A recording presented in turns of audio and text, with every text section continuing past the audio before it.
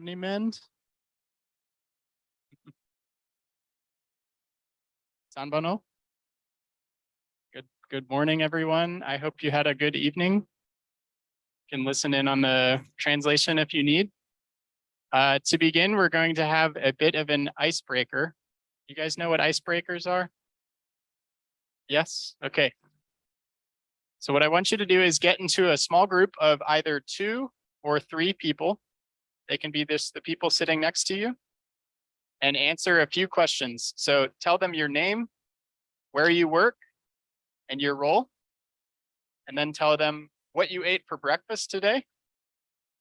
And then this is the important one, I want you to say something you learned yesterday.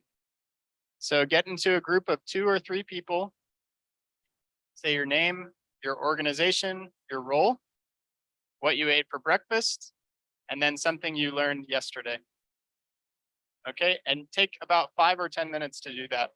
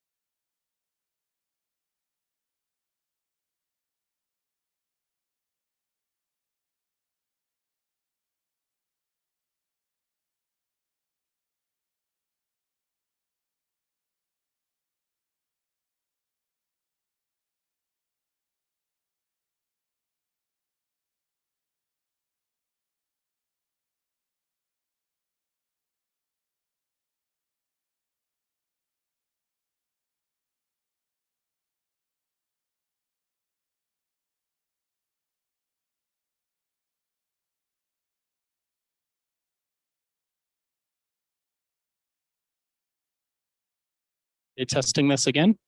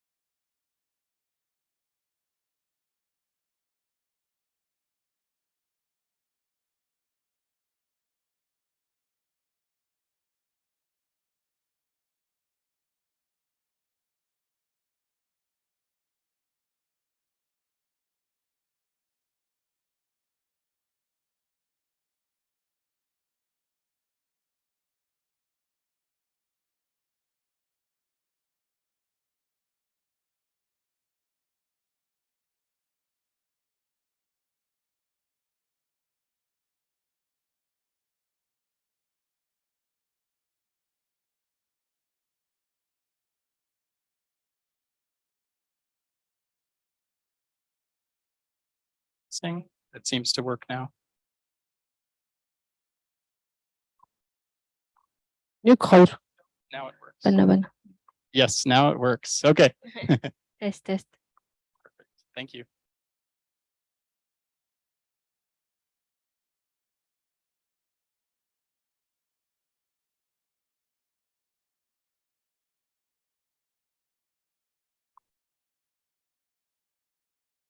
Sure. Okay, just to remind everyone, you should be discussing in groups of 2 or 3.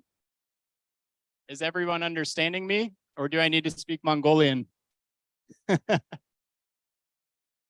So So we're going to discuss your name, your organization, your role, and then share what you ate for breakfast today, and then share something you learned yesterday. So share something you learned yesterday. So discuss in groups of 2 or 3. Does everyone understand? Great. So just take 5 more minutes to do that.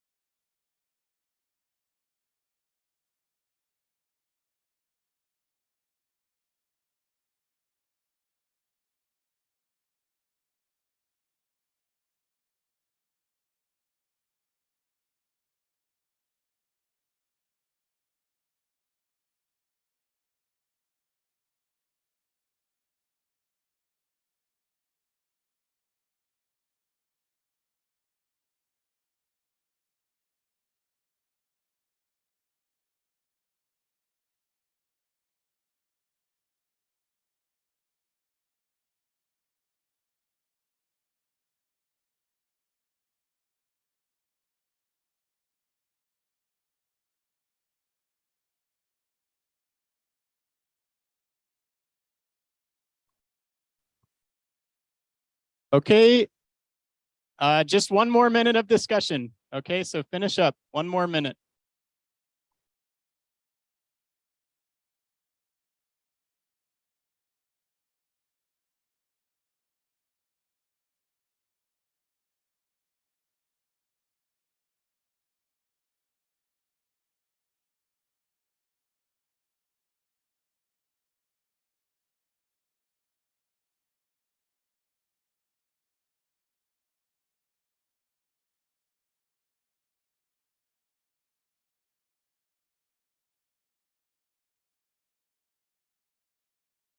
Okay, it sounds like there was good conversation. We're going to come back together. And I'd like to hear from you. So we'll pass around a microphone, and maybe each group can share what's one thing that you learned yesterday.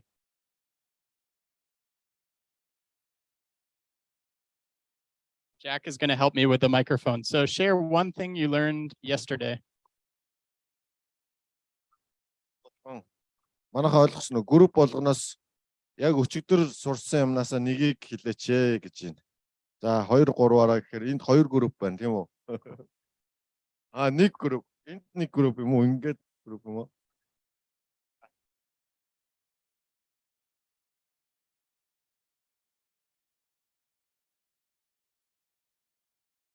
За бүгдээрэнд нь өглөөний минь төргий сайхан амарцгаасан уу? За миний нэр Ариуна Wash Action гэдэг төрөөмс байгууллагаас энэ сургалтанд оролцож байгаа. За тэгээд өчигдрийн сургалтаар ер нь нарны эрчим хүч одоо Зүүн Азийн орнууд манай Монголд ч гэсэн нарны эрчим хүчийг ашиглах энэ хэрэглээ бол өсөн нэмэгдэж байгаа. За тэгээд нарны эрчим хүчийг ашиглахад бол анхаарах ёстой зүйлс яг суйрлуулахын өмнө ямар зүйлс хийх юм бэ гэдэг талаар ойлголтуудыг олж авсан байгаа. За доогийн дэлгэр. Нэмээд хэлэхэд бас нарны эрчим хүчийг ашигласнаар давуу тал нь юу юм те саад бэрхшээлүүд юу байдгийг тэрийг ярилцсан. Тэгээд бас хамтрагч байгууллагуудынхаа туршлагыг бас солилцсон тий.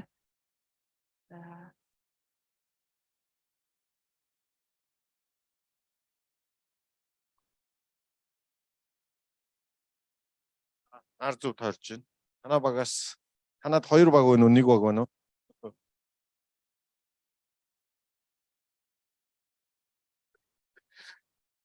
За PPD-ний байгууллагын тамир гэж хүн байна.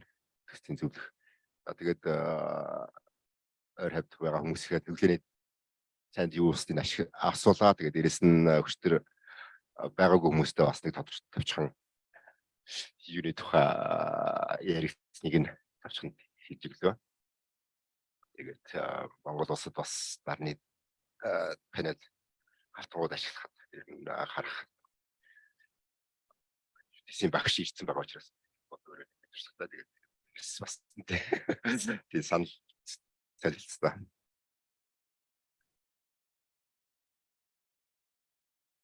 Өдөр юу сурсан тэгээ яг юу сурснаа хэлэхгүй өөр юм ярьчих шиг л болох юм. Ер нь нэг хаан суйрлуулах гэж байгаа тэр байгууллага юм уу хувь айд гэж бодоход тэр байгууллагынхаа хэрэгцээ шаардлагыг хийж тодорхойлох хэрэгтэй. Тэгээд дээрэс нь мэдээж цааш төсөл нэмэгдэх шаардлагыг бас урьдчилан тооцоолоод системийн хэрэгцээг тодорхойлоод зураг төслөө гаргаад ингээд худалдаа авалтан дээр авалтыг харах нь бол ийм чанар брэнд үн дагаж чанар гэдэг шиг тэрийг харах хэрэгтэй. Тэгээд дээрэс нь суйрлуулалт маш чухал гэдгийг бас ойлгож авсан. Тэгээд мэдээж цаашдын асар үйлчлэгээ цэвэрлэгээний байнга шаардлага байдаг учраас тэрэн дээр бас харах хэрэгтэй. Тэр нөгөө налуу өнцөг дээр бас бэлэг авах хэрэгтэй юм да. Гэж тав гэж байна.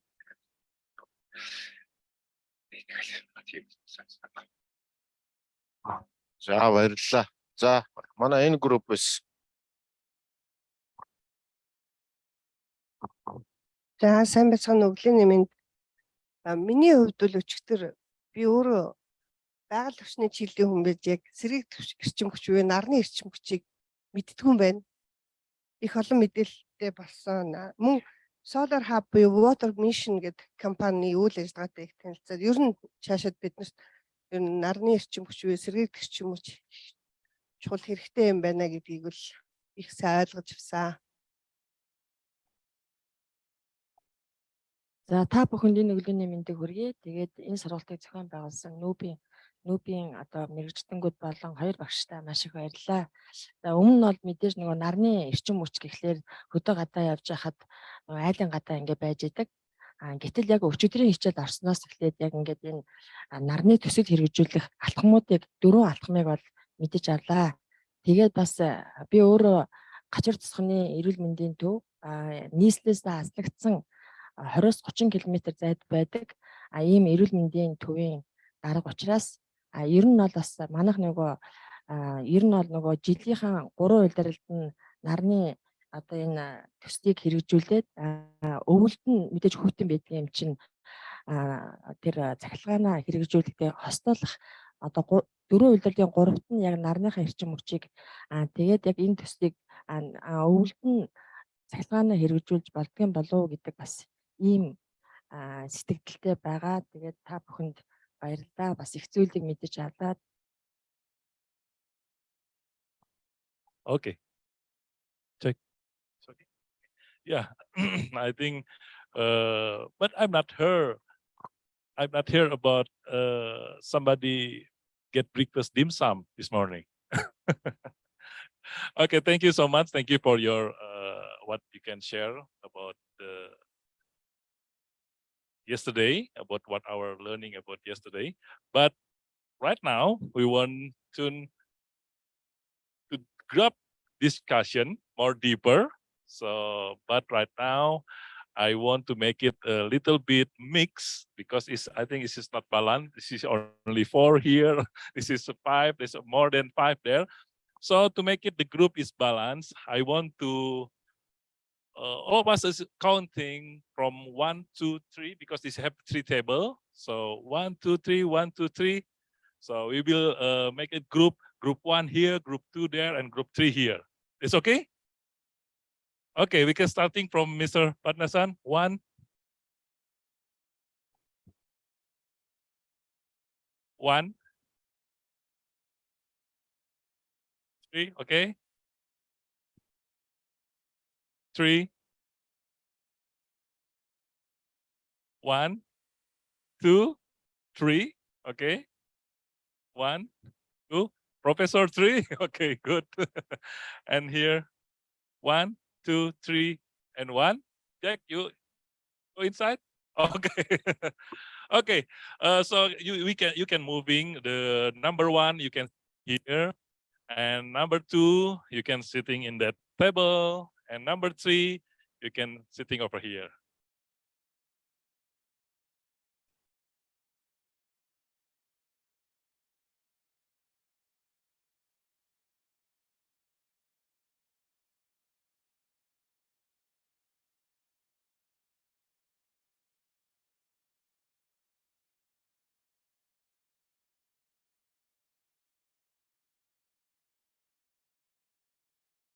Wonderful.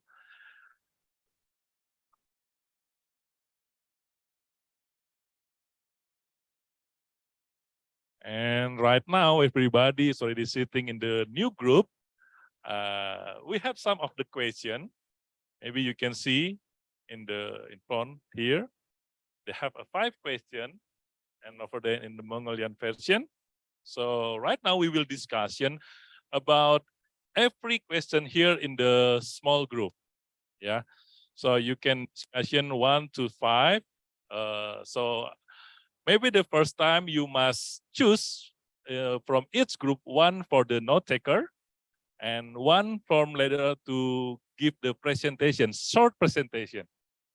Okay, maybe, yeah, this depends on you who will be, you can choose one of the group as the note taker and the presentation later on. You can discuss with this 5 question and we can give 15 to 20 minutes, I think. And after that, we can have time each group to presentation around 6 minutes per or 7 minutes, something like that to presentation. Any question about this?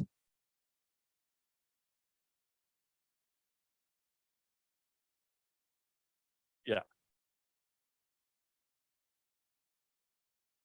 Yeah, 5 question you must discussion, but later on maybe you not really to present it for the all question. Maybe you can select exact example the group 1 they will present it about number 1 or number 2, something like that.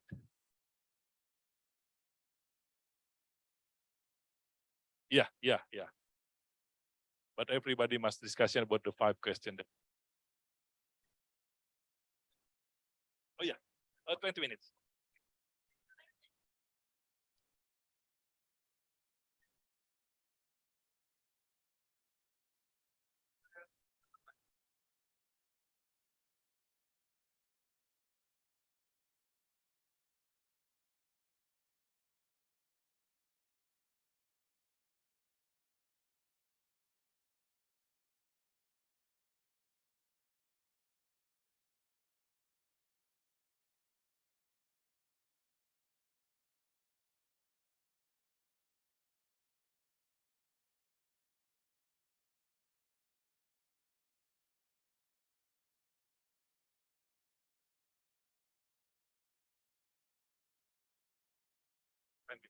Okay, great.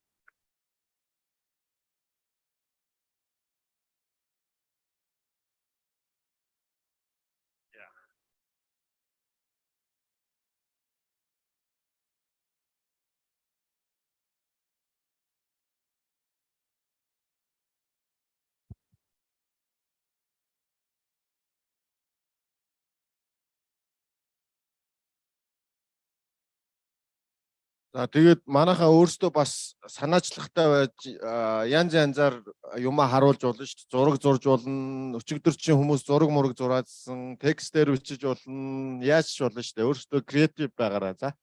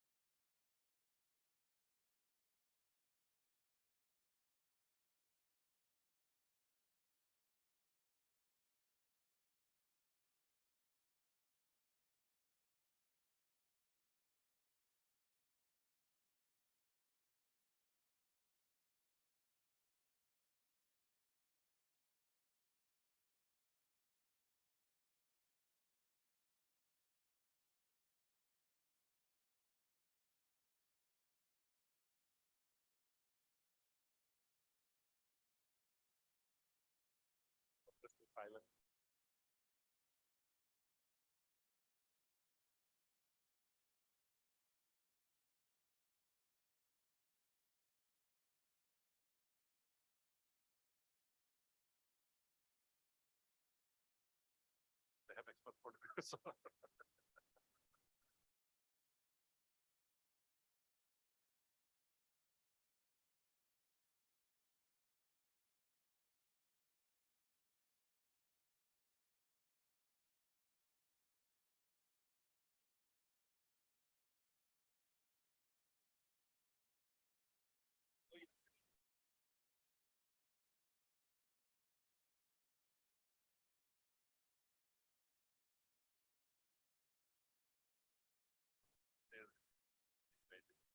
No, sorry. So that I was deep.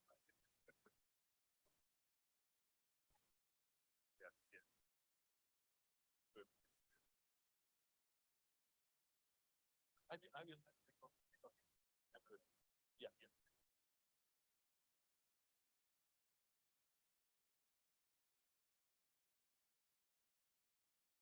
Yeah. They have photos. Good.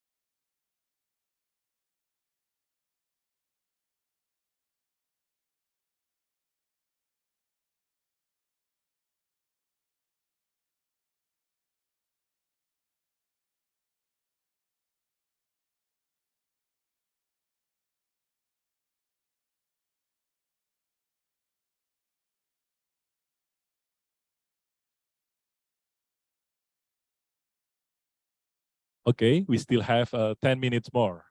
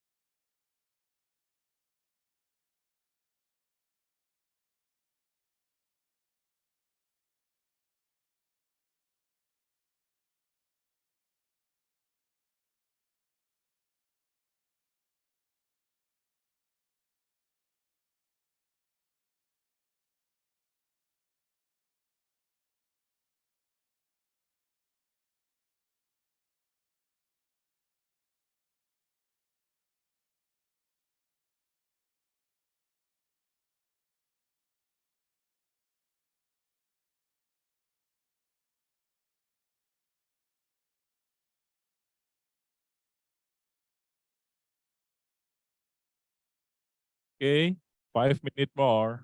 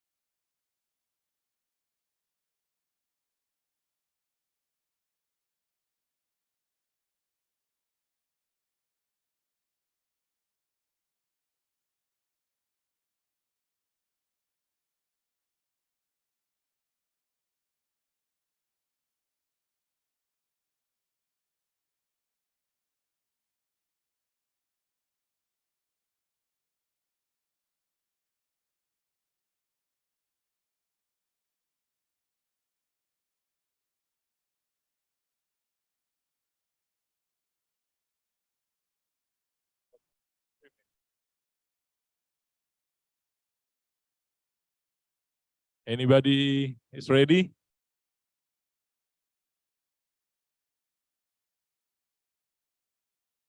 Actually, we still have 2.5 minutes more. But if you're ready to share your presentation, you can starting. Almost finished. Great.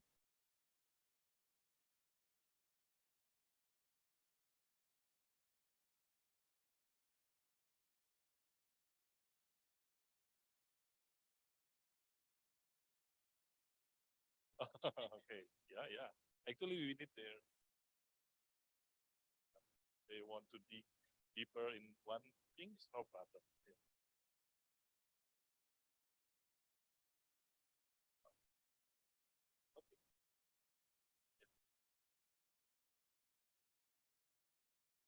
No, it's not correct. What of them? Oh, one is to follow the visit site yesterday. Oh, I don't know. This is from Korea.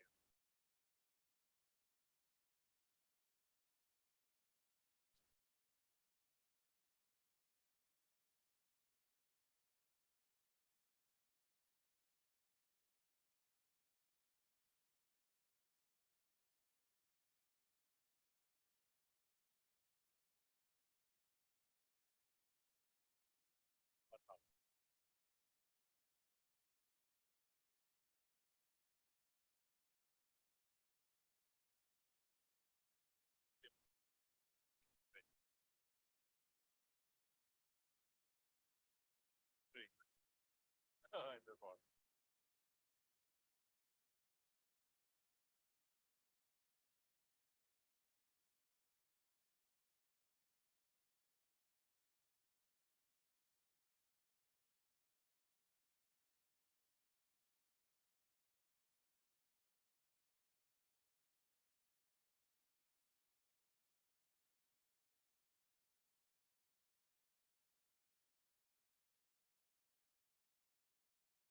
Group 1, are you ready?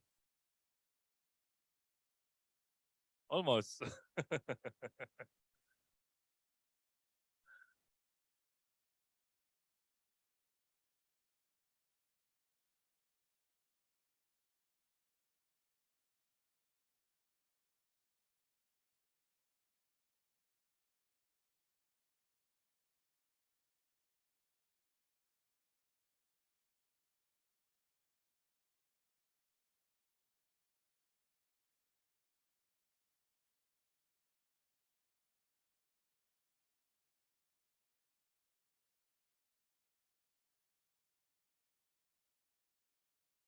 Okay, time is over. Time is over. Right now we can start to presentate what our discussion in our group. We can starting from the group number 1, maybe. Are you ready?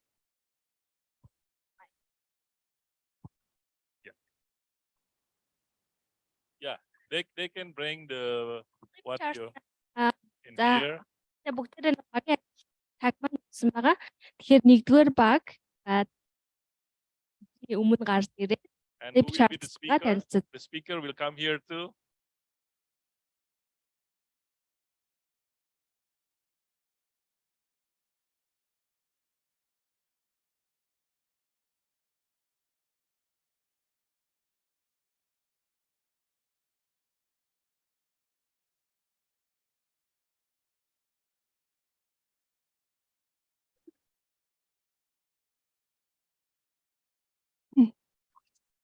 За бүгдээрээ сайн байцгаана уу. Өглөөний мэнд нэгдүгээр багаас манайх 5 асуултыг дагуу мэдгч хариуллаа. Тэгээд жоохон сонио орж гараад байгаа шүү гэн тий. За эхний асуулт нь болохоор төсөл түгээмэл толгордог сорилт бэрхшээл гэсэн. За бидний бодож байгаагаар бол тийш төсөвт өртөг. Анх нөгөө өчтөрч гэсэндээ ярьжсэн шүү дээ. Нарны эрчим хүчийг одоо сурлуулахад их өндөр өртөгтэй байдаг гэсэн. Тэгэхээр төсөвт өртөг байна. Хоёрт нь болохоор яг ингээд мэддэг юм шиг хэрнээ мэддгүү сэдв. Одоо хүн болго ингээд нарны эрчим хүчийг эсвэл салхины эрчим хүчийг ашиглах те сэргээгдэх эрчим хүчийг ашиглах хэрэгтэй гэдэг хэрнээ яг яаж ашиглах уу, хаана хандах уу, ямар одоо нөгөө үр өгөөжтэй байдаг гэдэг талаар нь мэдлэг мэдээлэл дутуу байд юм байна гэсэн байдлаар хоёр дахьт нь оруулсан байгаа. За ингээд эхний асуулт нь. За хоёрт нь болохоор топ 3 шалтгаан төсөл ажиллагаа байсан болдог топ 3 шалтгаан. Тэрэн дээр нь болохоор өчигдрийн бас нэг кейс дээр ярьж байсан те түгээн шугам ороод ирэнгууд одоо өмнө суулгасан байсан нарны эрчим хүчний панелуудыгаа хайцдаг эсвэл одоо нэг ашиглалтын шаардлагын дагуу ашиглахаа болоод өөр байдлаар ашигладаг болцдог гэдэг ч юм уу те тэр асуудал хамгийн түрүүнд хоёрт нь болохоор мэдээж арчилгаа тордолт гэдээ ярьжсэн те maintenance сайн байхгүй бол одоо нөгөө мэрэгжлийн хүмүүс нь ч байд юм уу эсвэл нөгөө хариуцлага хүлээсэн байгууллага нь тухайн арчил нарны панелч байд юм уу аккумуляторч байд юм уу юу гэдэг бүх бүрдэл хэсгийнх нь арчилгаа тордлогоо хийхгүй ингээд зогсноо гэсэн байна. Гурав нь болохоор урилгын ялгаа одоо жишээлбэл өвөлдөө цас их орлоо гэхэд тэр цасыг байнга цэвэрлж явах ч байд юм уу те эсвэл бол өвөл нөгөө нарны туяа багасдаг гэж байна. Тэгэхээр нарны туяа багасгаар тухайн одоо нарны эрчим хүчний төсөл маань зогсоход нэг шалтгаан болж байна гэж үзэж байна. Гурав дахь асуулт нь болохоор за танаа ус бүс нутаг эсвэл байгууллагад тохиолдох онцгой саад юу байв гэсэн чинь за нэгт одоо нөгөө анх оруулсан төсөвт өртөг байна. Тэрийгэ буцаагаад нөхөж чаддгүй одоо ашиг авч чадахгүй байдал буюу эрх зүйн орчин дутмаг байна гэсэн байна. Хоёрт нь болохоор захиалагч, ажиглагч болон тэр хяналтын байгууллагуудын хоорондын уялдаа холбоо жоохон байна гэсэн байна. Гуравт тарифын шимтгэл буюу одоо усаас гаргаж байгаа зохицуулалт нь бас муу байна гэсэн ийм 3 шалтгааныг дурдсан байна. За дөрөвт нь болохоор дөрөвдүгээр асуулт нь эдгээр саадыг даван гарахад оролцуулах шаардлагатай гол оролцогч мэдээж түрүүний ярьсан 3 саад бэрхшээл дээр төр буюу бодлоготой тусах хэрэгтэй байна. Одоо нөгөө нарны эрчим хүч болоод сэргээгдэх эрчим хүчийг ашиглаж байгаа газруудыгаа дэмжих шаардлагатай байна гэж нэгт үтсэн. Хоёрт олон нийтийн байгууллагууд мэдээж нөгөө сургалт сурталчилгаа явуулах ч байт юм уу те. Одоо энэ нарны эрчим хүч одоо байгаль дэлтэй байдал нь хэрэг эрг нөлөөтэй вэ гэдгийг сургалт сурталчилгаагаар зохион байгуулах хэрэгтэй. За хөрөнгө оруулалт байхгүй бол мэдээж энэ нөгөө төсөв төртөг өндөртэй учраас хөрөнгө оруулагч талаас чухал байна гэсэн ийм 3 зүйлийг сарсан байна. Тавд нь болохоор танаа улсад нарны эрчим хүчний төслүүдийг доктортой өргөжүүлэхийн тулд одоо та болон танаа байгууллагууд хэрхэн хамтран ажиллах вэ гэх. За манайх бол одоо жишээлбэл олон улсын төрийн бас байгууллага. Тэгээ манайх одоо төсөл хэрэгжүүлж байгаа үе дээрээ донор байгууллагч байд юм уу эсвэл нэг улсын их сургууль эрдэм шилжлэгийн байгууллагуудыг хооронд нь уялдаа холбоог одоо хамтарч ажиллахад туслах гүүр болж өгөх боломжтой юм байна.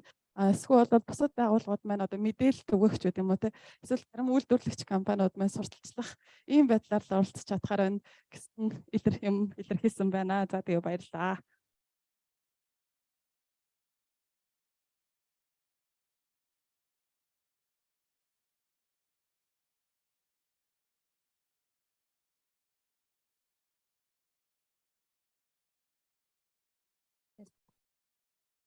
Okay, sorry.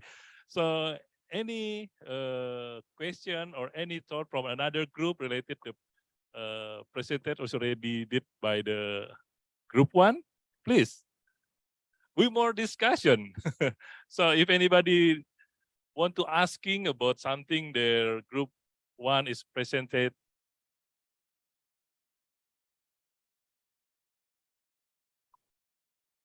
Any question? Everybody is really clear. Oh, amazing. Thank you. Okay.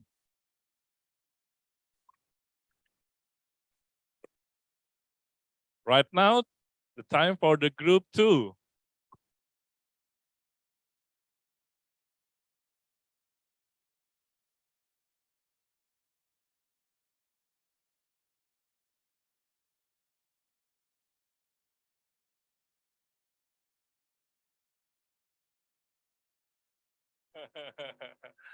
Well prepared.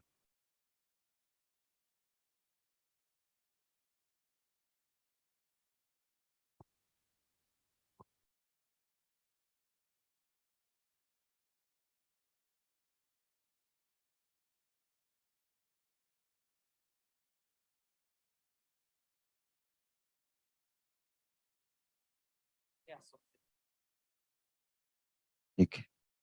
За бүгдээрэнд нь өглөөний мэнд хүргэе. Эхний асуултын хувьд болохоор түгээмэл тодорхойлдог сорилтын хувьд болохоор анхнаасаа нөгөө төхөөрөмж бүтээгдэхүүнээ сонгохдоо хямдхны сонгочдаг. Тэгээ хямдхны сонгох тэр нь болохоор явандаа чанаргүй бас үрдүү үзүүлээд дундаа бас эвдрэл гэмтэл гараад асуудал үүсдэг. Тэгээд бүр тэрийг ингээд тэр сонголтыг яагаад хийх болсон бэ гэхээр үнэлгийг ерөөсөө хийгээгүй. Энэ юу нь ямар эрсдэл гарах юм бол энэ санхүүгийн хувьд надад ямар дэмжлэг үзүүлэх хизээ нөхөхдөө хэрвээ эвдрэл гэмтрэл гарвал нэг чи хитэн төгрөгөөр засуулах үлээ би ерөөс бодоагүй. Тэгэхээр энэ асуудал гарчиж байгаа. Тэгээд за үнэлгээгээ дутуу үйцэн чанаргүй юм сонгоцсон нөгөөх нь эвдэрсэн. За тэгээд энийгээ тэгвэл засуулъя гэж шийдэн гут ингэдэг нэг хүний хийсэн юм дээр нөгөө мэрэгжлийн боловсон хүчин дутмаг байдаг учраас орж ирээд нөгөө хэд нь ажил хийгээрээ тодорхой хэмжээний үнэтэй төхөөрөмжийн дээр ажиллаж байгаа учраас эрсдэл үүрхээсээ дээрэс нь бас нөгөө юмаа сайн мэдэхгүй учраас ерөөсөө тэрийг засдаг хүн бас орж ирдэггүй. Тэгээ анхнаасаа нөгөө хийсэн нөхдөөгөө эргээд холбогдъё гэхээр тэр нь бас нэг доктор суурьшилтай биш ингээ алга болцдог. Тэгээд нөгөө дараа нөгөө засуулъя гэхээр бас хүний нөөц мэрэгсэн хүний нөөц бас байдаггүй. За тэгээд нөгөө энэ асуудлуудын бүх шалтгаан хаана очиж яах вэ гэхээр анхнаасаа нөгөө төсөв санхүүжилт бага байсан учраас энэ сонголтуудыг хийцэн. Хэрвээ яг ингээ явцсан бол бас мөнгө төгрөний л асуудал бүх юм санхүү дээр очиж ингээ гацчихж байгаа ихний асуудал. За манай багийнхнаас бас дутуу тайлбарч ивэл нэмж хэлэхээр юм байв хэлээрээ. Тийм баг үнийн дөө харьцуулдаг тендерийн тухай хуулиас авах гэж байгаа. За засвар хүч хоёр дахь асуулт нь болохоор 3 шалтгаан төсөлд ер нь ажиллагаа болдог шалтгаан засвар үйлчлэгээ гэхэд арчилгаа үйлчлэгийн ерөөсөө зардал тусгаж өгдөггүй. За ингээд аваад тавьчихна. Окей, энэ ингээд насан туршдаа нөгөө 20 жил ч юм уу насан туршдаа ч явах 20 жил ч юм асуудалгүй ажиллачна гэдэг юм. Нөгөө нэг ажлын даалгавартаа энэ асуудлуудыг ерөөсөө тусгаж өгдөггүй. Энэ эвдрэл гэмтэл гарах юм бол хин яг хизээ яг ямар хариуцлага хүлээгээд хитэн төгрөгийн санхүүжилт энэ дээр тавиад ингэж засах ингээд нөгөө төсөөнж байдаггүй. Энийг ч нэг бододгоо за энэ ингээд юм хүлээлгээд өгчих юм бол за нэг үйл ажиллагааны биелэлтэн дээр энийг ингээд нэг 100% гээд үлчих юм да. Дээшээ нөгөө нэг тайлгнах байгууллага дарга ч юм уу ингээд яачих юм да гэх. Тэгээд тухайн үед орхичдаг. Дарааны асуудал үүсдэг. За тэгээд нөгөө нэг тавиулж байгаа хүн нь ингээд нэг ажлын даалгаврыг хүлээж аваад нөгөө нэг үр шимийг хүртэх гээд байгаа нөхдүүд нь хүртэл магадгүй тусламжаарч явах юм уу тэр нөгөө худаг идэр дээр байгаа. Яг нарийн учрын сайн мэддэггүй. Окей. Тухайн үед нэг юм өгж байгаа юм байна. Ингээ нарны эрчим хүчээр ингээ ажиллах юм байна. Энэ ингээ насан туршдаа ажиллах юм байна. Ингээ хүн юм өгж байхад нөгөө нэг бэлгийн морины монголчууд хэлдэг бэлгийн морины нөгөө шүдийг тоолоод яах вэ гэдэг чинь нөгөөдх нь хүлээгээд авчдаг. Тэгээ нөгөө авсан чи буцтаа ингээ баахан асуудал үүсээд нөгөө авснаас ийсэн юм болоод. За ингээд асуудлууд ингээ буцаад ингээ хөвөрчихдэг. Тэгээ буцаад нөгөө асуудал тавья гэхээр энэ яг шийдвэрлэлтийн хамгийн сайн туршлага ерөөсөө гэдэггүй. Үеийн мөхчүүд ах чинь аштайхан хүлээж авчаад нэг дуугаа хэрэглэж чадахгүй яасаа ол юм ярьдаг гэдэг баг тиймэрхүү хандлагаар эргээд хадна гэсэн. За нөгөө чанаргүй бүтээгдэхүүний асуудал тэгээд нөгөө манайх багаас нэг хэлжсэн нэг санаа болохоор тухайн үед нэг удирдлага байгууллагын удирдлага ингээд ажиллаж агаад нөгөө нэг төхөөрөмжийг хүлээж аваад ажлуудад ингээд явж байхад хүний нөөцийн ингээд тогтворгүй байдлаас болоод нэг дарга солигддог, нэг мэрэгчлэн солигддог. Тэнгууд нөгөөдхийг нь яг яаж ажиллуулах юм те? Нөгөө хүн чинь ингээд ажлаа хүлээцээл ингээд хурдан шиг бараг гараа авчдаг. Эргээд нөгөө ирж байгаа хүмүүстэй залгамж болоо байхгүй. Энэ яг яаж хэлтий? Тэр нөгөө нэг юуг нь хийж өгдөг учраас тэр төхөөрөмж, тэр технологи тэнцэнэ тэгээ очоод тэр хүнтэй хамт тэгээд дуустдаг. За, 3 дахь юу сэдвэн асуулт нь болохоор тохиолдох онцгой сааж юу байх вэ гэхээр энэ түрүү манай боловсролын салбарын хүмүүс энд байсан. Тэгээд ерөөсөө мэдлэг ойлгох байхгүй. Энэ нөгөө чадахжуулах бүхий салбарт нөгөө чадахжуулах сургалт зохион байгуулах хэрэгтэй. Яаж хүлээж авах юм, яаж ажиллах юм, энийг одоо яаж арчилж хамгаалах юм. Тэгээд цаашдаа яаж хөгжүүлэх юм гэдэг талаар. За түрүү бас хэлээд ингэхээр хүмүүс нөгөө нэг чадахчаагүй мэдлэг ойлгож байгаа дутуу учраас нэг ингээд супер технологи ингээд аваачаа танилцуулангууд тэр ерөөсөө тэрийг авч явах хэвээр хүмүүс ерөөсөө хүлээж авдаггүй. Нөгөө чаддгаараа нөгөө нэг нүүрсэл ашиглая те. Нүүрснээсээ л хэрчим хүч гаргая. Нэг уусан цахилгаан станцаас л ашиглая. Гэхдээ нөгөө нэг нарны хэрчим хүч наад чи мэдэхгүй юм димээ нөгөө нэг чаддгаараа л тэрнтэйгаа л ээжээ гэсэн тийм хандлагатай байдаг. За тэгээд энэ талаар сайн бодоорой. За 4 дахь асуултын хувьд болохоор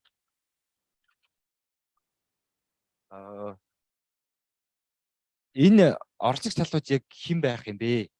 Энэ шаардлагатай талууд гэх юм бол энэ яг юмыг үнэхэрийн сайн ингээд бүх хүн ойлгодог болоо чадварч тодорхой хэмжээний хугацаа шаарддаг юм бол тэгээ бэлэн яг ингээд энийг хүлээж авдаг, тэрийг яг ажилуулдаг, энэ ажлын даалгаврын зөв боловсруулж яах гэдэг цаашдаа гэдэг нь яг мэрэгжлийн энэ хаб байвал их зүгээр юм болов. Тэр нь бүр ингээд үүрэгтэй юм юу ажилдаг. Тухайн газар очдог, энэ хүлээж авч байгаа бид нар зөвлөгөө өгье гэдэг байдалтай. Тэгээд хабаас гадна энэ хоёр ялгаатай юу харсан бэ гэхээр тэр ажлын даалгаврыг боловсруулад эргээд нөгөө нэг өчигдрийн хичээл дээр бид нар ярьж байсан. Энэ яг асуудал гарвал хариуцлага хүлээх хэн байх ёстой юм бэ гэхээр тухайн ярьж байсан мэрэгжлийн зөвлөл яг өөрсдөө байна. Нөгөө барилга хүлээж аваад нөгөө комиссны хүлээж аваад асуудал гарах юм бол комисслогоо эргээ ярьдаг шиг энэ тоног өндөр үнэтэй энэ тоног төхөөрөмж хүлээж авахд хариуцлага хүлээдэг бас нэг мэрэгжлийн зөвлөл нь яг чадвартай тэгээ хариуцлагатай байх хэрэгтэй. За тавт нь болохоор яг манайх ихвчлэн яамд ажилладаг болохоор одоо жишээ нь байгаль орчны яам дээр уур амьсгалын өөрчлөлийн тухай хууль гэж хийж байгаа. Тэгэд одоо яг энэ эрчим хүчний тухай хууль Монгол улсын хувьд болохоор яг би яг тэрийн уншиж үзээгүй ч гэсэн аж ахуйн эрхлэгч энэ одоо шинэ технологиг эрхлэгч болоо нэг хэлдэг юм болохоор танаа хууль амар хэцүү. Бахан тэр материалын одоо гаралт үүслийг ингэж гайл дээр мэрэгжлийн ял дээр ингэ тайлагнаас гадна зөвшөөрөгдөг маш олон тийм материалууд байдаг. Материал чи өөрөө хүнд металлууд маш ихтэй штэ. Тэр нэг харт углаг, кадми, цайр гэл ингээл явж. Тэгээд тэр бодисуудыг тулах бүрт нь авч үзээд татвар дээрээс нь маш хөнгөлтийн яг үзүүлнэ гэдэг боловч яг тэр хуулийн дээр очихоор бүх юм гацдаг. Тэгэхээр бодлогын түвшинд хэрвээ ажиллаж байгаа юм бол тэр бодлогын түвшинд одоо яамны төрийн захиргааны төв байгууллагаас дэмжих ёстой. Дээрээс нь тэр хууль эрх зүйн орчинг болдог бол одоогийн тэр хийж байгаа юм дээр ингээд сэргээгдэх эрчим хүчний энэ технологи нарны эрчим хүчийг ингээд дэмжих тэр зохицуултыг бас оруулж өгөх зөв юм байна. За тэгээд бас олон улсын хөтөлбөрийн төлөөллүүд бол байгаа. Энэ нөгөө түрүүн бас энд хэлжсэн. Гүүр болж ажиллана гэх. Бусад ингээ юутай шин сайн туршлагыг хуваалцсан тэр шин технологиг нэвтрүүлсэн гүүр болж бас хэвээр. Тэгээ гол нь хамгийн гол нь түрүүн өмнө дуртаад байгаа хүн болгоны оролцоо ерөөхдөө чухал. Хүн болгон бас мэдээлэлтэй байх юм бол ингээд хүний нөгөө одоо ч бас нөгөө массаараа бас нэг жоохон шийдвэр гаргаад байгаа тийм. Тэр хүн болго ойлголттой байх юм бол энэ цааш ерөөсөө тийм торох юм байхгүй асуудалгүй. Үр дүнг яг харнаа л гэж найдаж байна манай хувьд. За баярлалаа. Okay. Any question or thought from another group for what the group number 2 presented before? You want to ask question too?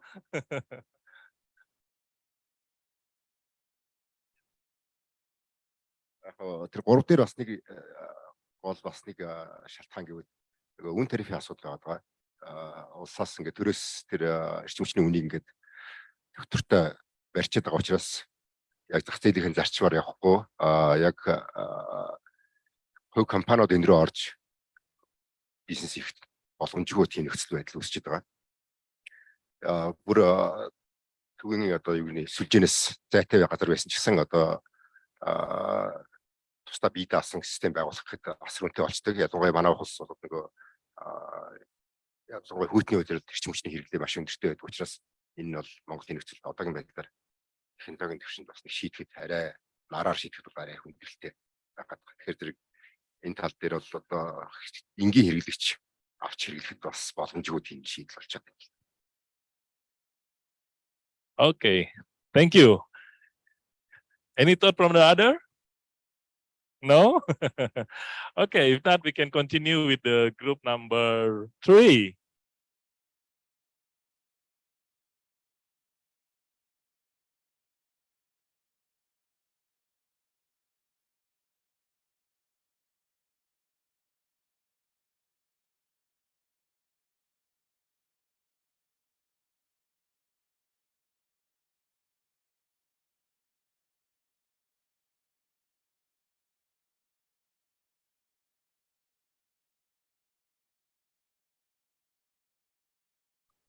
За 1 2 дугаар багийнхан маань бүгдээрээ маш сайн асуулт гаргуулахгүй сайн ярьсан гэдэг чинь 3 дугаар багт ярих юм үлдэг үгсэн байхгүй юу ярих вэ?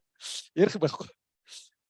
За 2 дугаар багийнхан бас айгүй сайн ярьлаа тий ойлгомжтой ярьлаа. Тэгээд 1 дугаар асуулт тийм зүгээр яг хэрэгээр өөр өнцгөөс ярих гэж бодвол зүгээр юм болов уу гэж байна. Яг зүгээр бид нарт ингээд сэргээгдэхийн төсөл нарны төслүүдийг одоо бид нарт голдуу хөдөө орон нутаг дээр төсөөлж яриад байна тий зөв.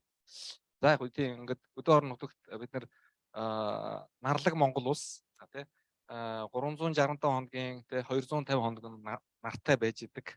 Тэгэхээр энэ нараа бид нар зөв ашиглах талаараа маш сайн мэдчих хэрэгтэй байхгүй. Дэлхийд хамгийн хүйтэн нийслэлтэй хамгийн хүнд цаг уурын хүнд нөхцөлд амьдарч байгаа гэдгийг бид нар ойлгох хэрэгтэй. Тэгэхээр түрүүн мэдлэг дутуу гэж шүү дээ тий. Тэр бол яхахгүй ингээд орон нутагт болон аливаа төвшөндөө байгаад байна. Гэтэл ихтэй сургууль хүн одоо сэргээгчмчний үндэсний төв юм зохих газруудаа бол мэрэгчлүүд байж байгаа. Тэр хүмүүсийг тэр мэдлэг туршлагыг төсөл дээр авчираад тий мэдлэг юуг нь хуваалцаад төсөлдөө ингээд зөв оруулж ирээд зөв ашиглах хэрэгтэй байхгүй. Энэ талаараа бид нар дутамгүй байдаг.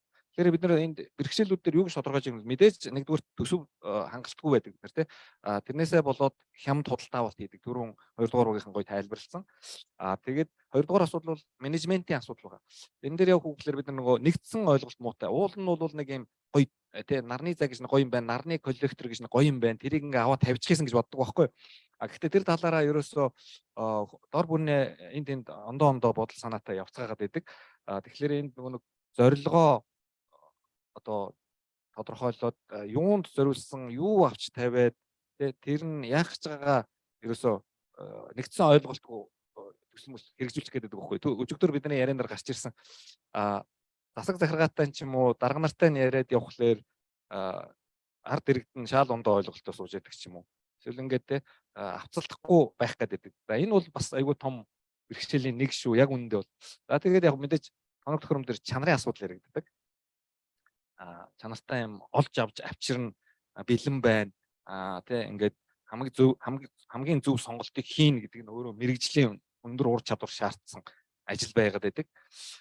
Дээрэс нь за бүр бүх юм суйрлуулсны дараах бас зовлон байгаа. Тэр нь бол ашиглалт, засвар үйлчилгээ. Operating and maintenance гэдэг. За ингээд бэрхшээлүүд юм.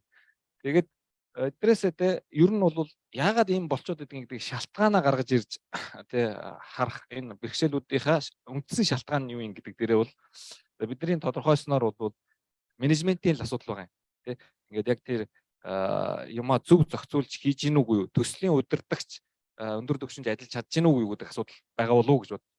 За тэгээд мэдээж 2 дугаарт нь одоо боловсон хүчний дутагдал тэ зөв газараа зөв хүнээ барилуулад ажиллаж чадчихгүй юу? Яг тэр нарны зайны инженер мэргэжилтнүүдэд олж авчирч ажилуулсан уугүй юу гэдэг асуулт. За тэгээд энд ерөөсөө сайн яг сүүл нэмэлтээр дурдагдлаа тий тарифын асуудал. Энийг бол бид нар бас айгүй ноцтой гэж үзэж байгаа. Маш хямдхан тарифтай байгаад байдаг. Бид нар ингээд айхтар одоо тэ хүнд нөхцөлд байж байгаа энерги эрчимчний асуудал, амин асуудал тэ бүр ингээд пар энэ төр одоо зогсох юм бол хөлбөн хагарна ингээд эмнэлгийн байгууллага тэ сургалтын байгууллагууд үйл ажиллагаа зогсох төвшөнд хүрнэ. Маш хүнд асуудал хэрнээ энэ дээрээ онцгой анхаарал тавьж онцгой төсөв тавьж ерөөсөө ажилтгүй хамгийн хямдханаар байж идэг. Энд чинь юу гэсэн үг юм гэхээр бид нар ингээд мансуурлын байдалтай энерги эрчимчний юм юу гэдэг тэрийг чухалчилж үзэхгүй ингээд хоошин тавьсан юм шиг ийм байдалтай байгаа байхгүй. Тэгэхээр тариф үндсэндээ биднийг алж байгаа байхгүй. Эн чинь хэрвээ тийм л юу юм бол үнэтэй тарифтай байх хэрэгтэй байхгүй. Одоо ингээд яг зах зээлийн орнуудад ямар байдаг вэ? Тариф нь өөрөө энерги эрчимчнийхээ асуудлыг айл бүр, өрх бүр, байгууллага бүр, дор бүрнээ өөрсдөө шийдэхээр зохицуулагдсан байдаг. Германд ч тэр хаанд ч тэр хичнээн хүүдэн газар ч гэсэн халаалтаа өөрсдөө газаараа юм уу юугаараа байдгийг өөрсдөө шийдэх хэрэгтэй. Тэрнээс биш ингээд бэлэн төвлөрсөн халаалт хямдхан ороод ирдэг ийм тогтолцоо хаач байхгүй. Монгол Оросоос өөр газар байхгүй. Энэ бол ерөнхийдөө буруу тогтолцоо байхгүй. Яг нь цомхон тэрхүү хүрээндээ орон нутагтаа асуудлаа хамтдаа шийдээд явж ивэл окей болж байгаа байхгүй. За ийм. Тэгэхээр дөрөвдүгээр бид нар юу лээ? Энийг ямар стейкхолдерууд буюу оролцогч талууд байдаг вэ гэдгээ ингээ сайн англиад харж байгаа. Мэдээж юу яа нэ одоо төсөл хэрэгжлээ тэрийг хүртэгч буюу хэрэглэгчд байна те. Эрчим хүчийн дулааныг нь авч хэрэглэж байгаа юузер хэрэглэгчд байна. Дээрэс нь төслийн эзэн owner байна те. Project owner. За тэгээд тэр төслийг хэрэгжүүлсэн төслийн менежмент төслийн менежер болон баг байна те. Тухайн юг ингээд ажиллуулсан баг хамт болон төслийн баг. За тэгээд яг өшөө цааш нь задлах юм бол нөгөө саб контрактор буюу инженерүүд байгаа те. Тэр чинь туслан гүйцэтгээд юм авчирч хийж өгсөн хүмүүс байгаа.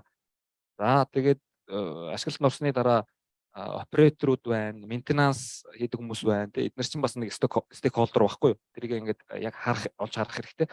Дээрэс нь гавнар те засаг захиргаа бидний тарифыг шийдэж өгдөг, зөвшөөрлийг яадаг ингээд дараа нь ингээд урсгал зардал дээр дэмжлэг энэ төрөө гаргаж өгөх ёстой. Засаг захиргаа түрүүн нөгөө хууль эрх зүйн орчин өнтрөө бүрдүүлж те урамшуулал дэмжлэгийн тогтолцоогоо гаргаж өгөх ёстой, тарифаа тогтоох ёстой хүмүүс маань одоо засаг захиргаа шүү дээ. Тэгэхээр ийм энэ талууд хоорондоо тэр энэ бидний энэ томьёолоод байгаа нэгдсэн ойлголт өрөхгүйгээр төсөл амжилттай хэрэгждэг байхгүй. Энийг бүгдээр аягүй сайн ойлгох хэрэгтэй. За тэгээд 5 дугаар асуулт те хэрхэн хамтарч ажиллах вэ? За энэ дээр бол яг өөрөө их сургууль багшилдаг зэрэг тэгчмчний хөтөлбөр хариуцаад яг одоо иймэрхүү те нарны зайг хэрхэн яаж зөв суурилуулах уу гэдэг дистаралтай энэ бүгдийг яг үндэ бол ярдгийн хичээлээр ордог байхгүй. Бараг тооцооллосоо илүү энэ менежментийн асуудал чухал шүү. Та нар энийг хийхгүйгээр те дараа нь ингээд өрөнд орно шүү гэдээ ярьдаг байхгүй. Тийм учраас манай төгсөгчд та нарын төслийг хангалттай одоо амжилттай хэрэгжүүлж өгөх чадвартай төгсөж байгаа гэж би өөрөө бодоод байгаа. Тэр хүмүүс төгсөгчдийг та нар олж авч ажилуулж чадж гин үгүй юу гэдэг л асуудал байгуулдаг гэж бодоод байгаа байхгүй.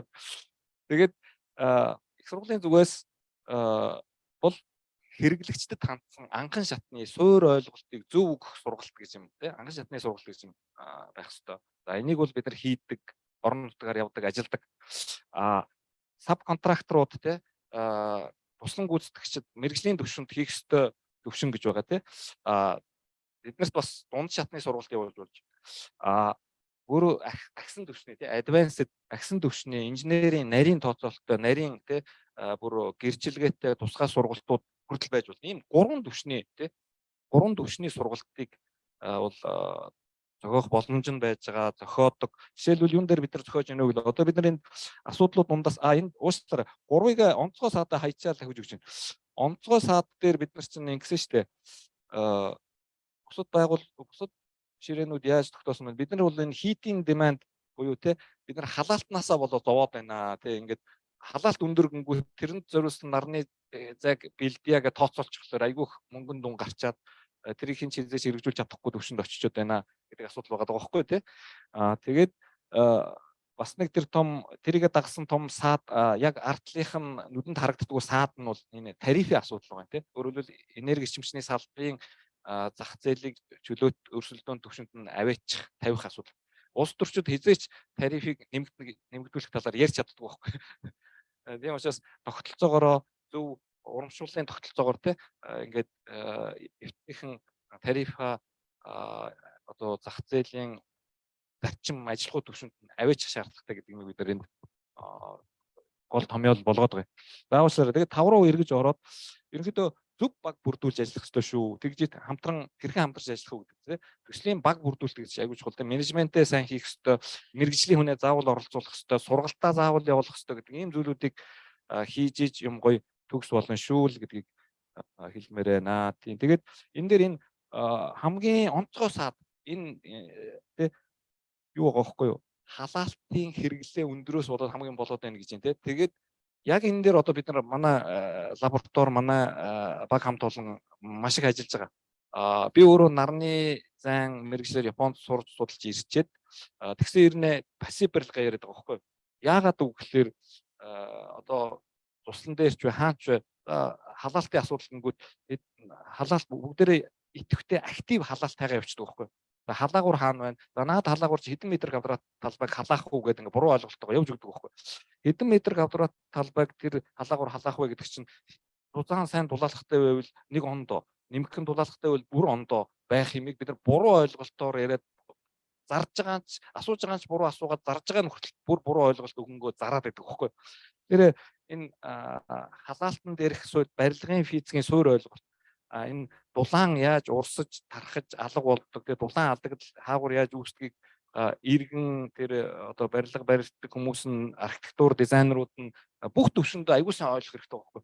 Тэрийг ерөөсөө ингээд үл сайн ойлгохгүй яваад байгаа учраас энэ дэр бид нар пассив технологи ингээд ухаалаг одоо урсгал зардал багтай арга технологи зарчим байна. Энийг ашиглаач гэдээ яриад яваад байгаа. Одоо Сүхбаатарын талбай дээр ийм алтан загастай тий gold fish юу гэдээ байж байгаа бокс гэж байж байгаа. Тэрийг та нар очиод үзээрэй. Би одоо өдөр болгон тэнд очиж ингээд загас дижээцсэн явж байна. Миний хобби сүлдээ загас дижээх болцсон байж. Тэгээд иймэрхүү юм хийгээ яваад байгаа. Тэгээд орон нутгуудад очиод сургалтууд зохион байгуулж байгаа. Та бүхэн төслийнхөө хүрээнд бидний тэ унааны зардал зүйлийг зохицуулаад өгвөл очиод сургалт зохион болгоход бэлэн байгаа шүү. За баярлалаа.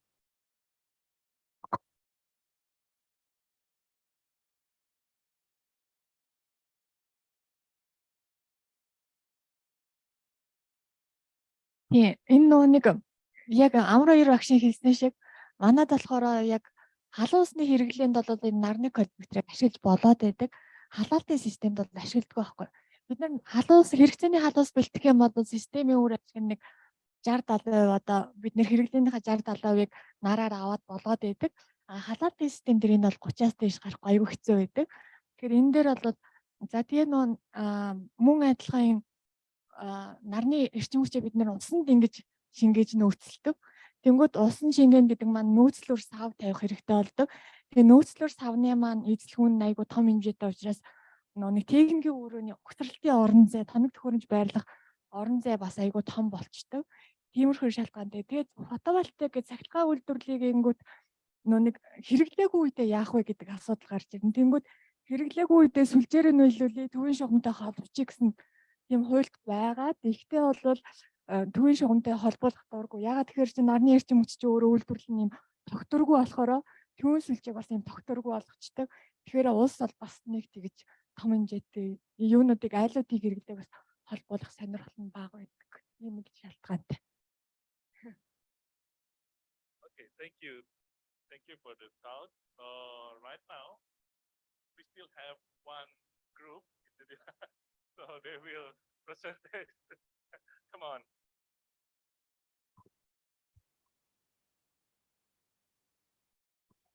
Given the time constraint, we'll try to be very concise and listening to our colleagues from different stakeholders. We are very interested in sharing the case of Korea, discussing with our Korean colleague. So first of all, let's elaborate more on the common challenges for solar projects. We thought maybe replicate of other answers. Thank you.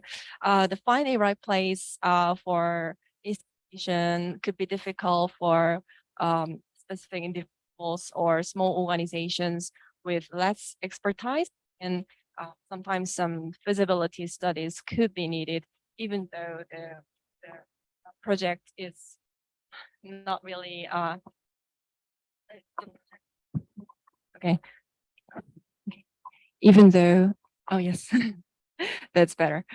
Even though some projects are ongoing within our country, in Korea, and informing the residents, inhabitants about the advantages of installing, managing, and financing these panels, solar panels, would take some time and effort to further convince and persuade people. And to the second question, what are the top 3 reasons for solar projects stop functioning? We thought of 3 answers. First of all, a lack of proper maintenance of solar panels. We have learned from yesterday's session that the proper maintenance of panels are necessary for the long-term use and the sustainability of the project. Secondly, the capacity of production could be sometimes limited. That could be just my misperception about the solar energy, but people in Korea, sometimes go back to other alternative sources of energy, considering that the solar panels are not producing enough or sufficient energy. And lastly, limit of funding resources for installation of solar projects. Some have already developed on the tariff, but the residents would consider or think once again in advance about the cost for the maintenance and cost for the installation. So that could be one of the challenge face. And what are the unique barriers does your country, region, or organization need to overcome? So in this question, we have discussed again the case of Korea. In Korea, we do not have enough space to install a large quantity of solar panels because the country has very mountainous landscape, and the previous government also had to cut off trees and make the mountains very plain to install the solar panels, which brought the critics from the civil society about the deforestation and doing environmental harm. So that was at the core of political and environmental debate within our country. And second, the country doesn't have the amount, the constant amount of solar sunlight, which probably could result in the lower capacity of the production in the winter, spring, and fall season, and in the summer as well, because we have very rainy summer, and sometimes the typhoon can blow up the solar panels that are installed in the outside of the apartment. So that could be one of the barriers that we need to overcome and discuss together. And lastly, to overcome these barriers, we always think about the government's role in taking stock of the current solar projects that are implemented in our country, and to discuss what can be done and what can be not done to improve the solar energy efficiency in the country. For your information, to produce the electricity in Korea, we are relying on 34% on coal, LNG 30%, nuclear power 17%, and solar power account for 8%. But the current government is aiming to increase the solar power and renewable energy production up to 30%. So it's being quite ambitious, but there is a lot of hope and opportunities for that. So thank you. Thank you. All right. So right now we knowing more deeper about this thing through our discussion. And one more time, give applause for all of us here. And right now we will turn to the another slide. Okay, can everyone hear me? I'm going to kind of stand here for the presentation. We have about 30 more minutes where I'll present about operations and maintenance, and then we'll be going to a break. So you can look forward to the break, but hopefully pay close attention here because operation and maintenance is an important topic for us to cover.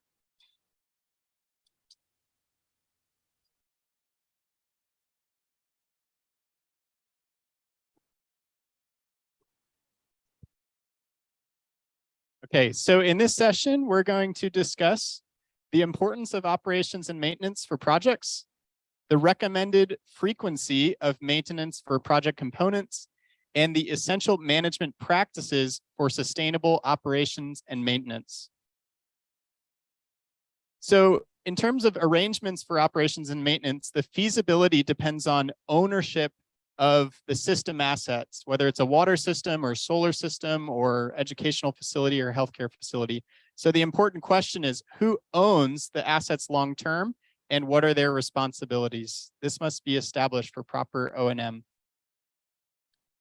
The service delivery model. So who will be liable for maintaining the system and what training do they need in order to manage and maintain the system?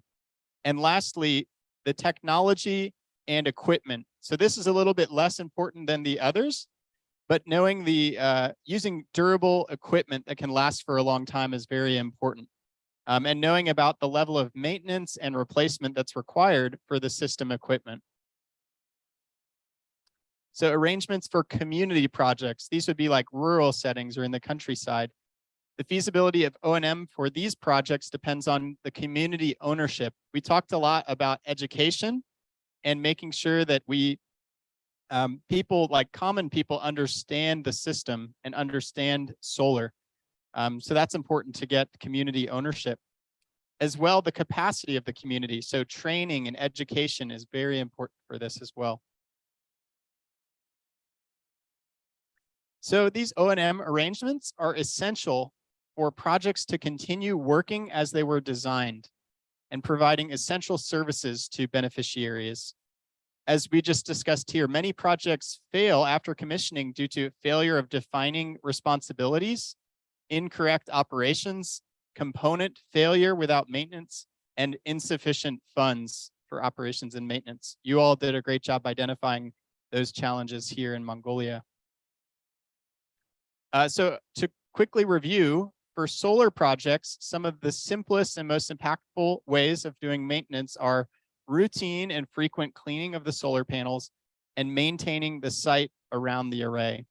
So maintaining the site ensures that no shade is cast on the array during any point of the day. Additionally, an array that becomes shaded during certain times of the day due to trees, buildings, or other obstructions will not produce the full amount of power that it can produce. But there are more routine maintenance tasks that are required for the long-term success of the project. So these two listed here.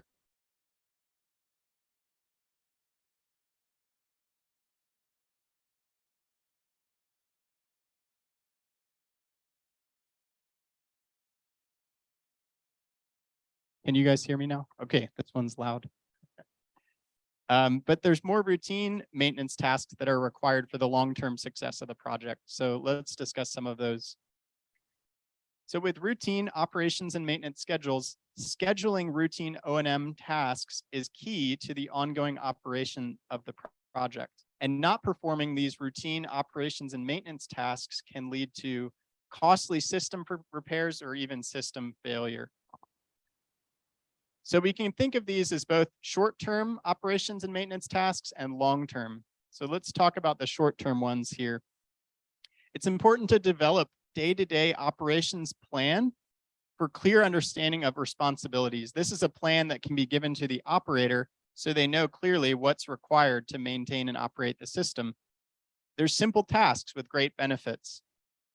We can also think of these as daily, weekly, or even less frequent activities, which may include cleaning the solar panels, maintaining sun exposure, no shading, providing security, monitoring the performance and water quality for a water system, water treatment operations, collecting tariffs for the system, minor repairs, and then one of the most important ones, I think, is keeping good records.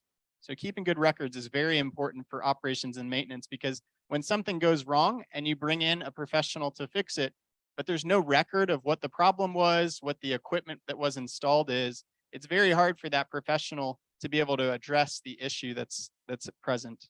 So keeping good records is very, very important.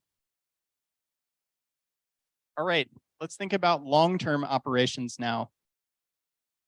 So it's important to develop an operations plan for clearly understanding these more complex operations and maintenance tasks. These might be done on a quarterly, yearly, or even once per system life. They might include complex diagnostics and repairs, component replacement, and then warranty issues that come about as well. And again, keeping good records for these is very important as well, especially with warranties. So here are some management practices for operations and maintenance. And again, it's important to define the system owner and responsibilities. You hear me emphasizing that repeatedly. I hope this sticks in your mind, that we need to define the system owner and their responsibilities. We also need to define the system processes for monitoring, documentation, and reporting. Define the daily operations and maintenance plan, provide operator training. And again, that training should be passed on. So when there's staff changeover, the plan isn't forgotten. So that training needs to continue even as staff change over. We need to define the financial plan. And we're going to have a section after the break that highlights financial planning. And then we need to ensure visibility and accountability to make sure we're doing things sort of in the manner in which we planned, and visibility and accountability can help ensure that. So one example of a plan is an operations and maintenance handbook. And this is a handbook, a physical handbook that can be given to the operator of the system, the owner of the system, so that they can go back and reference what's in the plan, what do I need to do, and what do I need to follow. So the benefits include providing a clear description of the system, also providing important safety information, clear training for the operator, and clear expectations for operations and maintenance and routine maintenance requirements.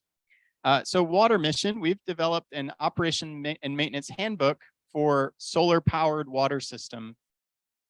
There's 4 main sections. The first is an overview of the handbook and safety, the overview of operations, so how to operate the system on a daily basis, an operations and maintenance plan that highlights the activities that need to be done to maintain the system, and then an operator training section. So that has detailed questions of how the operator should be trained in order to maintain and operate the system properly.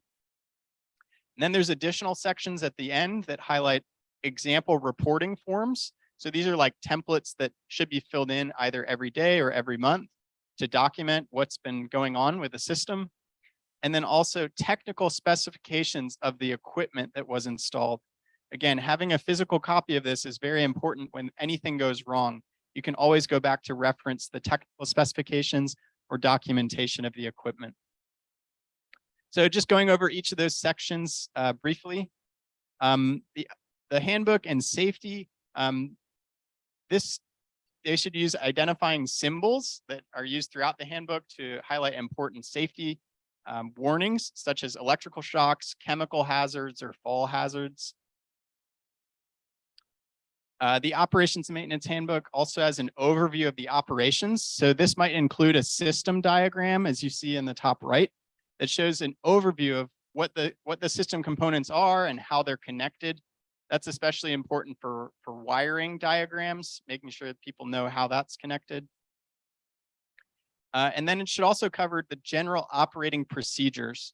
So if it's a water system, you want to understand the water treatment system, the startup and shutdown procedure, and also switching between power sources. So if you have a hybrid system with both solar and the grid, or solar and a generator, there needs to be proper operation steps listed out in a handbook for how to switch between those power sources. Then in terms of an operations and maintenance plan, this section should cover the management essentials, defining the system owner and responsibilities, the plan for monitoring and reporting, and also a maintenance schedule. So the table you see on the right there, sorry that it's small and hard to read, but what that has is in the first column, a list of the major maintenance and management activities. And in the next column, it describes the frequency that those should be implemented or conducted, whether it's monthly, weekly, annually, or maybe every 5 to 10 years. And then finally, who is responsible? So the final column shows who is responsible. It might be the management, it might be an engineer or specialist, or maybe an operator or someone from the community or the institution who will be responsible. So clearly defining this is important for accountability so we can ensure that these things are being done with different projects. So again, this is just an example of a handbook we've developed at Water Mission. It's something we could share with you as an example if it's helpful to see. And then you could create something similar for projects that you implement. Lastly, there's a section about operator training. This has a checklist of questions that you can ask the operator, almost like a test or a quiz to make sure they know and understand. So you'd ask a question, or the question might say, perform this operation. And you can determine through just observing them if they know how to do that task. All right, and then there's a few additional sections in the handbook. Again, these include example reporting. So these might include quarterly and weekly maintenance checklists, a water production form if this is a water project, monthly reporting, and also follow-up reporting. And it also then has a section about technical specifications. So this should have documentation from the manufacturer of the equipment and the components of the system, and also any test reports that were done, such as a yield test report for if you're having a borehole or a well in your water system. All right, so I know I'm going quickly, but if you have questions, feel free to write those down. I'm happy to field those at the end. The next thing we're going to cover is a case study. So this is a case study from a water system that we've dealt with. It's a community managed project that was commissioned 1 year ago. There's a problem. So the community's water demand has not changed, but the taps are running dry at the end of the day, and it seems that water production is going down. Does everyone understand the context of the problem and the context of the project? So what action should be taken? I'd love to hear feedback from you. I'll put on my headphones. What action should be taken next to identify, maybe clearly identify the problem in this system?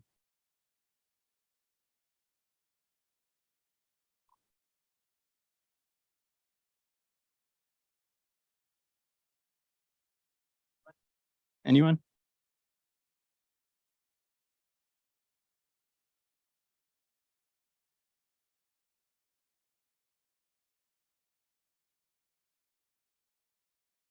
Ноцоосныхын үзүүртэй байдаг усны шүүлтүүр ч юм уу тэн дээр асуудал үүссэн байвал бас усны ундраг гарч ирэхгүй жоо. Эсвэл усны ундраг нь багас бас байж.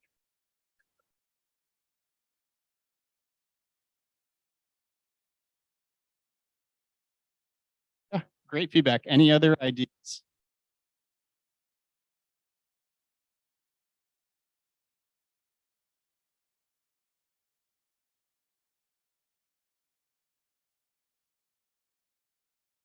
Тэр нөгөө нэг цаанаг доошоо яваад хоолон дээр яг ийм нэг шүүрнүүд байдаг.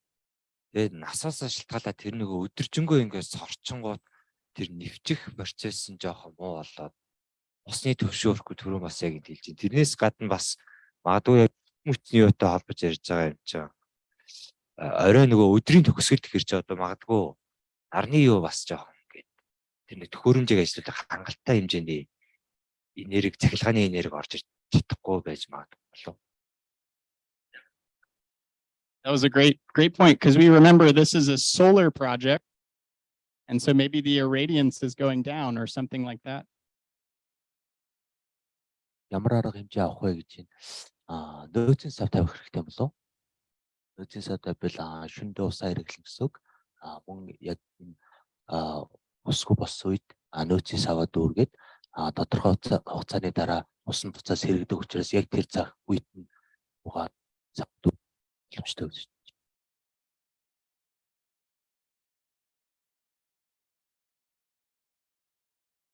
Okay, great feedback. Thank you. Энэ нөгөө нэг коллектор маань өөрөө бохирцсон. Тэгээ нөгөө нарны юуг хүлээж авч байгаа юу коллекторын үр ашиг нь буурсан. Эсвэл бол нөгөө нэг ус нөөцөлж байгаа нөөцлөөр нь багтцсан байж болох бах тий. Тэгэхээр нөгөө пик үед өдөр хэрэглээд орой олонгот багасаад хөтгөн болчихсон.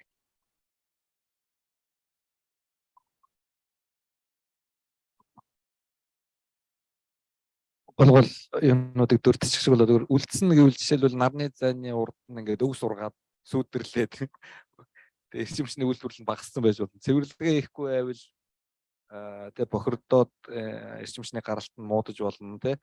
За өөр юм бөглөрч болно тий. Нөгөө фильтр хуучраад фильтрээс олихгүй гадах юм бол ингээд усны үйлдвэрлэлийн зарим юм саадаж болж магадгүй тий.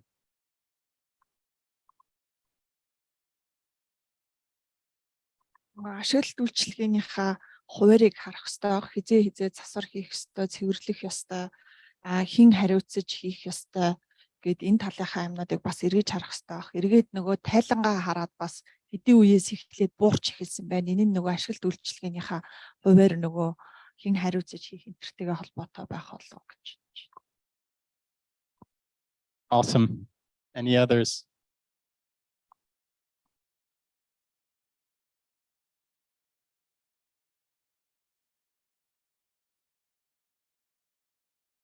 Okay, I love your feedback. And I think you spoke to a lot of what's relevant here. So we're going to do some data investigation, maybe Tosfa.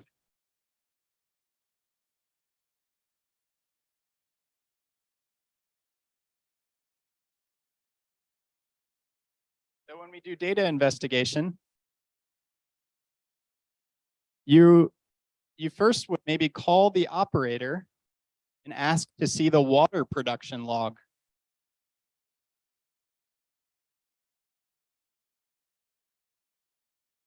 And we learn that the operator has not been collecting data for the last 3 months.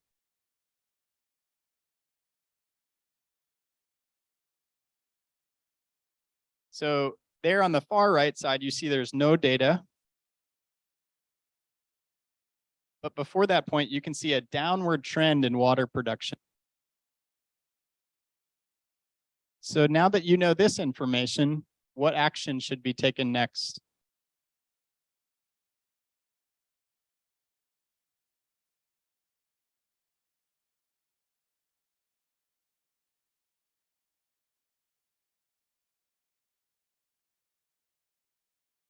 Any ideas? Maybe some of the same as before?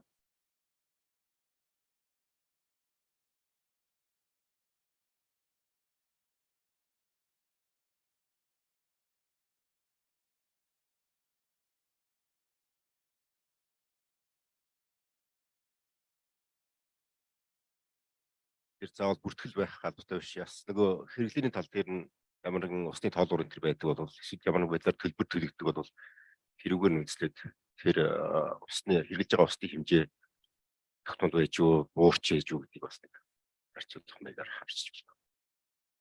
Хэрвээ тийм хоёр дахь хийх үүсвэр байхгүй бол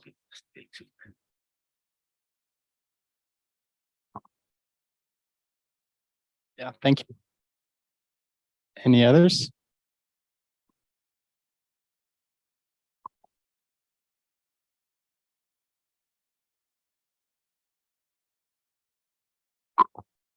Яг operation maintenance-ийн багийг дуудах хэрэгтэй юм шиг байна. Тэгээд яг мэржлийн хүмүүст нь даатгаад мэржлийн өмнө нь яг асуудлыг нь гаргах хэрэгтэй санагдаж байна. Okay, yeah, great. Let's see what's done next. We do site investigation. So instead of just calling the operator, we go, and this is what the site looks like. These are the solar panels. So what do you observe about the solar panels? Dirty. Yeah, they're dirty. Look, they're covered in dust. How will that affect solar production? A lot. It'll go down, right? So again, this emphasizes the importance of cleaning the solar panels. So the solar panels are very dusty. So let's look at some lessons learned just from this case study. The solar panels must be cleaned regularly for proper performance. Number 2, no trees or objects should shade the solar panels. Number 3, daily operator logs are helpful for identifying problems that exist. Remember, the data log was helpful, but then for the last 3 months, the operator wasn't collecting data. So we need to have accountability there. And finally, training operators to follow these regular operations and maintenance procedures is very important.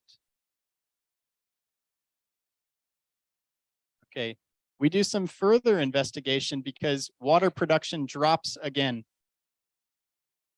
You return to the community in 1 month to investigate the problem, and the community still complains that there's not enough water. The solar panels are now being cleaned regularly, so we know that that is not the problem. And you ask the operator for the operator logs, and the water production is still low, but he has not indicated the duration of daily operation. After asking the operator about this, you learned that his mother-in-law is sick, and he turns the system off early every day to take care of her. So some additional lessons learned from this. Interviewing the operator about daily operations is a good way to identify problems. Training more than one operator is important in case the operator is not available at times. Hours of operation for a water system is a critical factor for how much water is produced.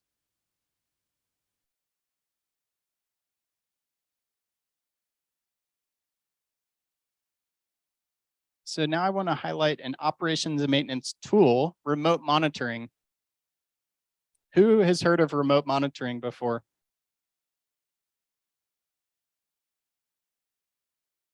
One? A few others. Have you guys used remote monitoring for systems?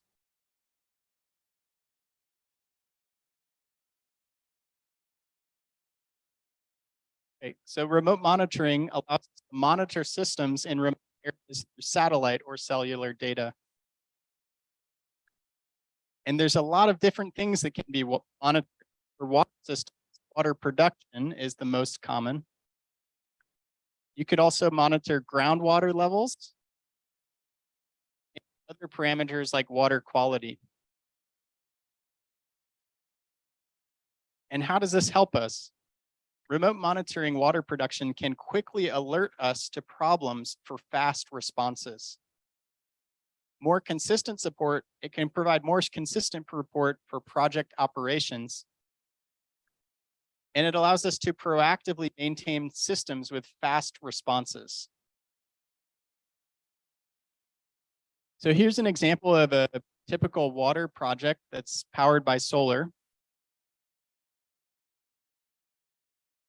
So how do I know that the system is working? And how do I know the water source will not go dry? How do I know the quality of the water? And how do I know that the water is safe to drink? So remote monitoring can address all of these questions just through sensors in the system.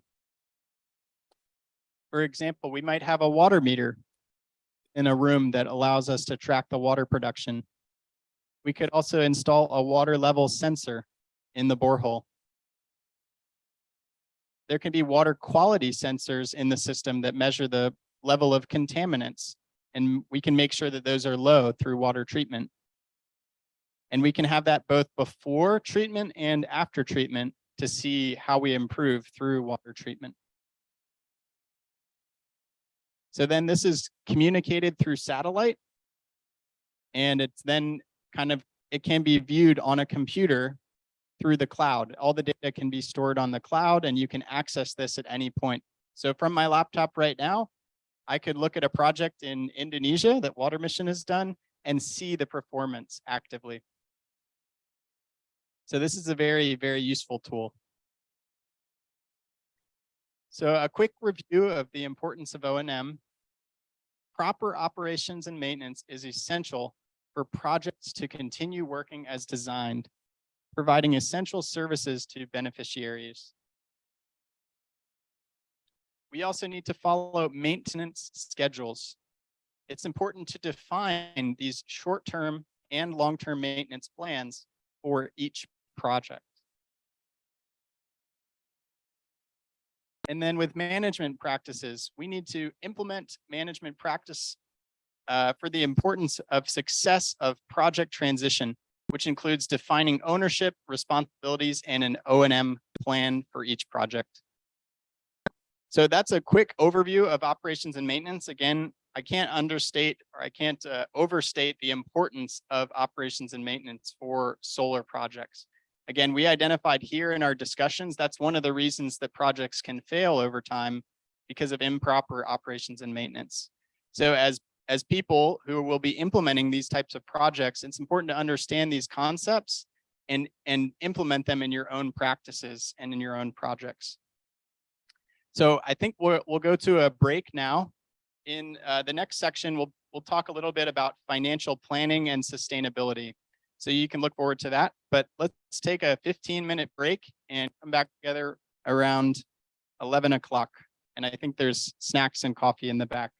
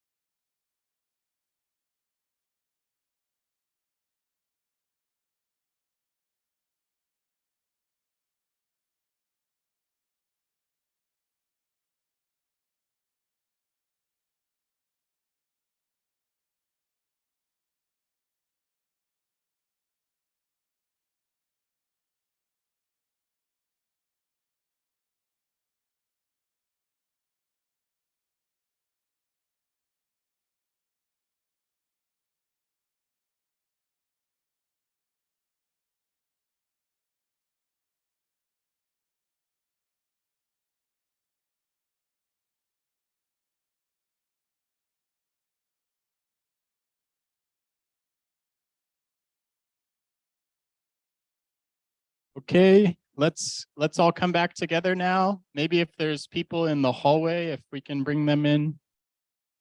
We'll come back together in just 1 minute now.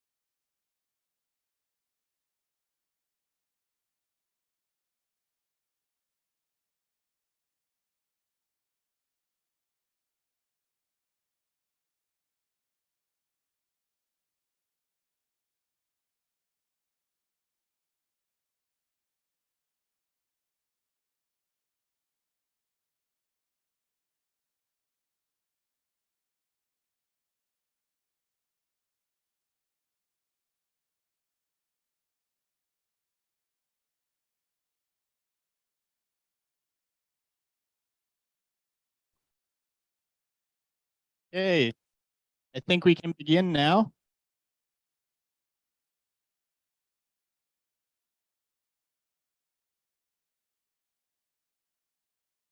All right, maybe before we get started, we can all stand up and we'll just stretch.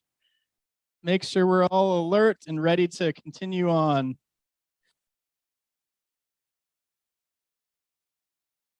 Is there anyone who wants to lead us in a stretching exercise? No? That's okay.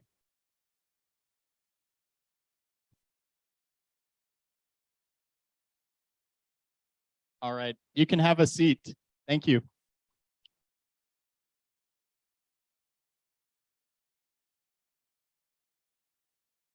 So in this next section, we're going to be talking about financial planning and sustainability. So this session will cover the following topics: the common expenses and funding sources, specifically for solar powered water systems, but these, you can think of these for your own sectors as well. Second, how to plan for financial sustainability of WASH facilities and apply it to education and health. And then finally, an overview of business models that may be useful for solar systems. So these are the 3 topics we'll cover in this session. So let's think about solar project expenses. What are the types of costs associated with solar projects? We have capital expenditures, or CapEx. That's the initial cost for implementing a project. There's also operational costs, or OpEx. These are expenses for operating a system. They can be both fixed and variable, maybe depending on water production. More water production might lead to a higher operational cost. Then there are also replacement costs. So again, this is one of the critical pieces that can often be disregarded or forgotten about. We need to think about how much things cost to be replaced. We also need to think about how you will cover these project expenses. Maybe it's a monthly tariff for electricity usage or water usage. Maybe it's water sales, like at a tap stand. Or maybe you have government subsidies that help fund projects like these. And there are other possibilities. So thinking first about operational costs, we have routine maintenance costs that are common for projects. So these include record keeping, cleaning the solar array, monitoring the system performance, inspecting system components, and minor repairs. And these are costs that are often associated just with paying an operator a salary to execute these tasks. So paying an operator salary can sometimes be a high cost, depending on the cost of labor in your context, but it's important to consider those operational costs. There are then a host of other operational costs. So these might include the operator's salary, as I mentioned, security guard's salary, because security is important, rent, water quality testing supplies for water systems, treatment system consumables, cellular airtime if you need a cell phone plan, banking fees, transportation, raw water costs, follow-up visits by an engineer or installer, commissions to water system committee or system owner, and other miscellaneous expenses. Look how many different operational costs there are, right? There's 12 different ones on here and probably more, right? So it's important to consider what all of these operational costs will be at the start of your project so that you can plan for the sort of financial cost it will be to operate a system. And then you have replacement costs. So just thinking about a water system, there's different components in a water system, and each component has a different lifespan. So first, just thinking about piping. Piping can last a long time, especially if it's buried underground to provide protection. It could last up to 60 years. Next are structures. Structures can also last a long time. Then the water source, whether it's a borehole or another water source, they can last a long time as well. But solar panels only last about 25 years. Water tanks, even less, 20 years. Water treatment, only 15. Electrical equipment, 15 years. And then pumps often need to be the most frequently replaced system component every 7 years.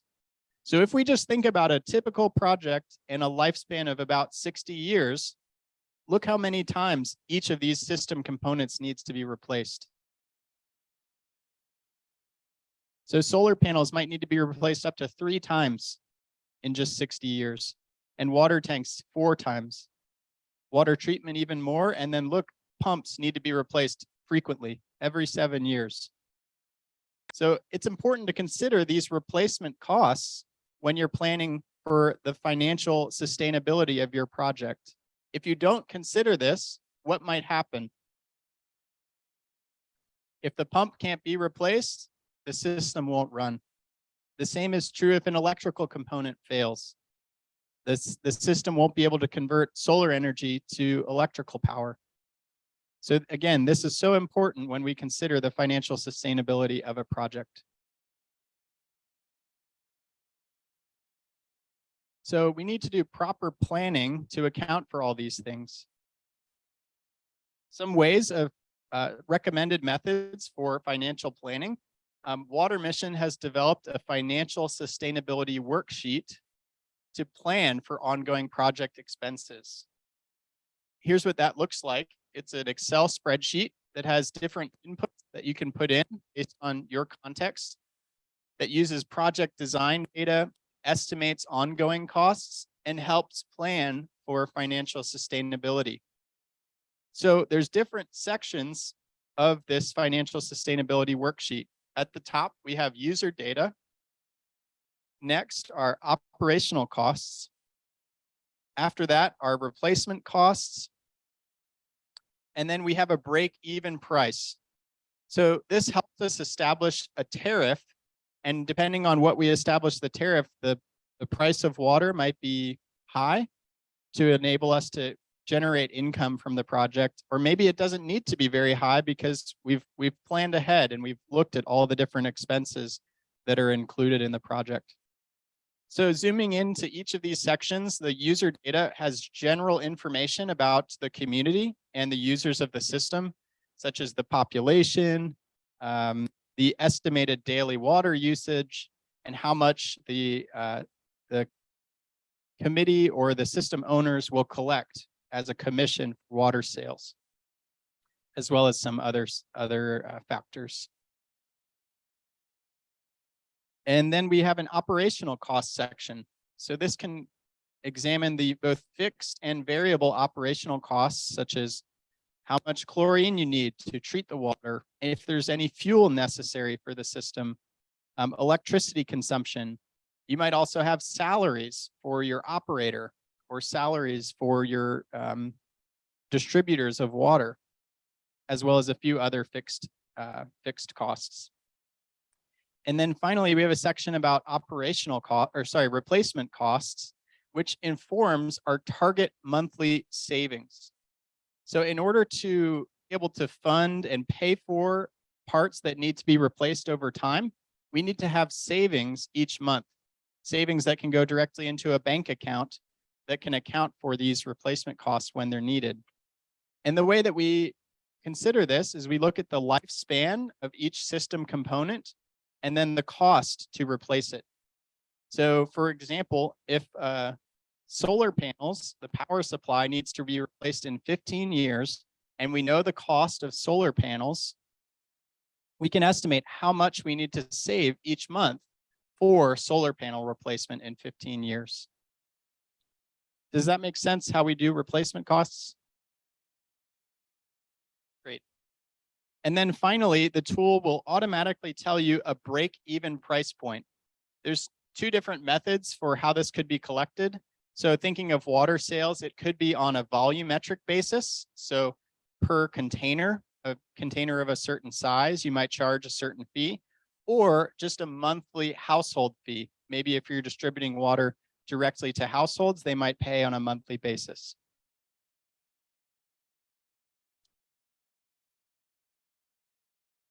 So a recommendation for financial sustainability is to use both operational costs and replacement costs to establish your monthly tariff. In this example, we're talking about a water project, but you could think of this for electricity usage through a solar project as well. One challenge is that collected monies are not adequate to cover, or are adequate to cover operational costs, but usually not enough to cover full replacement. And so that's where other forms of financing can be helpful to think about and consider, such as government subsidies or other methods to fund replacement. All right, so now we're going to look at sort of an example project, and we're going to actually enter the data into the tool.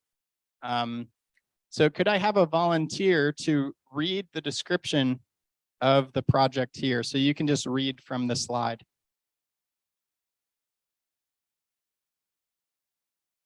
Out loud.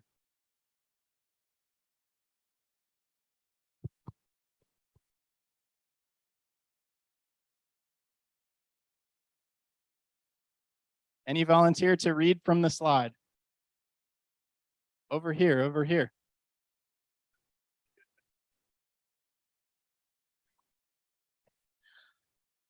Монголд байгаа тухайн орон нутгийн 500 айл өрх энэхүү төсөлд хамрагдах ба нэг өрх дунджаар 6 хүнтэй гэж үзв. Өрхийн сарын дундаж орлого сая 200 мянган төгрөг. Усны үйлчилгээ авах зардал өрхийн сарын орлогын 3%-аас хэтрэхгүй байлгахыг зорь. Валютын ханшийг 1 ам доллар 3 мянган төгрөг байхаар тооц.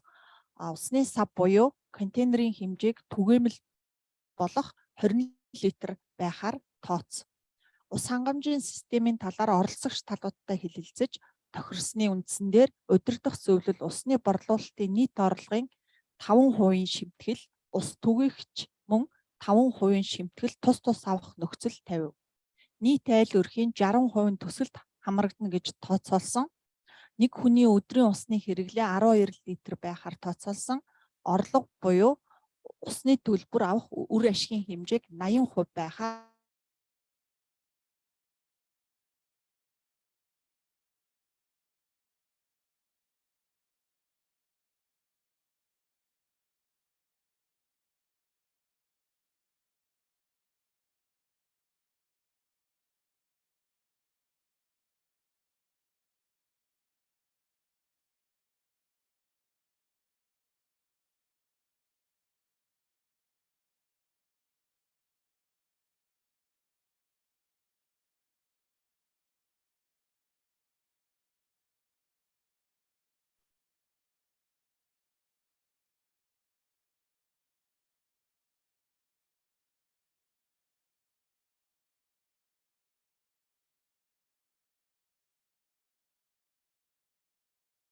All right, so we're just going to compare side by side. So from the data that we see on the slide on the right, and we're kind of operating in English here, but we have I think a version of this spreadsheet in Mongolian that we could share with you as well.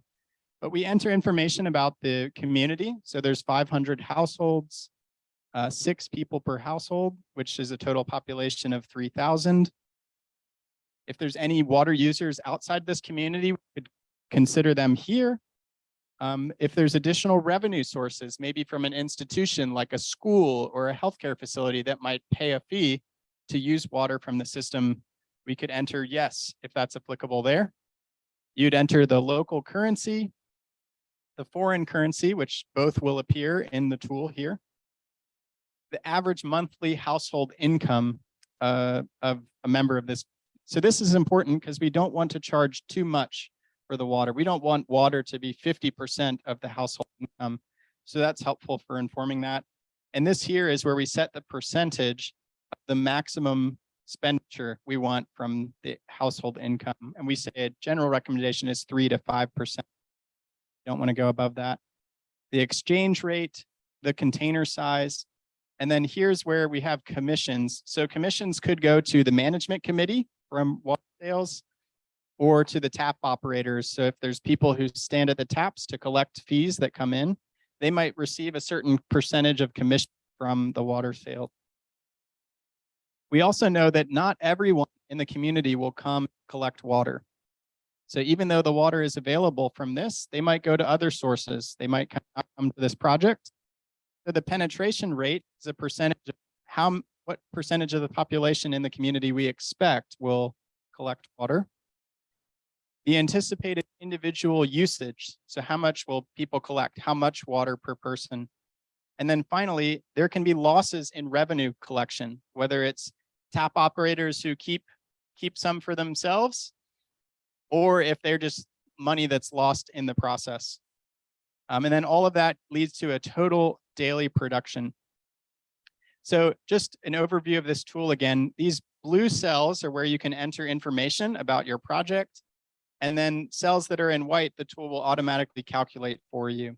And again, we can share this tool with you after the training so you can have it for your uses. Again, this is specific to a water project because that's the types of projects Water Mission does. However, you could apply the same principles for planning and financial planning, for replacement costs and operational expenses for your own project and context. And we'd encourage you to do that.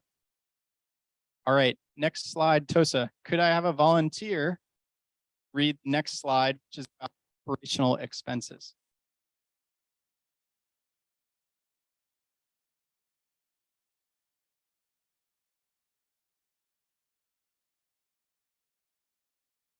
A new volunteer.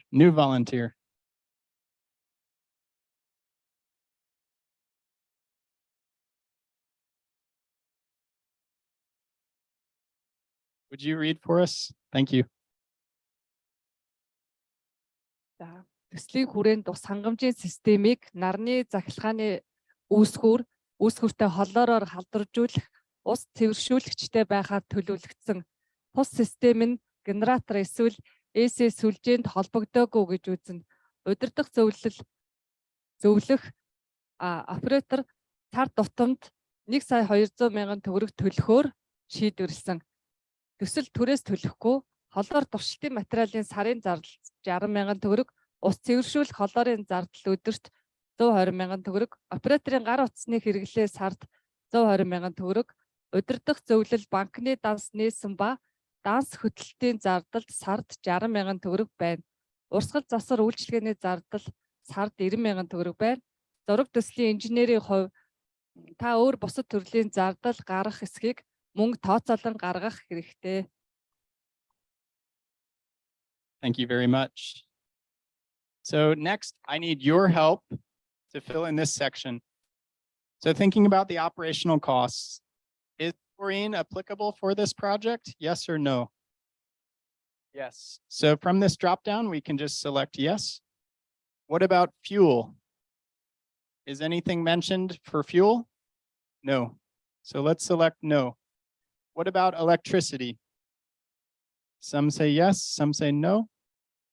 It's a solar project, so no.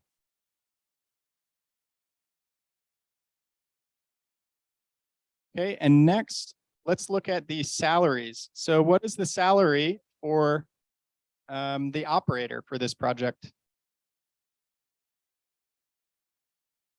Okay. How about rent? Is anything mentioned for rent? So we enter 0. Water quality testing supplies. 60,000. And any for cellular airtime? That's a cell phone plan. 120,000. Banking fees. Transportation, anything for this? Why might you need transportation costs for a water project?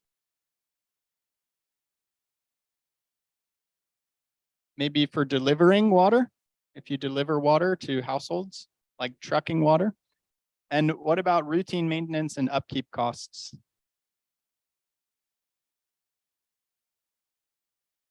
And any other expenses?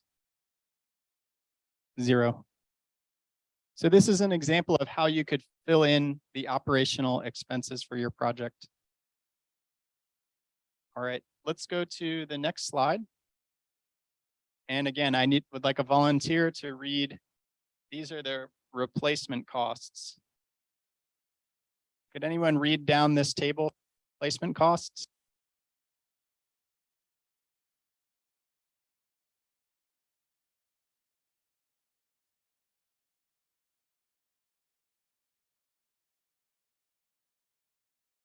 Шинжиллийн зардлыг тусгасан байна. Хүснэгдэц системийн тоног төхөөрөмжүүдийн хөрөнгийн зардлыг харуулв. Эдгээр тоног төхөөрөмжүүдийг ашиглалтын хугацаа ямар байхыг тогтоох ёстой гинэ. За, системийн тоног төхөөрөмж тус бүрдэн зардал нь гарч ирсэн байна. Нэгдүгээр тусны их өсвөр буюу цоног 12 сая төгрөг, барилга байгууламж, барилгын цамхаг тавцан гэдэг нь болохоор 24 сая төгрөг, цахилгаан буюу утас, залгуур, контрол гэх мэт зүйлсийг 6 сая төгрөг төсөлсөн байна. Цахилгаан эрчим хүчний хангамж буюу нарны хавтан генератор гэх мэт зүйлсэд 6 сая төгрөг, насос 9 сая төгрөг, усны танк 3 сая төгрөг, цемент, тоолуур, хавлаг гэх мэт одоо барилгын материалд 750 мянган төгрөг, ус цэвэршүүлэх тоног төхөөрөмж 4.5 сая, шугам хоолой 12 сая төгрөг гэж зардлуудыг тусгасан байна. Very much. So if we remember for the replacement costs, there's 2 things we need to consider. We need to look at the lifespan for the system component and then the cost to replace that component.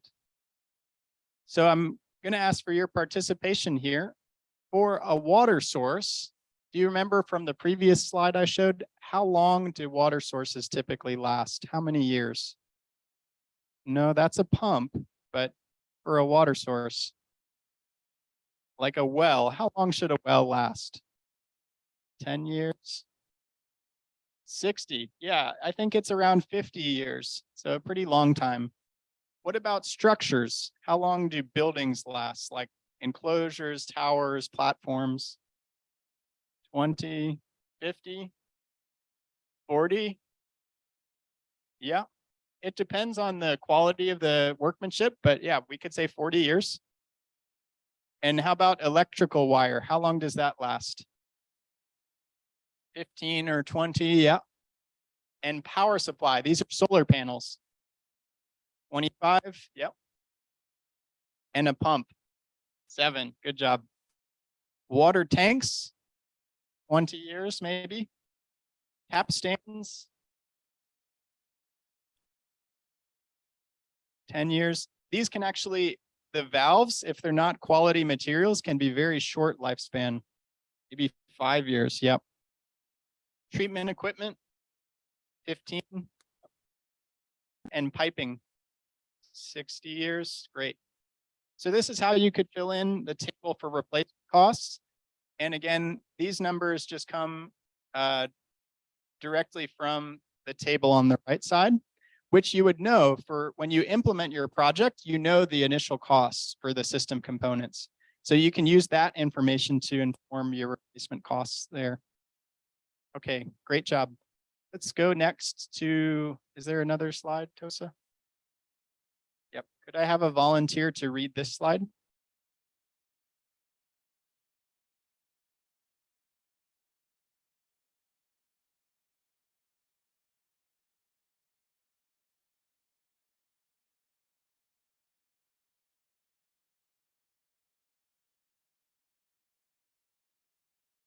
Одоо сонсогдож байна тийм. За хурлын цэгийн үнийг оруулсан байна. Төлбөр авах аргыг та сонгож болно.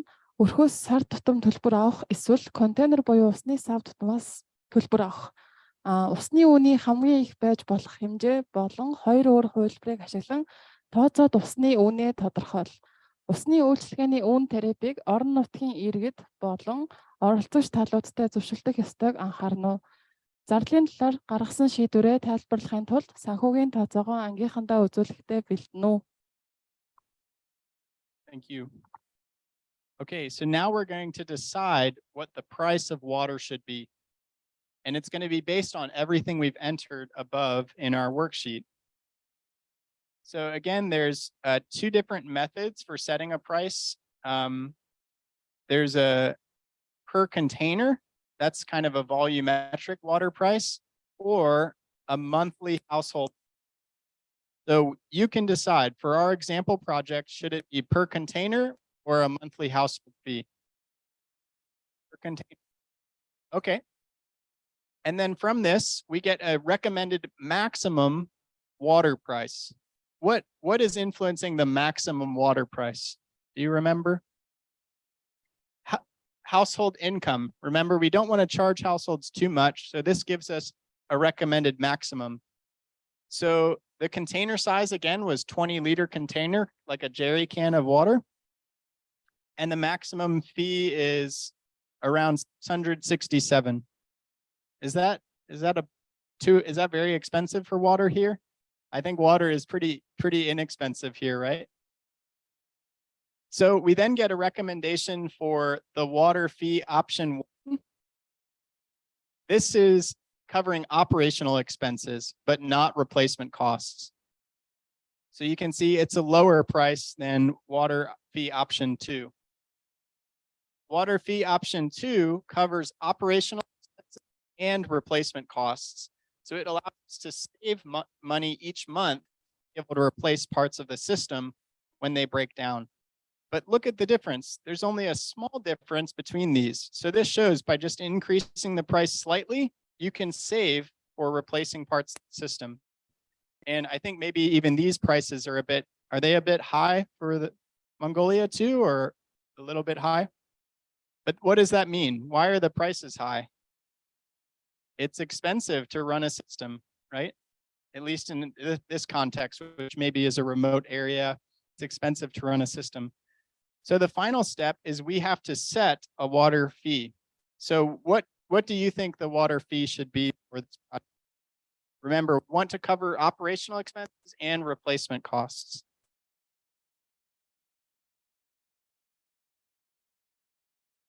Any ideas?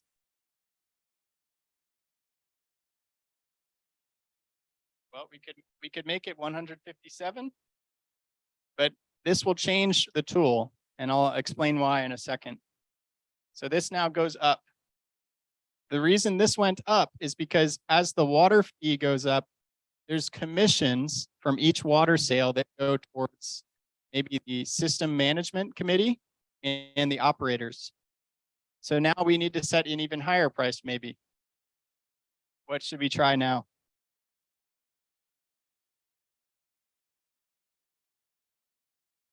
$500? Whoa. So that's maybe a little bit too high, but maybe we could try 200, something in the middle. Very low. Well, what this shows us is we're not going to be able to cover the operational costs. This shows us we only cover 23% of the operational expenses, and we cover negative for the replacement costs, right? We're not even being able to save because all of our money each month is going towards the operational costs, and we can't even cover that much. So maybe we could try something in the middle, like 180. And this shows us we're right about close enough to cover both operational expenses and replacement costs. So this percentage shows us how much of those expenses we are covering through the water sales we generate. Now, what if we have a government subsidy that helps with this project? What should we set our water price to be? What's maybe typical for Mongolia for a 20-liter container? 20? It's very low, right? But there's lots of costs that we need to cover too, both operational expenses and others. But maybe we have an additional revenue source. Maybe it's a government subsidy. So we can select yes, and then we'll need to come to this additional calculations tab where we can enter the amount we get from additional revenue sources. So the primary revenue source is per container. That's calculated on the previous tab. But maybe we have a government subsidy. And how much should this be per month? Well, we can enter a number here, maybe 10,000, and we'll see how that affects the income we generate. So right now, I think we're only covering 16%. So let's increase that number. We will increase it by 10 and then see how the performance changes. So you can see we're going up, but it's still not enough, right? So you can change this number and you could then show this to a government body to say, here's what we need you to contribute to make this project financially sustainable. So let's bump the number way up. Maybe one more. And now we'll see if it's, yeah, so that you can change and experiment with that number to see what you'd need to increase the price to.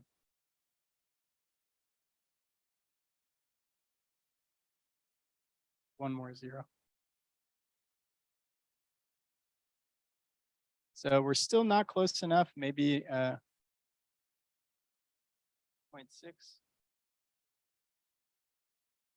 There we go. So we've covered operational expenses, but again, still not enough for replacement costs. So here's where we need some creativity to come up with methods to be able to finance the project and finance replacements that are necessary. All right. I have some presentation slides to kind of introduce different options for business models and ways to fund projects. So I'll go through those now, but I would be really interested to hear from you about different methods that you've tried or different methods that are sustainable here in the Mongolian context. So let's jump back to the presentation. Okay. So thinking first about this was for a water project, I'd love to hear from you. How would we consider operational and replacement costs for other sectors? Maybe starting with education. So who here from the education sector might be willing to share a little bit about how they can fund or finance replacement and operational expenses for their projects?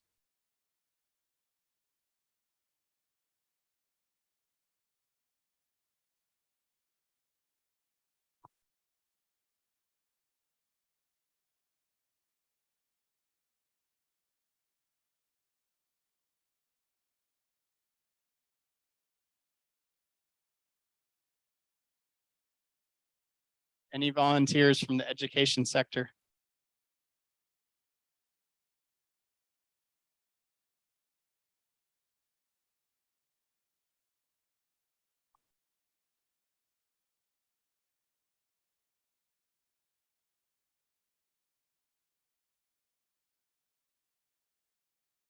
No experience. Okay. So maybe this is a time, and this afternoon we'll have some group time for different sectors to come together. And that can be a great opportunity to think about and brainstorm different methods for financing projects to make them sustainable. Okay, how about from the health sector? I know there are some solar projects in the health sector. So can anyone from the health sector share about their experiences when it comes to financing to make projects sustainable? Maybe even if it's not a solar project, how can you make a project sustainable? What are funding sources or business models?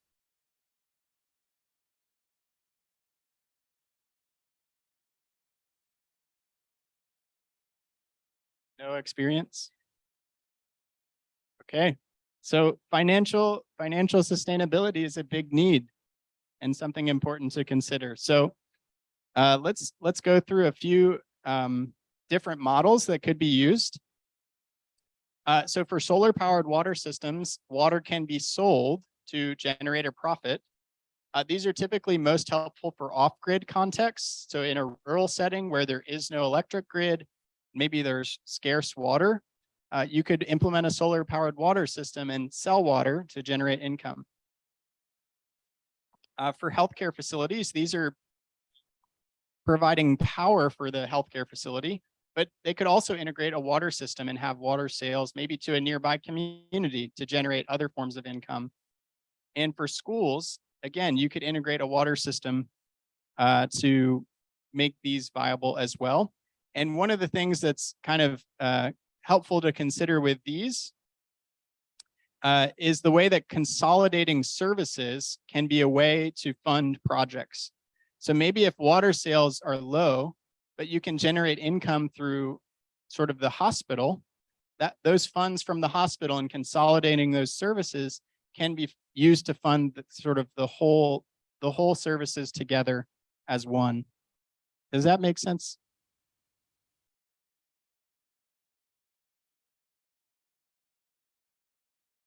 Okay, this next slide is a little complex, but what this is meant to show is as an example of consolidating services and how there are all different types of funding sources that lead to financial sustainability for a project. So for just looking at capital expenses in the top left, we have examples of doing results-based funding. There's an initiative called Uptime, where water systems can actually receive income for good performance, which means if the water system continues to function and operate, there's a body that will provide financing to make sure that that system can continue operating.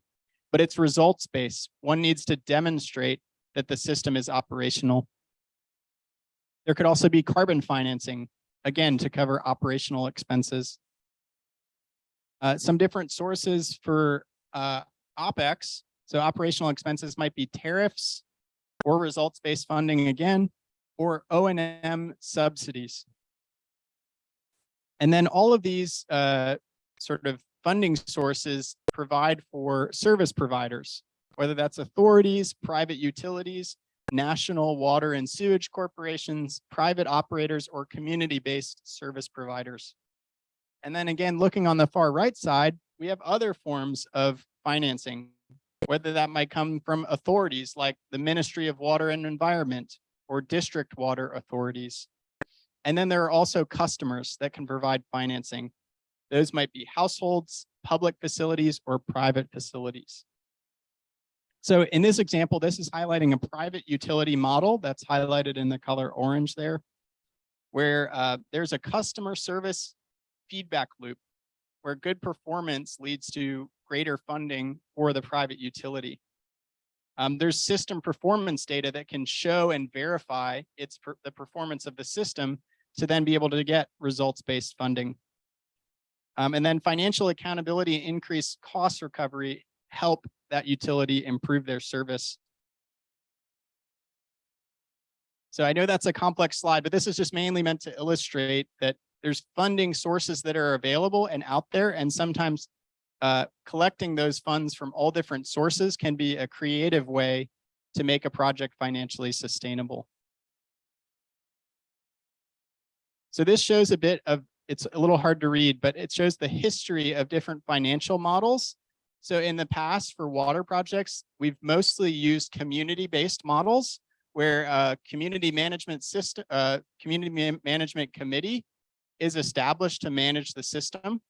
But I think one thing, as we discussed here as well, is a lack of knowledge and training can lead to system failure.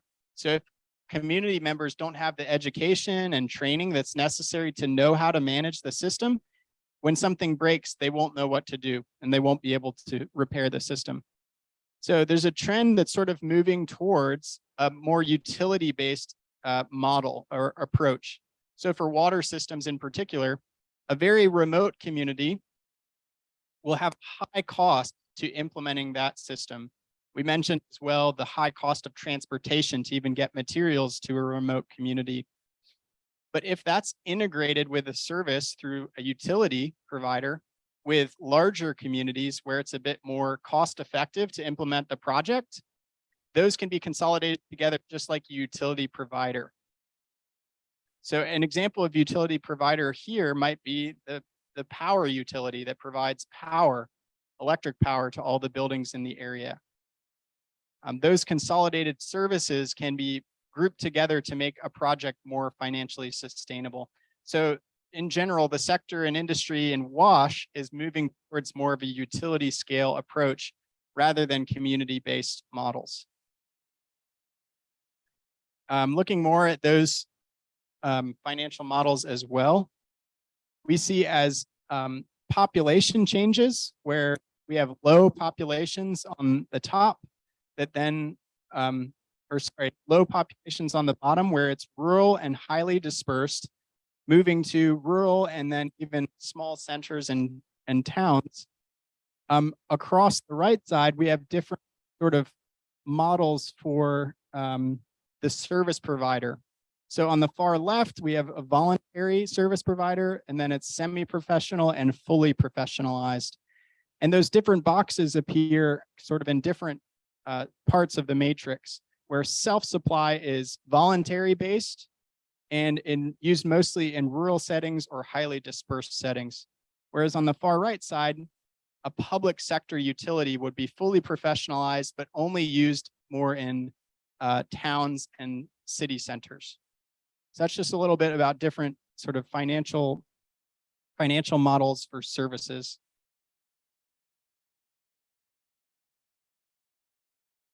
I want to talk now about successful traits of effective models. So these are different traits to consider and include in financial sustainability models that you have. First is accountability, and that could involve involvement from the national government to hold utility providers accountable.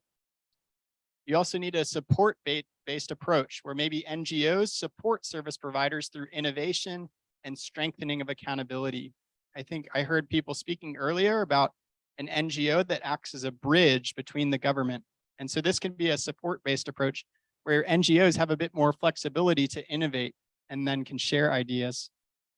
And then I also talked about consolidating services to increase the size of the service provision area.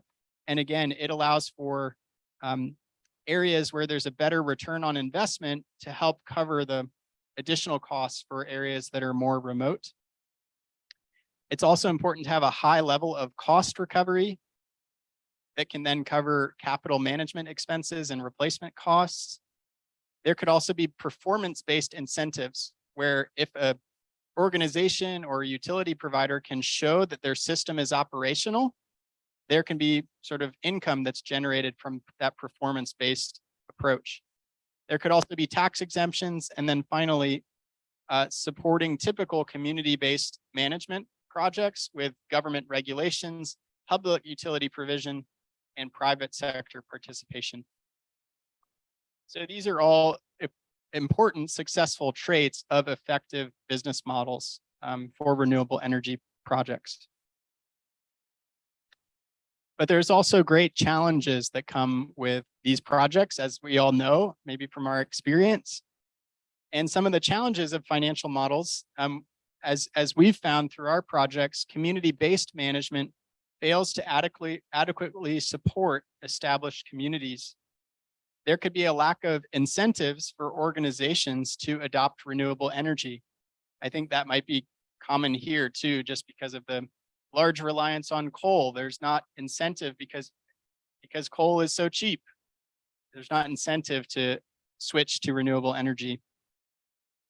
There's some popular options such as feed-in tariff and net metering that require tie-in to grid that doesn't necessarily work for standalone power systems. And then government incentives might vary between each country. So there's government incentives or maybe the lack of government incentives here that make it hard to switch to renewable energy.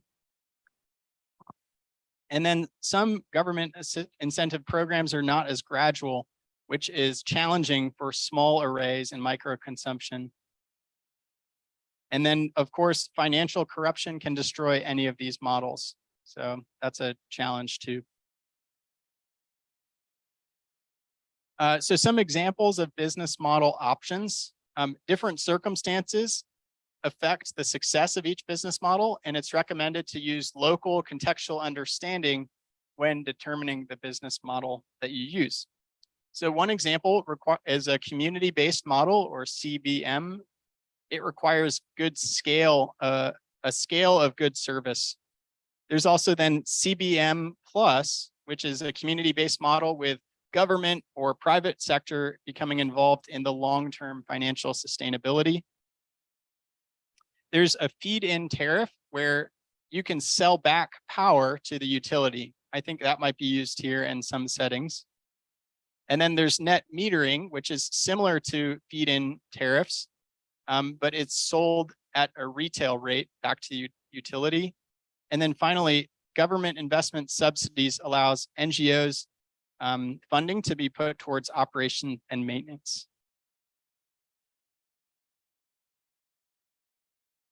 Okay, I think we've reached the end of this section on financial planning and management. And I mentioned I'll field questions at the end. So does anyone have thoughts or questions or maybe even experience sharing from your own experience where you'd like to just share with the group of maybe successes, challenges that you've encountered with financial sustainability of projects?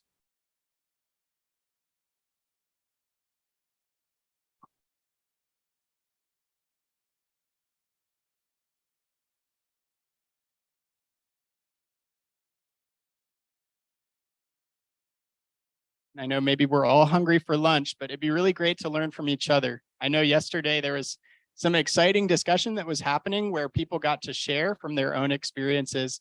And I know maybe there's less experience with financial sustainability, but does anyone have experience to offer or things to share? Yeah, I'll talk.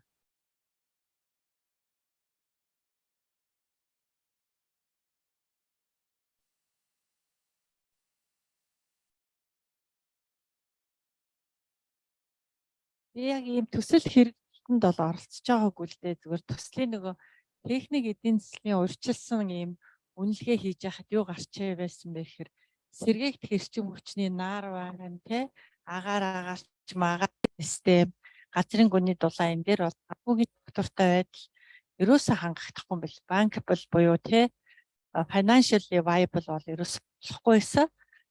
Бүр grade of гэт хийх бол бүр болохгүй байсан те ийм л юм байлээ. Тэгээ ерөөсөө тийм утгаас магадгүй энэ том нарны эрчим хүчний юм үйлдвэртэй одоо power plant барихаар одоо энэ том хувийн хөвшил орж ирчээд харин одоо юм жижиг одоо сумын түвшний ч гэх юм уу нэг байшин барилгын түвшинд болохоор ерөөсөө юм хувийн хөвшил орж ирэхгүй нэг тийм асуудал бол байсан. Тэгээд тэр төсөл маань хэрэгжээгүй 5 жил болж байна. Санхүүжүүлэгч алдаагүй. Одоо харин яах вэ? Хөнгөлөлтөд Азийн хөгжлийн банк сонирхож байна гэж би сонсч ирсэн. Нэг нь бол хар. За юун дээр бас нөгөө хар хорийн яагаад арай дээр байсан бэ гэвэл хар хорины хувьд бол хүмүүсийнх нөгөө өрхийн орлого нь арай өндөр юм билээ. Тэнд оршин суугчдын тоо өрхийн тоо бас нэлээ нөгөө бусад сумдтай харьцуулбал өндөрөөс 10 гаруй мянга те. За тэрнээс гадна яг ингээд дулаан цахилгаан хэрэглэгчдийн харах юм бол аюу холимог. Өөрөөр хэлбэл бидний энэ суйрлуулсан хэрэгч хүчний их үүсвэрээс зөвхөн одоо энэ төрийн одоо байгууллага гэж бол тэ боловсрол олон нийтийн барилга тэ төр одоо юу гэдгийг эмнэлэг сургууль тэ эмнэлэг гэхээс гадна бас нөгөө нэлээд одоо олон тооны юм хувийн одоо амны орон судастай өрхүүдээс тэд нар бас нөгөө тийшээгээ холбоё гэсэн ийм саналтай байсан учраас тэрийг болохоор тэгсэн мөрт одоо ч бид нэр төвөөс тэгж авд юм билээ. Тэгсэн мөртлөө төлбөрөө төлөхдөө бид нар хамгийн гол нь аж ахуй нэгжийн одоо тарифаар ч хамаагүй төлөөд цэвэр эрчим учраас арай дээрсэн. Гэхдээ түрүүн нөгөө төслийн нөгөө нэг хугацаа гэдэг life span гэ гараад ирсэн дээ тоног төхөөрөмжийн.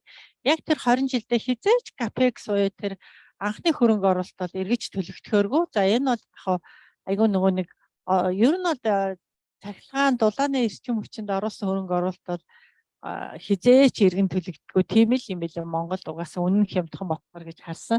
За энэ бизнесийн загваргүйгээр ерөөсөө ямар ч төсөл хэрэгждэг юм байлээ бизнес модель гэдэг.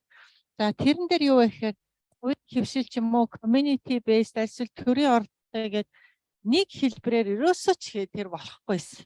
За төрийнхэн болохоор ингээ аваад нэг төрийн хүмүүс одоо юу гэдгийг нэг орон сууцны нийтийн контор гэдэг шигтэй ингээ явахаар нөгөөдөл чинь нэг туршлага байхгүй одоо ч бид нэр тэрийг төрийн нөгөө нэг юм компани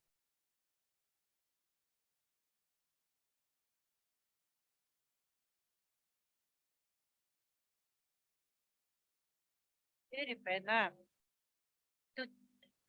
Менежментийн гэрээгээр нөгөө хувийн хвшил оролцоод явахаараа илүү дээр юм байна гэдэг. Энэ хайбрид гэх юм уу, гибрид гэх юм уу нэг тийм холимог загварл оролцуулаад тавьж исэн нэг тийм л нэг юм судалгааны төвчний юм хийж үзчихсэн.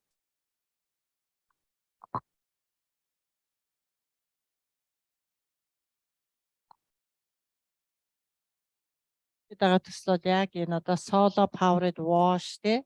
За тэгээд энэ гэр хороололд байдаг төвийн одоо шугамд холбогдох боломжгүй цэцэрлэг ч юм уу өрхийн эмнэлэг те. Гэсэн нэг иймэрхүү төслүүд дээр те бас нэг юм прототип демо project ингэж цаашид хэрэгжлүүлэх тэгээд тэрийгэ дэлгэрүүлэх гэсэн одоо ийм эрмэлзэлтэй байгаа байхгүй юу. Тэгэхээр бидний хувьд бол энэ санхүүгийн нөхцөл энийгээ яаж бий болгох вэ? Дараагийнх нь энэ бизнес загвараа ямар байвал болох уу гэдэг юм үнэхээр бас жоохон толгойн өвчин л болох байх гэж бас хараад байгаа. Нөгөө нэг ер нь бол нөгөө төслийн санхүүжилт бол грант л байхгүй бол ямар ч банк энд чинь зээл олохгүй нөгөө банкабл бишгээд өгөхгүй юм байлээ. Нөгөө хувийн хвшлийн оролцоолохын тулд бид нэр яаж ч гэсэн хувийн хвшил гэхээр одоо хувийн компаниуд өөрөө мөнгөө гаргаад яаж ч гэсэн энэ одоо олон нийтийн барилгад чинь ийм систем тавихгүй байхгүй юу. Угаасаа л мөнгөө авч иж л одоо тендерт ялаад ч юм аавн тий. Тэнгүүт яаж ийм нөхөр хувийн хвшил өөрөө зах зээлийнхаа шаардлагаар оролцох нэг магадлал бол өрхүүдэд нэг юм тавил тий. Альсвал тэр хавьд байж байгаа нэг хувийн хвшлийн байгууллагад оролцох юм бол магадгүй зах зээл хөгжиж магадгүй байна гэж нэг тиймэрхүү нэг мэдрэмж төрсөн ш.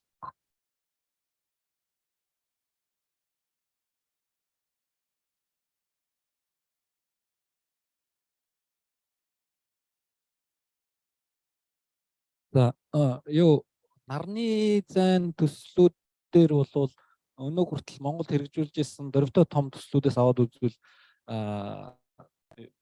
юулээ буман нарны төсөл гэдэг байгаа тий 2000 оны эхнээс хуулаад 2008-9 он хүртэл хэрэгжүүлж дууссан хөтөлбөр байдаг. Тэгээд малчин айл өргөхөд зориулсан баг оврын тусгай одоо бие даасан систем solar home систем гэдэг системийг зах зээлийн үнээс нь тал үнээр нь засгийн газраас үндсэндээ малчтад тараасан байдаг. Тэгээд энийг бол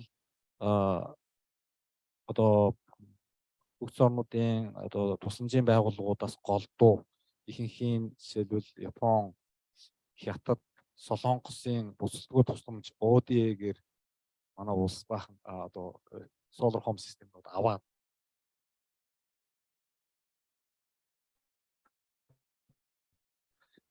их төрчмчнээс сан зах зээлийн тал үнээр малчтад тарааж хэрэгжилж. Тэгээд одоо ингээд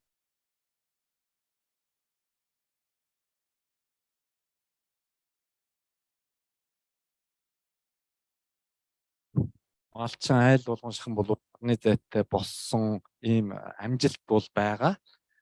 Гэхдээ тэрэн дээр ингээд яг тэр санхүүгийнх нь одоо уул нь бол нөхөн төлөгдөж явж явах хэвээр сан үүсгчээд дараагийнхаа айл өрхүүдэд ингээд амьдралтай үнээр өгж явах байсан тэр сан нь нэг мэтгэд алга болсон. Улс төрийн их хурлын гишүүдийн завшсан ингээд сонгуулийн югаар ингээд нутагтаа аваачаад нарны зайнуудыг тараацсан гих мэт тийм бүр муу жишээ үлгэрүүд зөндөө цаана явцсан.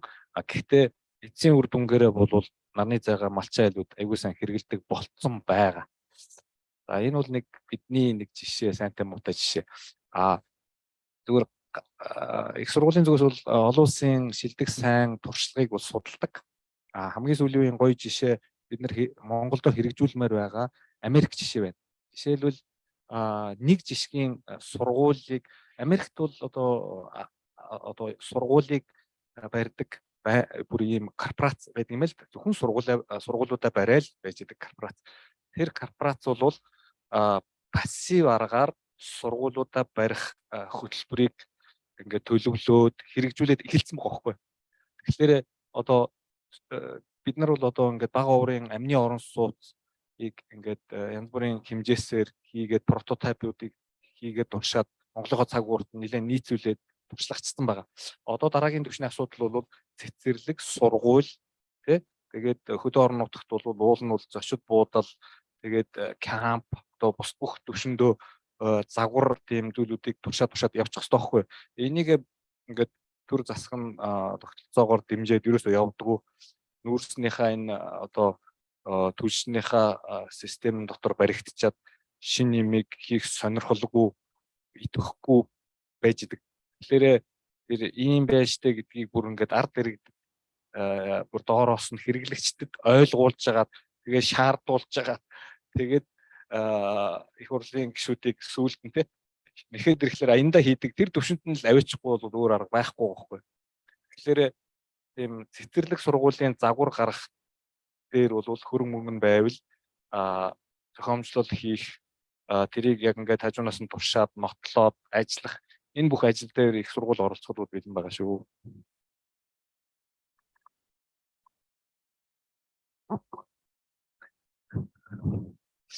За тэр тал дээр бол зүгээр яг манай лаборатори бол мэдээж жоохон сул тийм нөгөө судалгаа хөгжүүлэлт хийгээ явцдаг учраас эдийн засаг нь ямар ах вэ гэдгийг бол яг энэ зүйл шиг зүйлээр дээрэс нь мойсын жишээлбэл бизнесийн сургуулийн багш баг хамт олныг оролцуулж байгаад бас ажиллаж болно шүү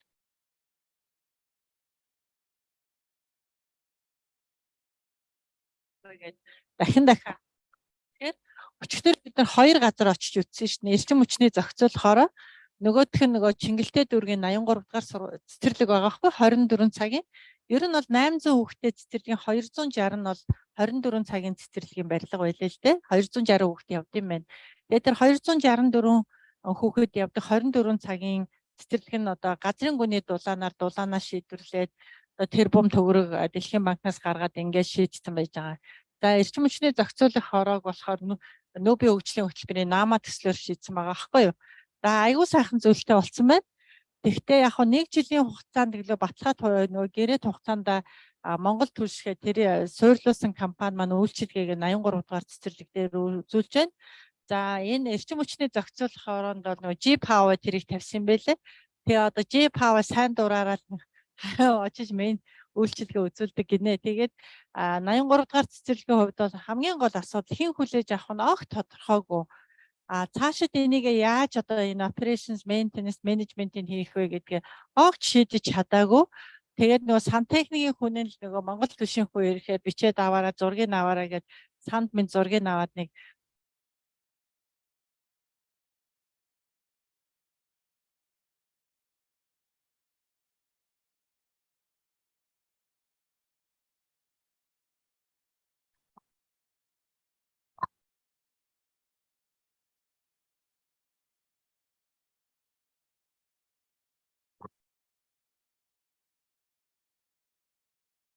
Last one. Энэ нөгөө нэг төрийн өмчийн гэдэг юм уу энэ сургууль цэцэрлэгийн засрын юун дээр аягүй их асуудал байдаг. Одоо жишээлбэл нөгөө агаар сэлгэлт мэлгэлт гэдэг чинь бас ажилддаг байхгүй тий. Нөгөө шүүлтүү мүлтөө байнга солих хэвээр. Тэнгүүд тэр нь бохирдчихгонгод нөгөө төсөв мөнгө тавиагүй гэдэг ингээд зогсоод тэгээ систем бүхэлдээ зогсчтэй. Тиймэрхүү байдлаар энэ төсвөлсийн санхүүжилттэй газрууд яг энэ засар үйлчлэгээ тал дээр аягүй хэцүү байд юм байл. Ер нь бүхэл систем дээр.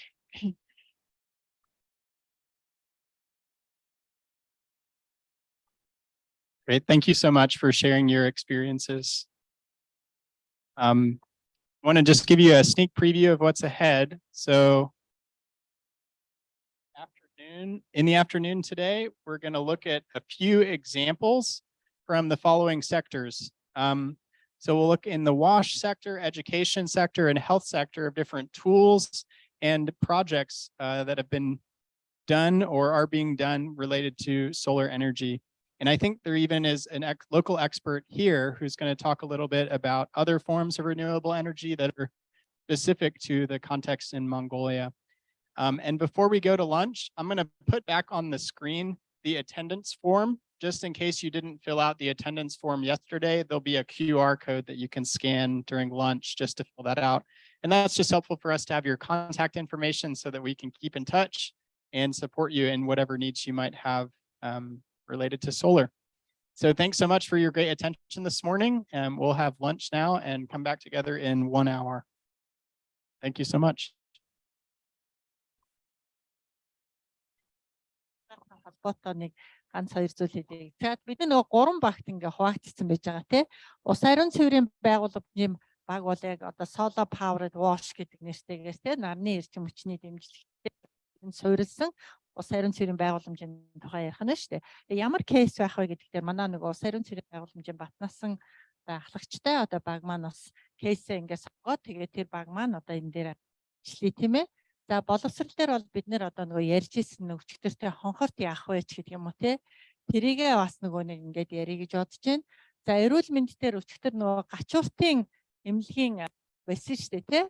Тэгэхээр нөгөө гачууртыг бас манайха судалгаанд хамруулсан учраас кейс авсан одоо дээрээ гэж ингэж зөв юм болов уу гэж ингээд бодож байна. Тэгээ кейс бол гачууртын эмнэлэг бас шинэ эмнэлэг юм байлээ. Би нөгөө хуучин эмнэлэгээ бодоод байсан. Хонхрих бол шинэ 100 хүүхдэд цэцэрлэгч гэдэг юм уу. Ус ариун цэврийн байгууллагыг сумын хэмжээнд авах уу, нэг барилгын хэмжээнд авах уу, хэд хэдэн барилгын авах уу гэдэг тухайн үедээ та хэд маань кейсээ гэд яриад за ингээд хамгийн гол үр дүн бол бид нар бол те энэ одоо төсөлд маань ямар технологи хамгийн одоо сайн одоо нийцэж болох уу. За тэр маань санхүүгийн хувьд одоо хэрэгжих боломжтой юу те. За тэгээд одоо цааш нь одоо түрүүн сая бид бас проблем ярьлаа шүү дээ. Цааш нь яаж авч явах юм гэдэг ийм зүйлүүдээ айгүй сайн одоо ярилцах юм бол энэ маань бас манай нүүбийн хүүхдийн сангийн хувьд ч гэсэн хөрөнгө оруулалтын кейстэй яг хэрэгжүүлэх одоо боломжтой одоо төслийн зүйл байх юм шүү. Өдөөс хойш бол бид нар бас 2 3 презентац бас сонсох хэрэгтэй. Нэр нь болохоор манай энэ эрүүл мэндийн одоо багийнхан маань мөн одоо бас олон улсын зөвлөгөөтэйгээ нийлээд хэд хэдэн эмнэлгийн барилга дээр энэ нарны эрчим хүчийг яаж ашиглах вэ гэх үнэлгээ хийсэн байлээ. Тэрийгээ бас танилцуулах байх. За мөн одоо өдөөгийн одоо цахилгаан жуулт гэх юм уу тэр асуудалтай холбоотой зүйл байгаа. За мөн одоо Азийн хөгжлийн банкны газрын гүний дулааныг хэрхэн одоо шийдвэрлэж байгаа. Манай бас нэг Баян хонгорт хэрэгжүүлж байгаа төсөл юу байгаа юм бэ те. Нарыг яаж өнөөдөр ашиглаж байгаа юм бэ. Монголын кейс мөн одоо бусад кейсүүд оролцуулсан эхлээд нэм презентац явуулчаад тэгээ кейс дээр айгуу сайн ажиллаарай л гэж хүсэх байна да. За өдийн зогт өдийн хоол бэлэн болжээ баяр.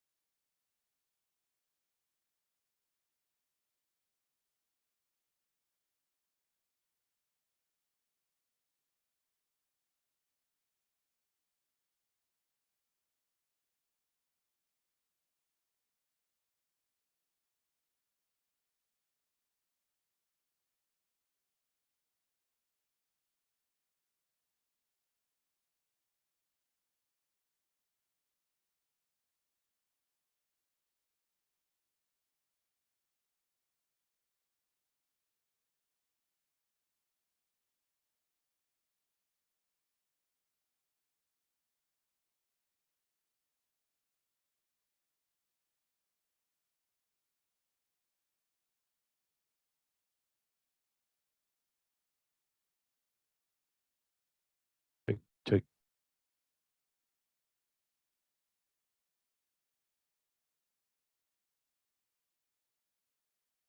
Are everybody ready?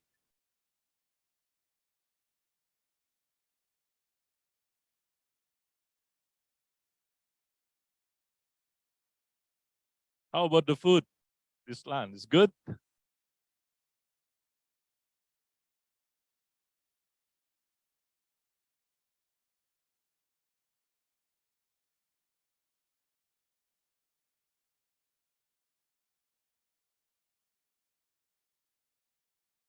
I want for us here to can make a little activity because our stomach is full. I'm worried become sleepy. So we need to make a little activity, a little bit. So the translator is working? Okay, great. So I'm invite all of you to stand up, please.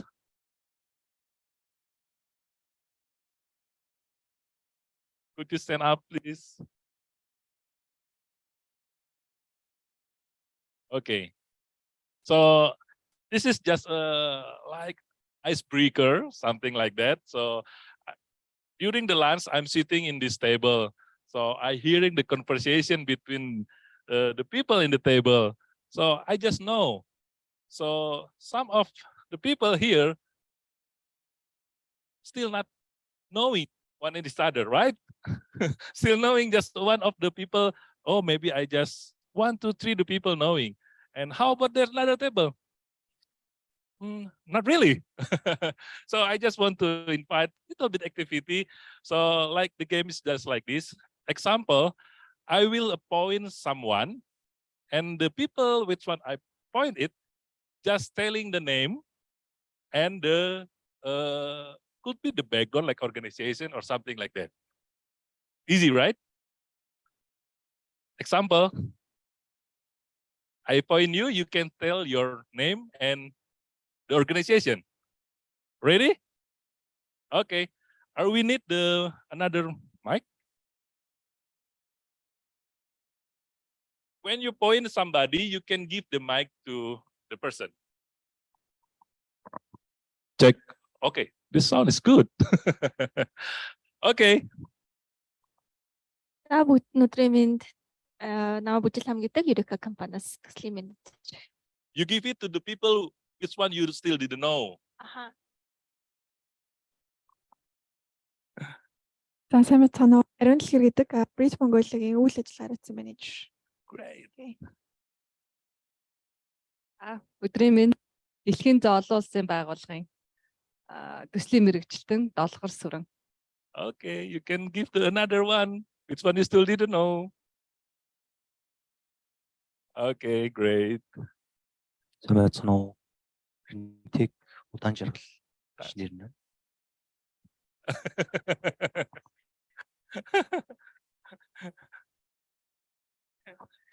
Их туяа people in need олон улсын төрөмс байгууллага.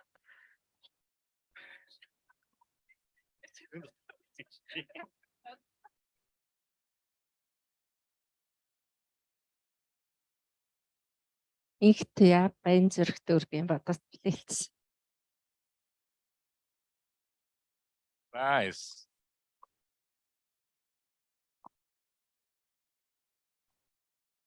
За бүгдэнд өнөөдрийн минь саран цэцэг гашуур тусганы эрүүл мэндийн төв байна.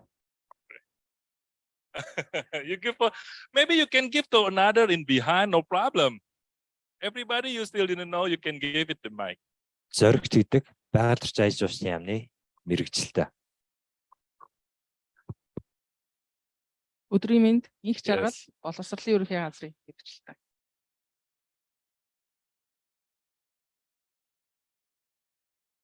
Oh, still didn't know you, sir. You can still didn't know you. За намайг бүрөвч өгдөө. Монголын нийтийн аж үйлчилгээний холбоогийн мэрэгжлийн төрийн бус байгууллагын удирдах зүйлийн дарга нь байна. За нийтийн аж ахуй гэдэг үгийн цаана хүн амыг усаар хангах, гарсан бохиролцыг дадан зайлуулах, цэвэрлэх, байгальд нийлүүлэх гэсэн ийм үйл ажиллагаануудыг улс орон даяар хариуцдаг. Сумын төвөөс аймгийн төв, нийслэл гэдэг ингээд нийтдээ нэг 60 гаруй байгууллагууд манай төрийн бас байгууллагын гишүүнчлэлтэй. Энэ өдрийн нэг хичээл бол бидний дараагийн бас үйл ажиллагаанд хэрэг болох үс юм мэдээлэл олж авч байна гэж бодож байна. You can give to the another.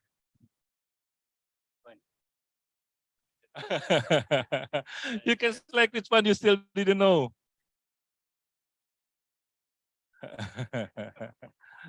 За бүгдээрэнд өдрийн мэнд намайг Нарангоо гэдэг жирээс олон улсын байгууллагаас ирсэн. За сайн байцгаана уу, өдрийн мэнд намайг Сансар гэдэг зооны зүйн өвчин судлалын үндэсний төвийн аж ахуйн албаны байна. Okay. Still you okay. За өдрийн мэнд Арина Washington гэж байгууллагаас оролцож байгаа. За одоо чи үлдсэн хүн ер нь байгаа мó? Who? За You can look around. Энэ ширээнд байгаа. Okay. Нөө Түмбэр гэдэг би боловсролын яамны хөрөнгө оруулалт.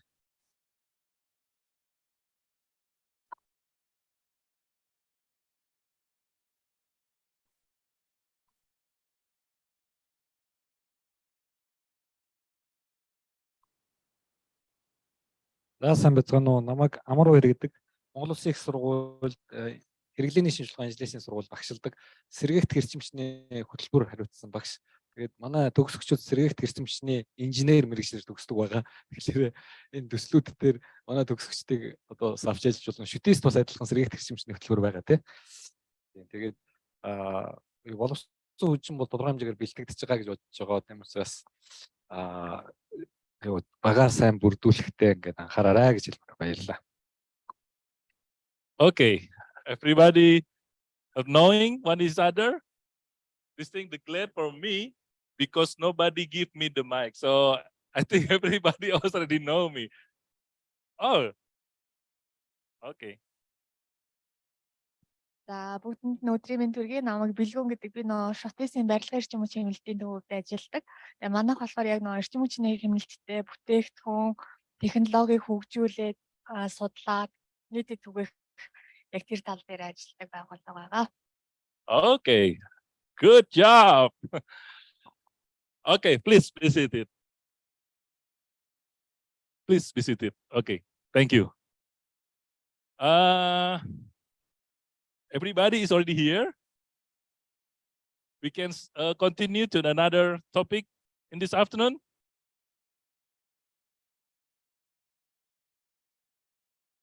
За тэгээд бүгдээрээ сайхан хоолсон байхаа гэж бодож байна. Тэгэхээр одоо эхлээд нөгөө би түрүү ярьжсэн те.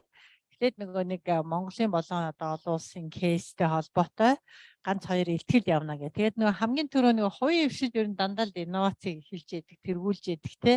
Учираас нөгөө хувийн хвшлийн салбараасаа илтгэлээ эхлэе гэж бодож байна. Удаан жаргал те. Рентекийн сэргээгт хэрчим хүчний инженер удаан жаргал маань энд бас оролцож байгаа.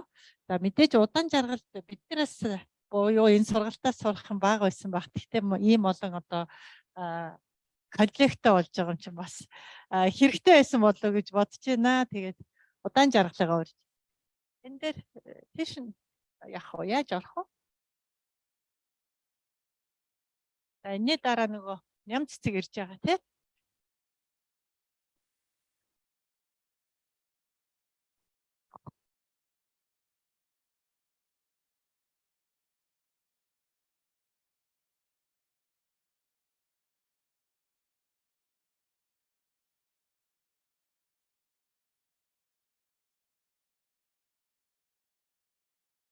Сонсонгоос ямар асуулт асуух уу гэдгээ бодож байгаараа тий. Хичнээн төгрөг гарсан. Одоо яаж байгаа юм? Хэн одоо сервис үзүүлдэг юм гээд.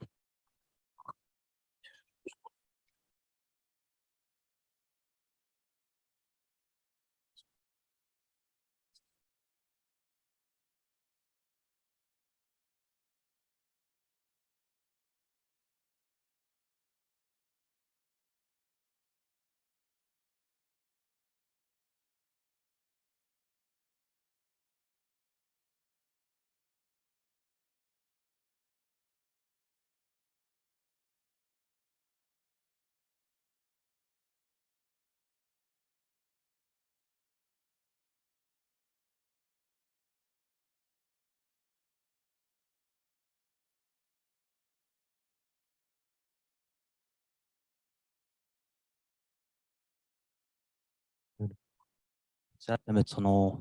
Рентик 2020 оноос 2022 онд хийсэн ажлуудаас танилцуулъя. За. За энэ болохоор манай юуны орхонд бол Сэлэн аймагт барьсан худгийн станц байгаа. Худ айл амтан мал услан гэсэн үг. За.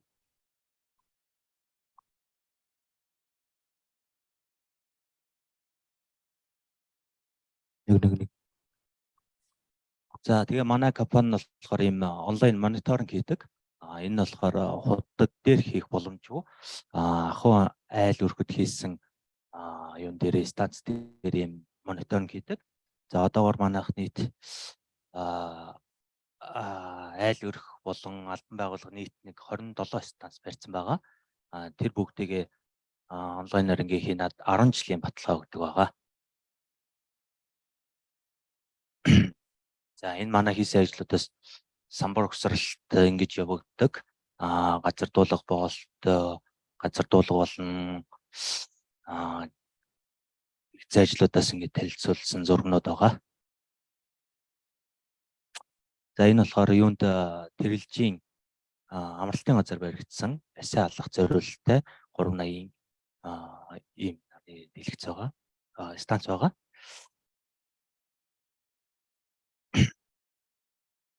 За тэгээд энэ цусны талаар хэлцүүлэг байна. За.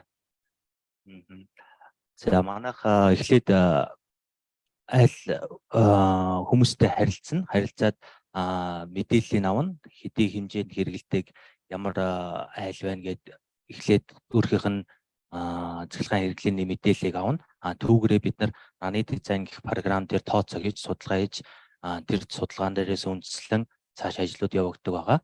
За энэ зургуудаас харахад бол манай нийлүүлдэг ноцооснуудын хэмжээ төрөл мөн контроллерууд байна. За ер нь тэгээ яг очиод хийгдсэн ажлуудаас хэвэл энэ говьих тархан цаацд газар аимт тусалдаг ийм ослогооны газар байгаа. Энэ болохоор ямар ч тийм үгүй амтан очиж юу мал туслан гэх зорилт байхгүй, зөвхөн аимтад тусалдаг тийм зорилттой. За бид нар тэгээд ийм юун дээр ийм шоурумтэй энэ Ярмгийн шинэ эц гэх газар байрлаж байгаа.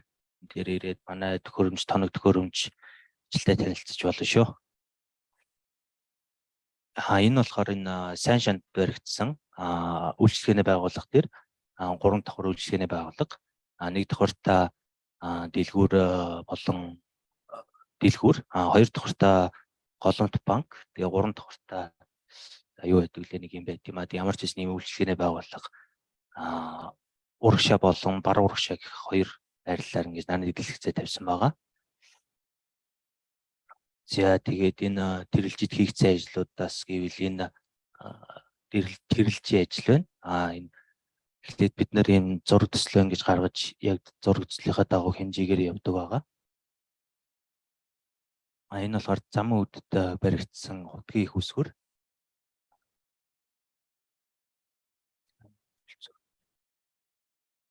За хийгдсэн ажлуудын зургнуудаас ингэ явуулж байна.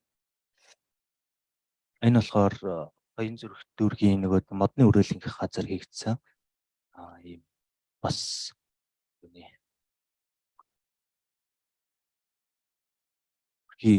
ахуй хэрэглээнд ашигладаг ийм нарны станц байгаа. Манай инвертер батарей гэхэд их цэвэрхэн ингэж харагддаг. Ийм ямар дуу чимээ гарахгүй, хортгийг ялгаруулахгүй.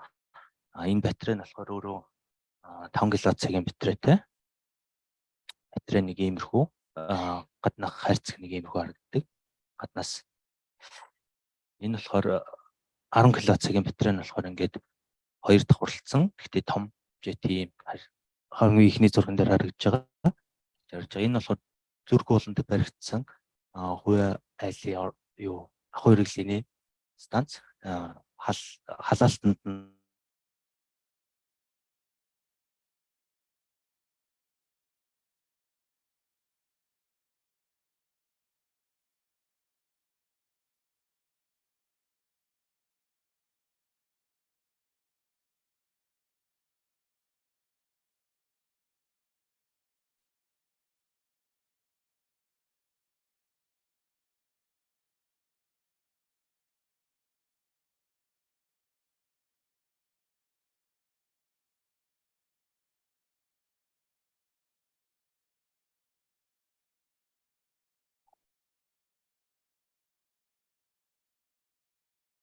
таачлуулж байна. Камел бол юуны газар юу бензин төгөөгөр газар байгаа юм. Болохоор ямар ч тийм сүлжээ байхгүй зөвхөн нараар явдаг гэсэн үг. Бензиний түгээдэг гэсэн үг. 380 болготой юм байгаа. За тэгээд нэг манай ажлын нэг бичлэг байгаа, тэрийг нэг сонирхолж болох уу? За.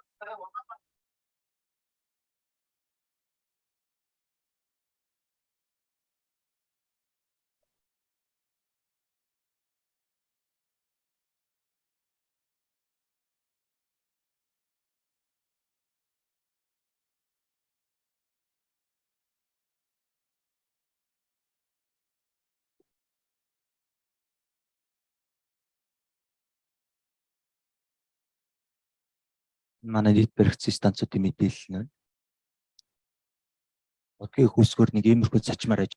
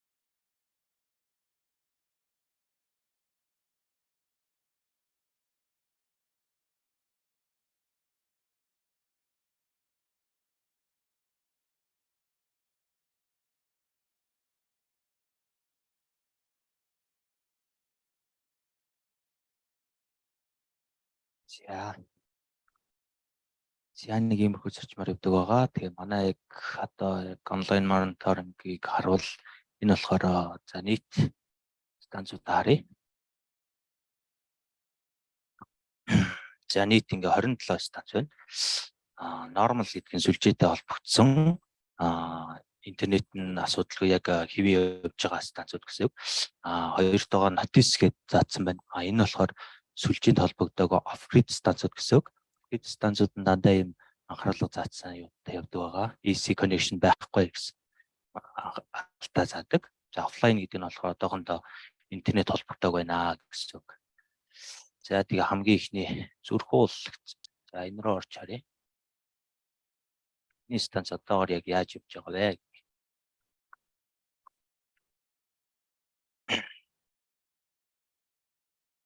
За эднийх юм 2 бүл нарны дэлгэцтэй юм байна. Батарейгаа одоо болохоор 100% цэнэгтэй. Сүлжээрөө 3 км чимээг нийлүүлж байна. Өөрийн хэрэглээх хэл нэг 180 Вт.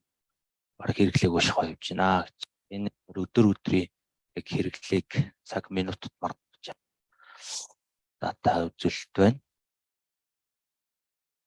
За эндээс яг нарны үйлдвэрлэл хэр явж байна гэдгийг шууд ингээд тодтогоо харж болно. Батарейны доош орсон байвал батарейгаа цэнгэлж байна. Дээшигээ гарсан байвал батарейнаас хэрэглэж байна гэдгийг ялгаад харж болдог байгаа.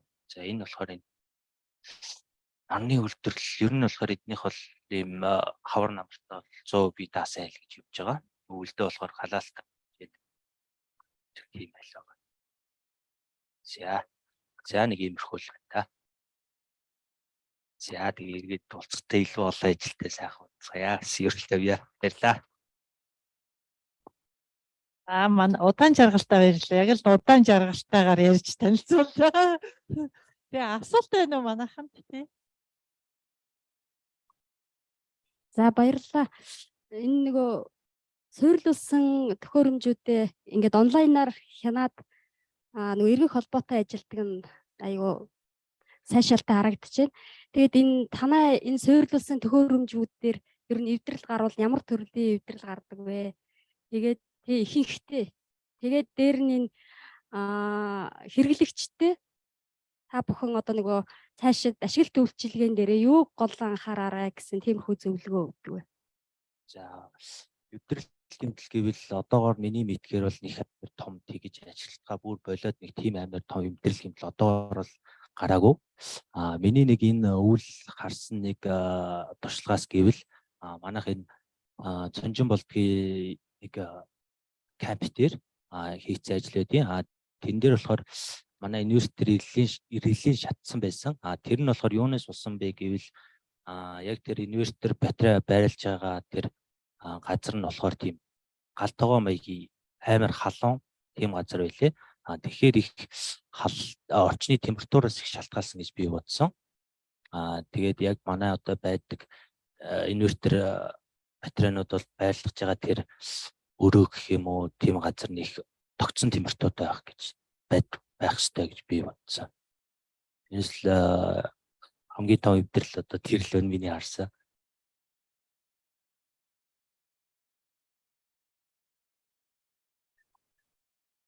За баярлалаа. Тэгээд дахиад нэг юм асуухад ер нь эмнэлэг дээр бас яг ингэж нөгөө одоо Монголын төвшинч гэдэг юм уу те ер нь бол эмнэлэг ингээд яг энэ нарны сэргийгт эрчим хүч ингээд суйрлууд ажиллаж байгаа тийм газар байгаа юу. Яг сайнны байдлаас ингээд харахад мэдээж нөгөө говь бол өөрөө их халуун тийм ээ гэж ингэж харагдлаа. Цонжин болдог гэхлээр бас манай бас миний ажиллаж байгаа газрын тийшээ юм шиг байна. Мэдээж гашуур тасганы хувьд бол нөгөө гол мөрөн тий ойрхон байдаг учраас ерөнхийдөө бас агарын хувьд болж байгаа сэрүүхэн талтай байдаг. Тэгэхээр яг бас энэ талыг нэг эмнэлэг гэдэг байгаа нь бас нөгөө манай эмнэлэг бас өчигдрээс эхлээл яриад байгаа тий нөгөө ингээ шинэ эмнэлэг ингээ баригдах байгаа гэх тий. Тэгэхээр өнөөдөр бас бид нар ингээ нэгэнт Монгол улсын энэ нарны эрчим хүч гэдэг бол 200-аад гэж түрүүн бас нэг мэргэжилтээ хэлсэн. 200-аад тоног нь гэхлээр 200 тоног нь ингээд нар их бас тусдаг тийм судалгаатай байдаг юм байна. Тэгэхээр бид нар бас эмнэлгийн хувьд ингээд цахилгаанд их мөнгө өгж байгаа хооронд тэр нарныхаа сэргийгт эрчим хүчийг ядаж жилийн 3 удирдалтаа хэрэглээд өвлөр нь одоо мэдээж бас хөвдөм энэ төр байдаг юм чин тэр нөгөө цахилгааныхаа талын юм ингээд хэрэглэх юм бол эмнэлэгт маань ядаж цахилгаанд их хэрэглэгдэж байгаа мөнгөөр тоног төхөөрөмж тий машин унаа байдаг юм уу тэгээ бас ажилчдаа ингээд сургалтанд амруулах чадварчлах тийм юм хийгээд явбал бас нэмэртэй юм болов гэд бодож байлаа. За манайхаар одоохондоо бол эмнэлэг дээр хийгдсэн ажил бол байхгүй байгаа. Гэхдээ бол эмнэлгийг бол 100% хангах боломжтой гэж би үздэг. Эмнэлэг бол ялчгүй тогны хэрэглээ маш өндөр. Мэдээж тогн тасалдах байх хэрэгтэй. тийм алтан байгууллага. Тэгэхээр энийг бол 100% нараар шийдэх боломжтой гэж үзэж байна. Маш их баярлалаа. Энэ нөгөө нэг арчилгаа засвар үйлчлэг аягүй чухал гэдээ эднэр яриад байгаа шүү дээ тий. Тэгэхээр танах тэрийг хэдэн жилийн хугацаанд хариуцдаг вэ? Тэр зардлаа нөгөө нэг угсралтынхаа юунд шингээгээд захиалагчаас авсан байдгүй яадаг вэ гэсэн. За манайх бол арчилгаа тавталгааг бол бид нар бол өөрсдөө хийдгүү. Ямар нэгэн гэмтэл садал гарсан үед бид нар эндээс өөрсдөө хянаад энэ дээр гэмтэл садал гарвал бид нарт өөрсд мэдээлэл ирдэг, мэйл ирдэг. Тэрний дагуу бид нар очиж засвар үйлчлэгийг хийж очих шаардлагагүйг бид нар шууд энэ Lux Power гэх мониторингийн юунаас өөрсдөө хийчихдэг. Ямар ч байсан одоо тэгээд засвар үйлчлэгийн дээр болохоор бид нар тэгэж очсон, ингэж очсон гэдэг тэр болгон мөнгө нэгтгэв. Бид нар яг анх хөрөнгө оруулалтын дээр 10 жилийн бодлого өгье ярьсан. Тэрэн дээр ер нь бол өртгөө шингээсэн гэсэн. За юу танах газар дуулга өөрсдөө хийж өгдөг үү? Газар дуулга тусдаа байдгүй. Газар дуулга бид нар ихэнхдээ өөрсдөө хийдэг. Байгууллага шээ юун дээр орон сууц шээ одоо барилгын дээвэр мэвэр дээр хийсэн харигдсан барилга дээр хийхэд барилга мэдээж газар дуулгатай байгаа. Тэр газар дуулган дээр бид нар өөрсдийнхөө юмнуудыг газар дуулгаар холбочдөг. Газар дуулгагүй бол бид нар өөрсдөө газар дуулгыг хийж өгдөг. Сая одоо бид нар өнөөдөр хичээлээр гарч ирээд байна тий. Хэрэглэгчийн заавар мануал байгаа. Англи, монгол хоёр хэлтэй мануалтай. Хамгийн их одоо хүндрэл үүсдэг зүйл чинь бол системийн ямар хэсэг вэ? Компонентууд дотроос тий. Одоо энэ хамгийн их хэцүү нь бол одоо энэ яг хотын завхуудаар айлууд хийлгсэн. Тэгвэл манайх ихэнх юугаа дандаа энэ сүлжээтэй хослол хибрид буюу 3 систем хослолмол гэж явж байгаа. Батарей, нарны хөөсгөр, сүлжээ гэсэн 3 зүйл хослолж явж байгаа. Тэрний дундаас энэ сүлжээтэй хослохоор сүлжээний доголдол маш их гардаг. Тэрний дагуу бид нар дээр маш их мэдээлэл мэйл ирж яадаг. Тэр нь жоохон хүндрэлтэй байдаг бид нарт. Сүлжээний доголдол маш их хүч хотын завхуудаар буржуулагч трансформатор тавьж болох л баг. Тэр мөрийн тэгээ төрөөс л хүмүүс яаж байгаа шүү дээ. Бид нар бол тэр мөрийн бол тэгээд та нарыг гэвэл бидний удирдлагаар тэгэж явна гэсэн юм бол байхгүй. Апгрейд систем дээр ихтэй хүндрэлүүдээс юу вэ? Апгрейд бол ер нь бол боломжийн хамгийн ер нь ашигтай л апгрейд байгаа. Гэтэ апгрейд чинь нэг шөнийн хэрэглээгээ хязгаарлахгүй бол шөнийн одоо хэрэглээнд одоо халаалт явдаг айлбал халаалт явна. Тэрийг халаалтын эрчим хүчийг батарейнаас гаргана гэхээр өртгөн маш их өндөр болдог байхгүй. Тэгэхээр апгрейдийн хувьд бол батарей их томорчих гэдэг сул талтай. Батарей томорохоор өртгөн анхны хөрөнгө оруулалт ихсээд явна гэсэн. Батарейны оронд өөр санал болгох шийдэл байхгүй тэр тохиолдолд апгрейд дүү байхгүй шүү дээ. Орой нарт буулаа батарейтай. Орой нар буулаа тэгэл батарейгаараа явна л гэсэн үг шүү дээ. Апгрейд өөр юм байхгүй шүү дээ. Ямар ч байсан сүлжээнээс ямар ч байсан гэж батарейгаа шахна гэсэн ойлголт байхгүй учраас юу хэмдэ нэг хэрэглээг нь багасгах тий хэрэглээгээ бол өөрсдөө хянана гэж бид нар угсаа маш их зөвлөгөө өгдөг байхгүй юу? Ихэнх хэрэглээгээ өдөр нартай цаг хий. Оройн хэрэглээгээ танай одоо байнга чухал юмнууд ажиллаж явах хэрэгтэй. Гэрэл хөөргөгч өөр юу гэдгийг зааны зурагт тиймэрхүү байнга нэг хэрэглээтэй юмнууд байдаг шүү дээ. Тийм юмнуудаа явуулаа гэж байнга зөвлөдөг. Demand side management гэдэг тий. Хэрэглэгч талынхаа хэрэглээгээ өдөртөн зохицуулах ажил. Тий.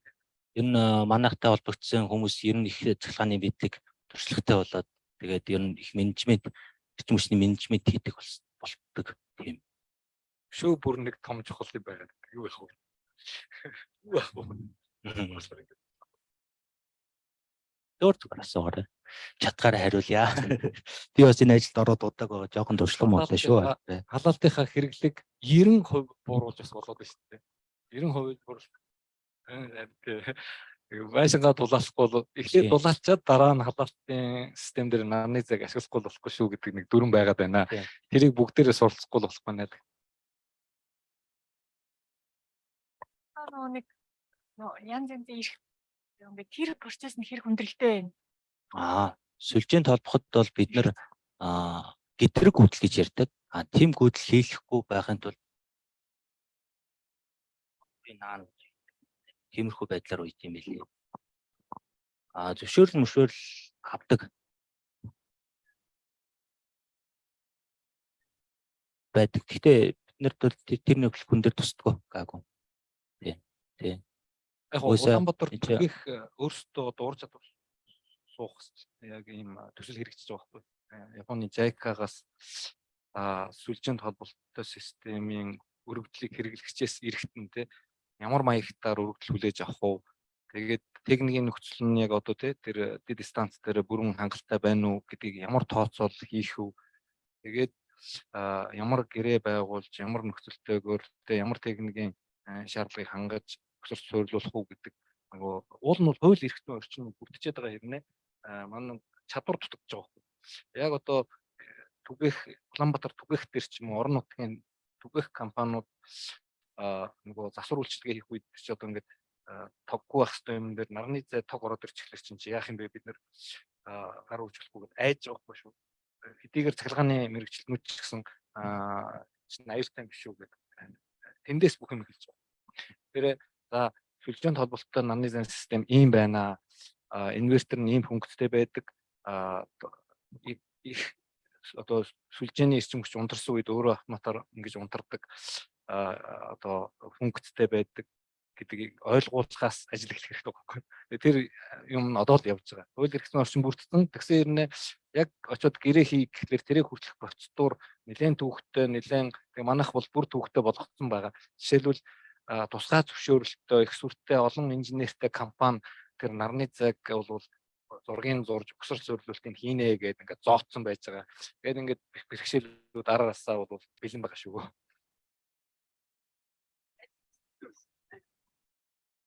За.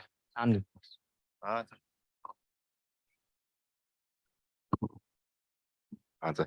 Би нэг асуусан. Зүгээр яг түрүүс сонсч хаад хибрид буюу нэг хослон системтэй аж ахуйн нэгжүүд хэлэм байж тээ. Эдний одоо энэ нарны систем тавиулж байгаа гол шалтгаан юу вэ? Хүчлийн уналт байгаад байна уу? Заавал тэр тогтмол байх хэрэгтэй гэсэн шалтгаанаар тавиулж байна уу? Эсвэл одоо зүгээр үгүй нийгмийн хариуцлага гэх юм нэр хүндээ сайжруулах гэдэг юм дээр хүрээнд хийж байна.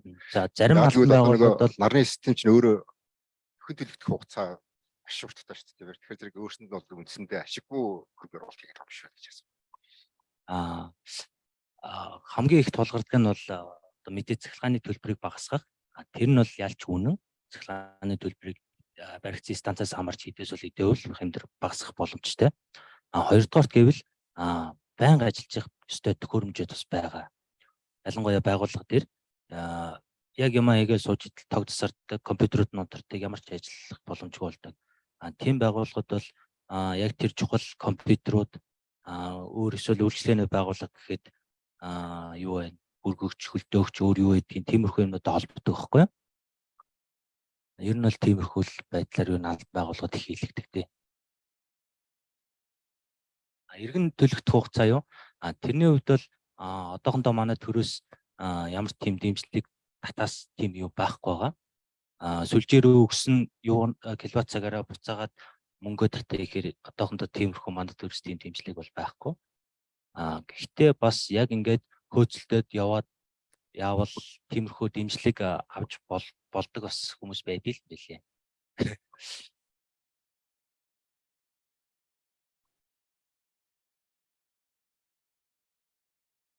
За өөр асуулт байгаа. Ногоон зээл байгаа. Эцтас. За бүгдэнд нь баярлалаа.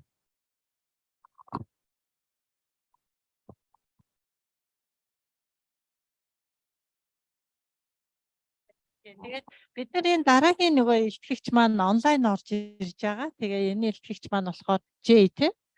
J ярих гэдэг бол юу вэ гэхээр манай нүүбийн хүүхдийн сан бол Монгол улсын нэг эрүүл мэндийн байгууллага дээр миний одоо эрчим хүчийг ашиглах боломж байна уу гэх үнэлгээ хийгдсэн байгаа. Бидний үр дүнгээс танилцуулна тийм үү? За баярлалаа.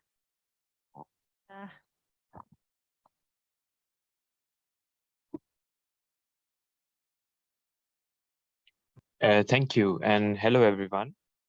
Nice to see all of you. So this is Jay, and I'm working with UNICEF as I was introduced. So I'm working with the health team that are based in Copenhagen as part of the programs group. And as some of you would be aware that early this year, we conducted assessments in health facilities of Mongolia. So we reached out to 40 health facilities. And today I'm going to present to you some of the key findings from that assessment and also introduce all of you to the health facility solar electrification program that is supported by UNICEF. So just give me a second. I would try to share my screen.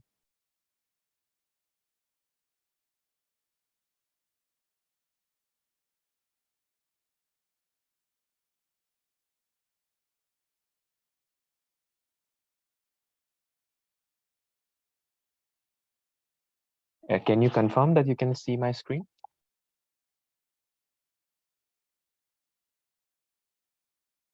Jay, yes, we can see it, but you could maybe switch to the show your other screen.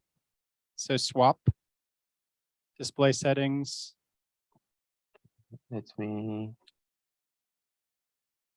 move your mouse to where it says display settings on the secondary screen. The top. Display settings. Right? Okay, here? Yes, and swap. Okay. Now it's Click. better? Click swap. Perfect. Thank you. Okay, so I will just give you the introduction of the health facility solar electrification and what UNICEF is trying to do. So first of all, the background. So as you're all aware that UNICEF has been installing solar direct drive refrigerators in last mile health facilities. And in the past 5 years, UNICEF has installed up to 80,000 solar direct drive refrigerators with an investment of up to $400 million US. So that is quite a significant number in terms of installations and in terms of investment. So now the idea is that since we are already reaching out to the last mile health facilities with solar power, so instead of just focusing on the vaccine fridge, we want to add other equipment as well and have a solar system that can power Jay, any can you health. hear us? Yes, I can hear you. Sorry, I think we lost you. Sorry, can you hear me now?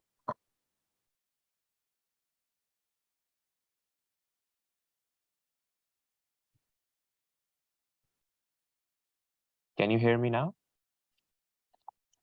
Yes, we can hear you now. Okay, I perfect. think there was something wrong with the internet connection. Okay, sorry, apologies. So just to give the basics, so these are the numbers that you see on the screen. And this initiative is supported by UNICEF Supply Division. So UNICEF Supply Division is the one that does the procurement for both the solar fridges and also for the solar equipment. So what are the targets that we have set up? So we are talking about target of 4,000 health facilities by 2025, and then scaling it up to 30,000 health facilities by 2030. So those are the HFSE targets, and these are the countries that have registered interest in the project. So what is the impact of the health facility, the solar system at the health facility? Basically, the solar system would be able to power the lights. It would be able to power the vaccine fridge, any medical diagnosis equipment, newborn care equipments. Then if there are staff houses, then basic light and power to staff houses, any sterilization needs, and any water and ventilation needs. So such a solar system, as you can see, would be able to cover all the needs at the health facility. So what are the components of the solar package? So we have two sides. The first is the generation side, where we have the panels, inverters, controller, batteries. нөгөө сууга 0 дээр тааруулбал монгол орчуулга явах юм шүү.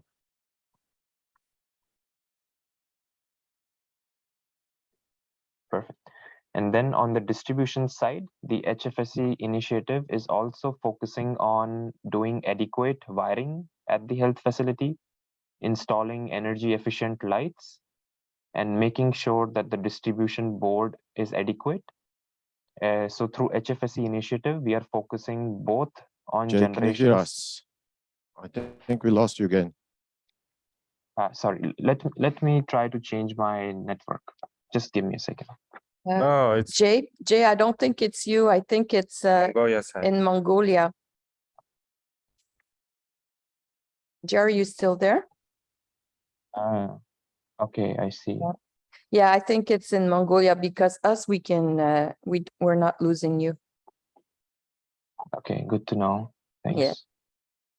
And I think as well, he asked people that don't understand English to use the interpreter other channel. So maybe give them a few minutes. Yeah. Thank you.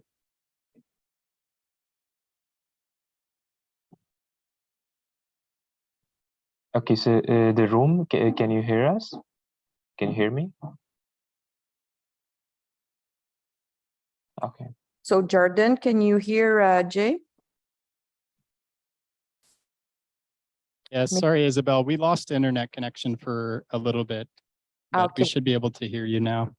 Okay, do you want Jay to go back onto a slide or Just maybe one slide back and continue from there. Thank you.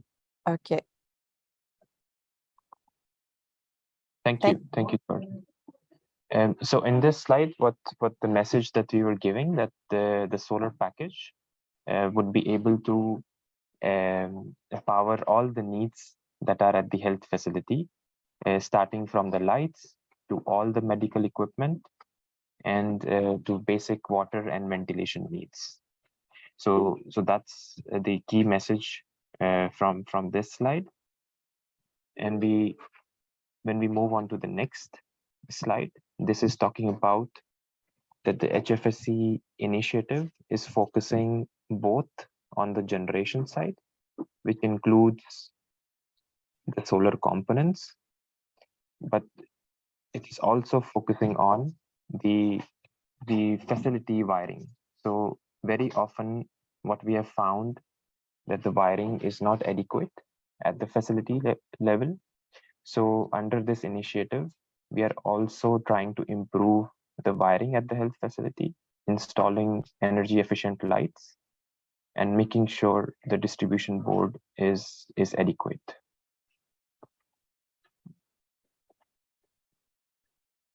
So just wanted to show all of you some of the photos of how the package would look like. So the supply division package that you see on the screen is a pre-assembled cabinet. So everything would come assembled in a cabinet. This would make it easier for installation. And then we are also following a turnkey solution. That means it's a plug and play. You can just take the cabinet and panels to the site and easily connect it to your health facility. So it's a plug and play solution. And then lastly, it's a modular approach. So you can easily increase the size depending on the facility needs. And then this package is also very easily adjusted to the country's context. So for Mongolia, what I hear, they have cold temperatures, so these products can be designed in such a way that it can be easily installed in any climatic conditions. These are some of the projects that are in pipeline, that are being supported by the Health and the Supply Division. And as you can see at the moment, we have quite a good demand from all across the regions. So now focusing specifically on the Mongolia assessment. And in Mongolia, we assessed about 40 health facilities. This is the locations of the facility that are spread across the Mongolia, as you can see on the screen. And all the facilities that we assessed are SOM level health centers. I would quickly talk about this slide. So the methodology that we followed, that we assembled a group of assessors, and the data was collected using a template, a questionnaire. Then after the analysis of the data, we are showcasing these results. So the first chart that I would like to show you is about the catchment population of the health facilities that we visited. So the average catchment population that we observed was about 4,216. So you can see that there are some variations, but on and whole, most of the health facilities have a similar catchment population. So they are of a similar size. Now, if we focus on the energy supply status of these 40 health facilities, then 100% of them were connected to grid. None of them had a solar system. About 50% of them, so 20 of these facilities had a generator. And of those facilities which had a generator, 95% of the time the generator was working. So that was the key findings in terms of energy supply. So basically all these health facilities had a source of electricity. And in terms of the electricity issues, so what we found that at these facilities, they reported on an average 7 hours of load shedding or power outages. So you can see that's quite an interesting number, that at these 40 facilities, they had electricity issues and they reported about 7 hours of power outages. So those are the key energy supply situation. And now moving on to the infrastructural findings.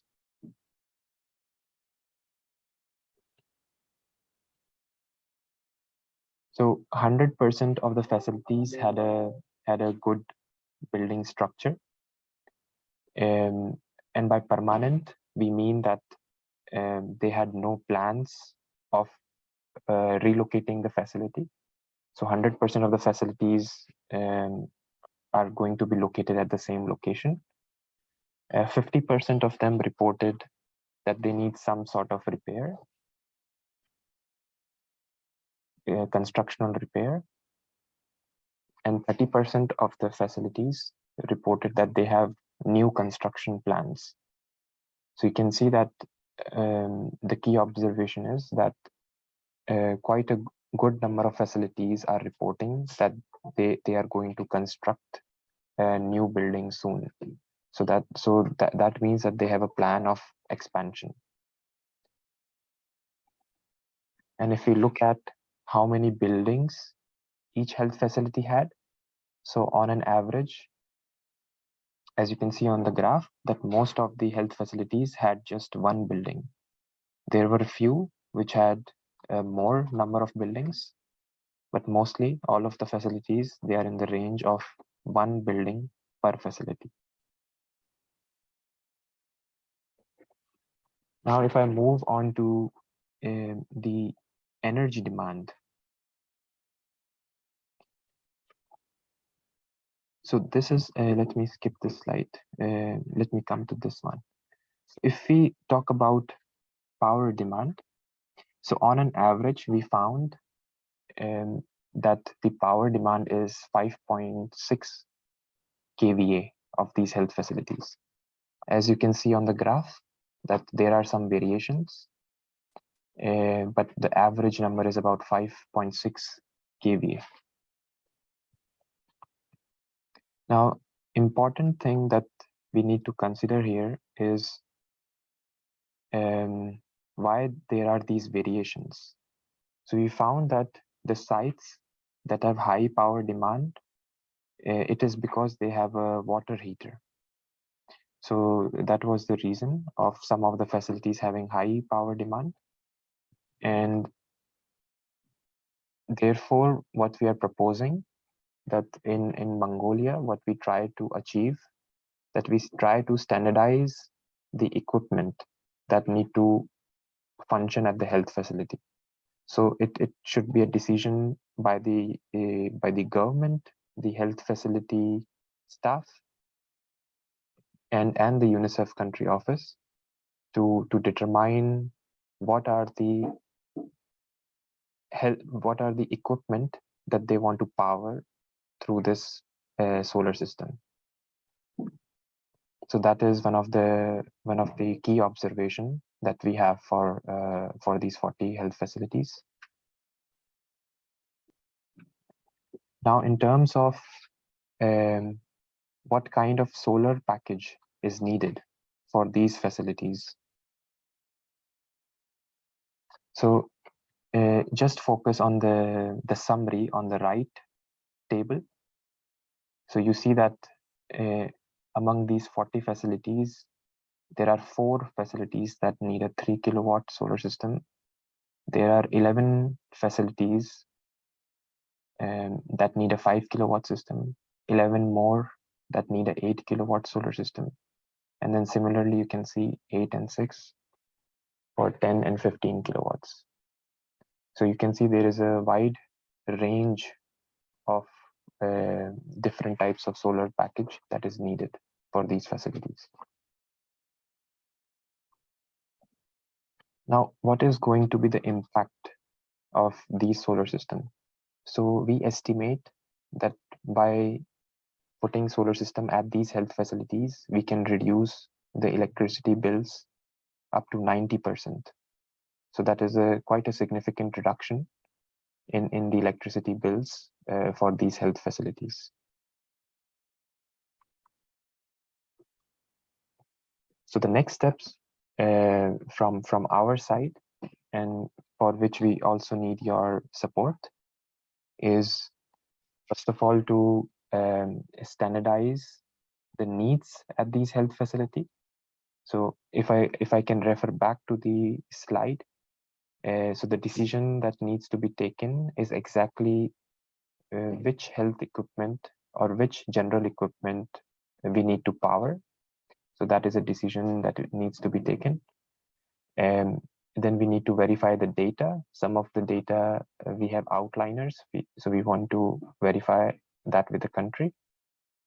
And then once we do that, we would be able to cost the entire intervention and then develop an investment case to seek for funding.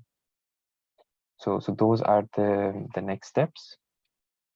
And these are some of the photos that we received from the assessment.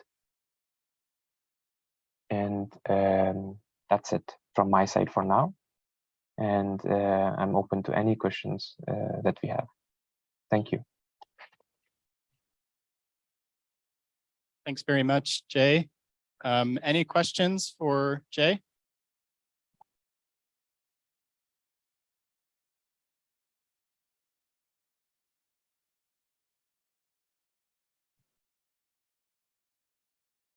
Thank you very much, Jay. Thank you. За их баярлалаа. Тэгэхээр нөгөө төвшний эмнэлгүүд байх шиг байна тий. Төчөөд эмнэлгийн төрөвчлсөн үнэлгээ юм байна гэж бодлоо тий. Асуулгын замаар ингээд судалгаагаа авсан.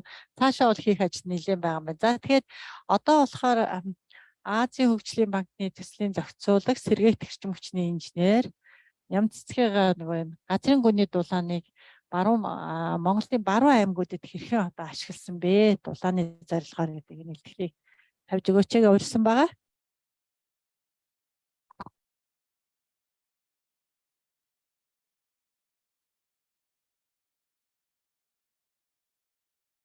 За та бүгдэд энэ өдрийн мэндийг хүргэе. Би эрчим хүчний яамны сэргээгт эрчим хүчийг нэмэгдүүлэх төслийн хөрсний дулааны системийн инженер байгаа. Нямц гэж хүн байна. За өнөөдөр төслийнхаа яг одоо хэрэгжиж байгаа төслийнхаа танилцуулгыг та бүгдэд танилцуулъя. За тэгэхээр манай төслийн хүрээнд бол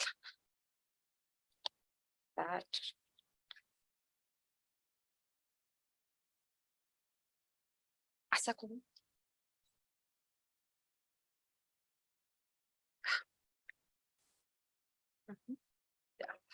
За манай төслийн хүрээнд бол баруун 5 аймагт одоо яг үндсэн зорилго нь нийтдээ 10,000 м квадрат талбайг хөрсний гүний дулааны насосоор одоо халаанаа гэсэн зорилт тавьсны үндсэн дээр 5 газар хэрэгжүүлж байгаа. За нэгдүгээрт бол Ховд аймгийн Жаргалан сумын 1500 м квадрат талбайтай 2 давхар цэцэрлэгийн барилга байгаа.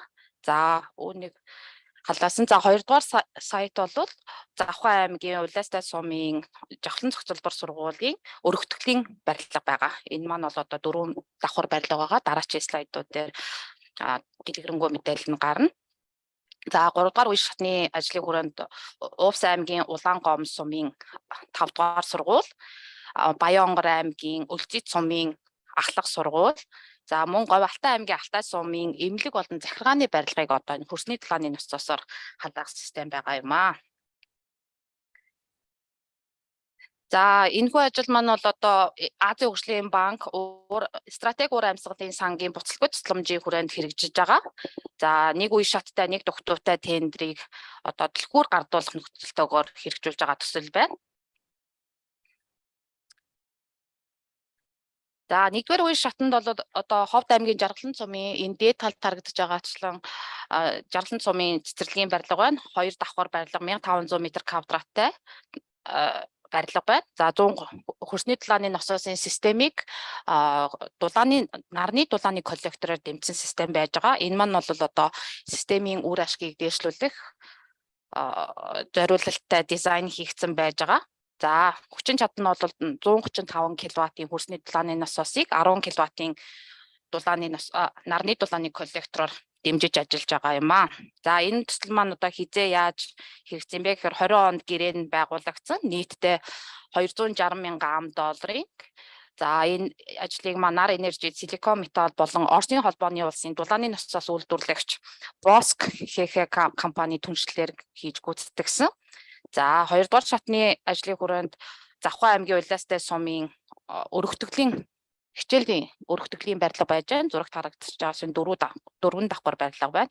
За үүнд бол 110 кВт-ийн 110 кВт-ийн хөрсний дулааны насосыг 25 кВт-ийн нарны дулааны коллектороор дэмжсэн системийг суурилсан байж байгаа. За өнгөрсөн сарын 5-ны өдөр улсын комисс хүлээгээд одоо улсын комиссийн үүрэг даалгаврын биелүүлэн явж байна. За нэгдүгээр шатны ажлын хүрээнд Ховд аймгийнх бол одоо ашиглалтанд ороод 1 жил болж байна. За ашиглалт засварлуулалтын нөгөө хэрэгжүүлснээс хойш 2 жил бол тухайн гүйцэтгэгч компани маань энэ ажлыг авч явдаг байгаа. Тэр үе хугацаанд явж байна гэсэн үг. За 3 дугаар шатны ажил яг одоо хэрэгжиж эхэлж байгаа. Увс аймгийн Улаан гомс сумын 5 дугаар сургууль. Энэ хамгийн дээд талд нь харагдаж байгаа. За дараагийнх нь Говь Алтай аймгийн Алтай сумын одоо зэрэгэлдээ орших 2 барилга байж байгаа. Нэг нь эмнэлэг яг энэ барилгын хажуу талд нь бол одоо захиргааны шинэ барилга баригдсан байж байгаа энэ онд. За энэ хоёрыг бол хөрсний дулааны насосын системээр хангана байна. За 3 дугаар нутг нь болохоор одоо энэ Баянхонгор аймгийн Өлзийт сумын сургууль харагдаж байна. Энэ алаг. За эдгээр маань одоо ямар үе шатндаа явж байгаа юм бэ гэхээр гэрээгээ байгуулсан ажил нь эхлэхээр одоо бэлэн болсон байж байгаа. Энэ дэлгэцэн дээр бол одоо ямар үнийн дүнтэй хийгдсэн гэрээнийх нь үн харагдаж байна. Мөн хүчин чадлууд харагдаж байна. За энэ 5 саяд одоо энэ 5 газар хэрэгжиж байгаа төслийн маань бол ялгаатай талууд нь бол одоо системийн хөрсний дулааны насосын хаалтай болон нээлттэй системүүд гэж байдаг. Эндгээр 5 системийн одоо 1-2 дугаар шатанд хэрэгцсэн систем маань бол өөр. Эхний Ховд аймагт бол одоо ус илрээгүй. Энэ систем маань геотехникийн үзүүлэлтээс нэлээд хамаардаг учраас ус илрээгүй. Хаалтай систем буюу маш олон тооны цооногуудыг өрөмдөх замаар халааж байгаа. Хоёрдугаар шатны Завхай аймагт хэрэгжүүлсэн төсөл дээр ус илэрсэн. Ус дуй илрээд тэндээс бол нээлттэй системээр халааж байгаа учраас одоо энэ хүчин чадлын хувьд болон хөрөнгийн хувьд одоо маш ялгаатай. Нээлттэй систем хэрэгжүүлснээрээ бид бол одоо хямд маш олон тооны одоо цооногийг өрөмдөхгүй учраас арай хямд үнээр босч байна. За би нэг системийн одоо жишээ болгоод арай дэлгэрэнгүй хэрхэн яаж хэрэгцсэн юм бэ гэдгийг харуулъя. За Ховд аймгийн цэцэрлэг бол одоо хаалтай систем байж байгаа. За гүйцэтгэгч нь түрүүлсэнчлэн нар энержи силикон металл бросгийн түншлэл байна. За 261,098,000 $. Хэрэгцэн төсөл байна. Үр гардуулах нөхцөлтэй бүрдсэн. За энэ цэцэрлэг маань одоо яг төсөл хэрэгжүүлэхээс өмнөх зургийг та бүхэн харж байна гэсэн үг. За метр 1500 м2-тай 2 давхар цэцэрлэгийн барилга байгаа. 150 хүүхэд хүлээж авах чадaltaй. Энэ маань бол одоо дэд бүтцэд холбогдоогүй гэр хорооллуунд баригдсан. За хэрэглээний халуун ус байхгүй, халаалт байхгүй, өөртөө зуухтай барилга байсан. За үүнийг бол одоо хөрсний дулааны насосын системээр хангаснаар бид нар одоо эдгээр 150 хүүхэд болоод одоо багш ажилчдыг хэрэглээний халуун усаар хангахаас гадна бас дулааныг хангаж байгаа. Энэхүү систем нь бол одоо Монгол сурлуулсан одоо нарны дулааны коллектороор хөрсний дулааны насосыг дэмжсэн хамгийн анхны систем болж байгаагаараа онцлог байж байгаа. За нийтдээ 26 ширхэг 100 метрийн гүнтэй цооног өрөмдсөн. Цэцэрлэгийн яг өөрийн эзэмшлийн буюу урд талын тоглоомын талбайд хуулалт хийгээд одоо нэгдүгээр эхлэхийг байгуулсан. За зарим техникийн үзүүлэлтээс дурдах юм бол манай систем маань бол 2 дулааны насостой. За 2 ширхэг дулааны насос маань бол одоо марк 240 100 кВт гэсэн Оросын албаны улсын дулааны насос байгаа. За энэхүү систем ямар онцлогтой байна гэхээр бас одоо 26 ширхэг 100 метрийн гүнтэй өрөмдлөг өрөмдсөн. Тэдгээр бол одоо хуучин бол PVC хоолой ашигладаг байсан бол одоо манай системд зэвэрдгүй ган нэрж уян хатан одоо нэрж хоолой ашиглаж өгснөөрөө газрын гүнд гагнуур хийхгүй мөн өндөр даралтыг төсвөрлөдөг одоо энгийн ажлын биетийг бол 4-5 дахин илүү үр ашигтай ажиллуулах тийм хоолой ашиглан хийсэн байж байгаа. За энд одоо та бүхэнд төсөөлөл өгөхийн тулд одоо зарим зураглалуудыг үзүүлсэн байна. Тоног төхөөрөмж. За цэцэрлэгийн урд талбайд бол 100 метрийн гүнтэй 26 ширхэг цооногийг ашигласан. За өрөмдлөг хийсэн байж байгаа. Эндгээр төслөө хэрэгжүүлэхийн явцад одоо яг Азийн хөгжлийн банкны ямар шаардлагуудыг хангах ёстой юм. За одоо ойр орчимд нь шороо тоос босхгүй үүднээс одоо хамгаалтын хашаа татах. За одоо эрүүл ахуйн булан. За мөн одоо нөгөө тоног төхөөрөмжүүдээ ямар замаар явуулах уу, яаж байрлуулах уу гэдгийг бол одоо ийм организашн хийгээд яг дүрмийн дагуу ингээд ажил гүйцэтгэдэг байж байгаа. За мөн энэ ажиллаж явцдаа бол одоо ингээд хөрсөө урд талын цэцэрлэг бол одоо энд үйл ажиллагаа явж байхад одоо энэ ажил хийгдсэн байж байгаа. Тэгэхээр цэцэрлэгийн хүүхдүүдийг бол одоо өөр халгаар оруулж гаргаад хамгаалтын хашаа татаж байгаа. Одоо урд талын талбайг бол та бүгд харж байна. Бүрэн одоо ингэж хуулж авч жагаад өрөмдлөг хийгээд за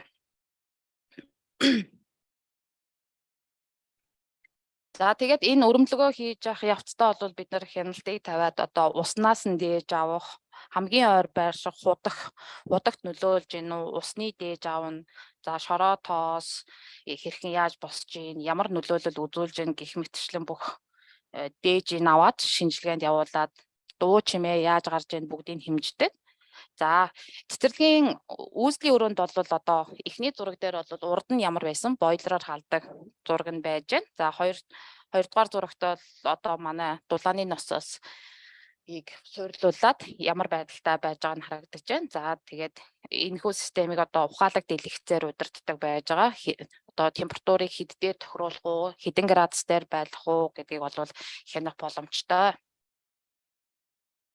За 10 кВт-ийн нарны дулааны коллектор маань бол тус цэцэрлэг маань хавтгай дээвэртэй учраас дээвэр дээр нь байрлуулж өгсөн байж байгаа. За ингэснээрээ энэ маань бол сүлжээний дулааны носоос үйлдвэрлэж байгаа усыг алаахаас гадна цэцэрлэгийн хүүхдүүдийг одоо хэрэглээнийх нь халуун ус гар угаахад зориултай уух бол биш. Хэрэглээнийх нь халуун гар угаахад одоо бүлээн усаар угаах гэх мэтчлэн давуу талуудыг олгож байгаамаа.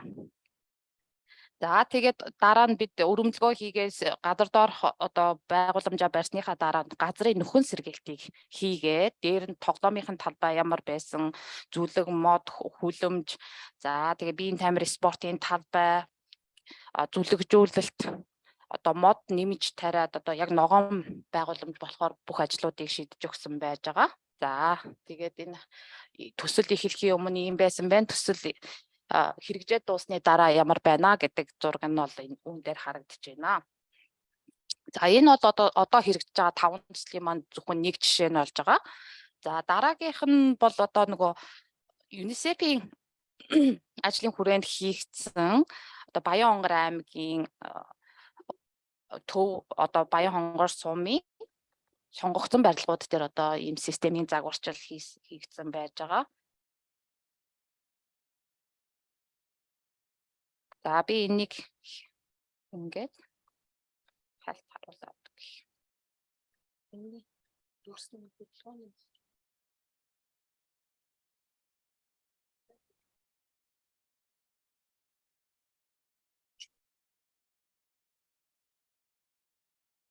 За энэхүү барилга маань бол 11-р цэцэрлэг урд нь байгаа жижиг 2 давхар барилга бол өрхийн эмнэлэг байгаа. Хажуудаа багийн төв болон спорт төвтэй энэ 3 барилгыг хөрсний дулааны насосын систем. Гэхдээ энэхүү систем маань бас онцлог байж байгаа.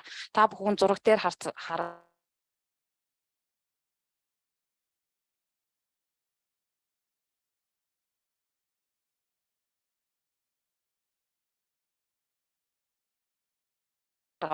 яг энэхүү барилгаас 3 тишээ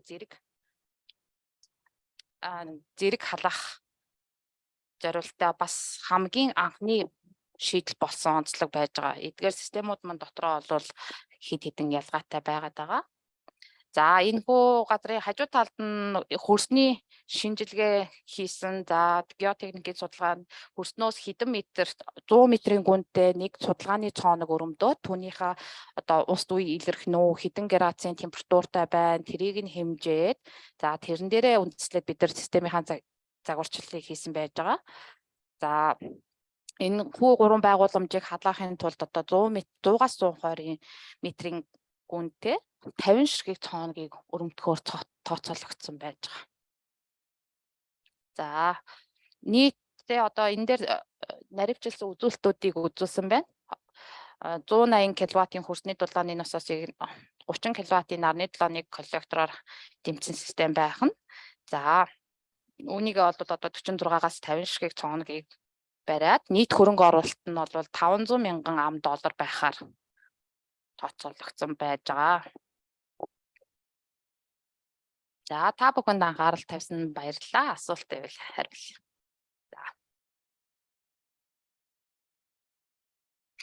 За баярлалаа. Энэ төслийн хэрэгжсэний дараа доктортой байдлыг хангахад одоо орон нутаг цаашид яаж сургууль орон нутаг энэ өндөр технологиг яаж үргэлжлүүлж авч явах вэ? Энэ тал дээр хэрхэн анхаарсан бол тэр талаараа болц. За энэ дээр бол манай дээр ийм арга хэмжээнүүд явагдаж байгаа. За тухайн орон нутаг болгоныг нөгөө Улаанбаатараас яг энэ системийг ингээс жил болгон ингээд яваад жил болгон ингээд одоо жилд хэдэн удаач очих магадгүй шүү дээ. Бид нар бол нөгөө эхлээд одоо програм баталдаг. Тэр нь бол төлөвлөгөөт болон төлөвлөгөөт бус одоо үзлэг шалгалтууд, засвар үйлчилгээний хугацаатай одоо програма батлаа. Түүнийхээ дагуу бол одоо ингээ ажлууд нь бол одоо хэрэгжил дууснаас хойш 2 жилийн хугацаанд бол тэгж хийгддэг. Тэрнээс хойшоо яах вэ гэхээр эрчим хүчний одоо сайд засаг дарга нартай одоо ингээд хамтын ажиллагааны хүрээнд байгуулсан гэрээ байдаг. Тэр ажлынхаа гэрээний хүрээнд одоо эдгээр тоног төхөөрөмжүүдийг цааш одоо хэрхэн авч явах уу гэсэн заалтуудын дагуу санамж байгуулдаг. За тэгээд ашиглалтын зардал гэж энэ дээр гарна. Гэхдээ энэ бол нүүрстэй харьцуулахад маш бага зардал гардаг. Одоо энэ дулааны насосууд маань өөрсдөө цахилгаан хэрэглэх учраас энэ зардлыг цэцэрлэгийн одоо хэрэгжилж байгаа цахилгааны хэрэглэнээс гадна тусдаа бас цахилгаан гарна. Гэхдээ яг бодит байдал дээр ингээд тулгараад ирэхэд тэд нар урд нь хэрэгжилжсэн цахилгаан нас хит ингээ өндөр гарчлаа одоо яах вэ гэд тэгэл гинт сандраад унах ч юм уу тиймэрхүү асуудал үүсдэг. Тэр чинь бол эсэргээр тэд нар одоо орон нутгийн төсвөөс авж байгаа нүүрсэн зарцуулагдах мөнгөө одоо маш их хэмнэж байгаа. За энэ нэг асуудал болж байна. Таны асуусан асуулт болохоор бид нар одоо хэрэгжилтэд явж явах явцдаа орон нутгаас нь одоо дэд бүтц хариулсан одоо үүнтэй холбоотой одоо хүмүүсийг одоо орон нутгаас нь аваад мөн ашиглагч байгууллагт одоо эд хөрөнгө болгон өмчлүүлээд одоо нөгөө хүлээлгэж өгдөг учраас тэр байгууллагаас бол хідэн ч хамаагүй хүнийг нөгөө аваад тэгээд нөгөө яг хэрэгжилтийнхаа явцад дагалдуулаад сургаад энэ бол яг уу нэгэнтээ ингээд суйрлуулж байгаа явц нь бол яг уу ингээд гүйцэтгэгч компани гүйцэтгээ явах хэдий ч дараа нь одоо ингээд ажилуулахад хялбар ерөөсөө хідэн товч дараал одоо яг ингэн тэгнэ ерөөсөө гар ажиллагаа оруулахгүй шийдээд өгсөн учраас тэдэрт бол яг ашиглалт одоо угсархаас нэг ихлэ дагалдуулж сургаад түүний дараа одоо үе шаттайгаар ашиглалтынхаа 2 жил дахин сургасаар л байдаг. Тэгээд за одоо ингээд 2 жил нь дууслаа. Одоо ингээ орон нутагтаа ингээ өмчтөө хүлээлгэж өглөө. За та бүгд одоо энэ системээ цаашаа хүлээлгээд аваад явхад одоо ямар нэгэн орон нутаг бол одоо бид нар хүнээ дутуу сургачжээ дахиад ийм хүнийг сургаж ч гэдэг юм уу тэрэнд бол чөлөөтэй байж байгаа. Аль болохоор л олон хүнийг маш сайн сургаж өгөх л тийм л асуудал байж байгаа.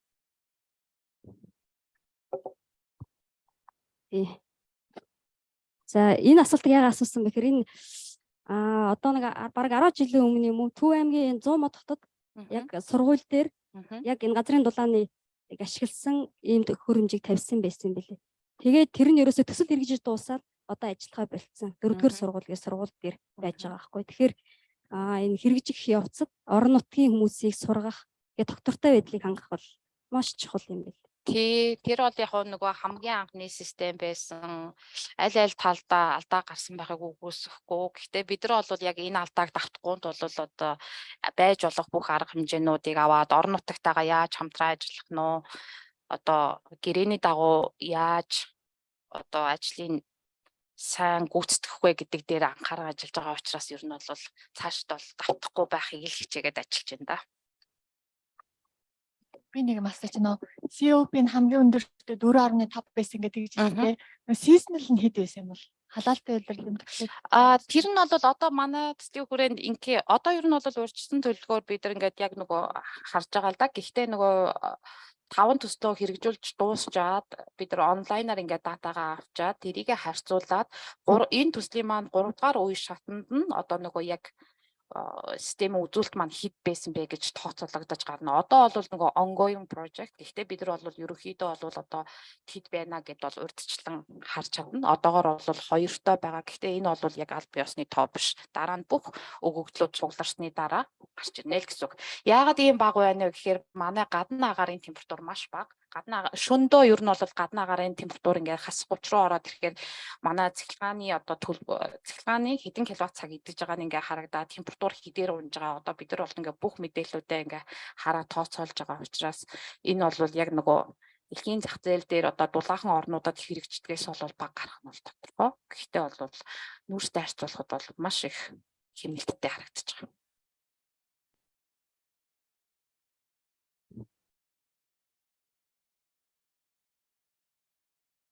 Энэ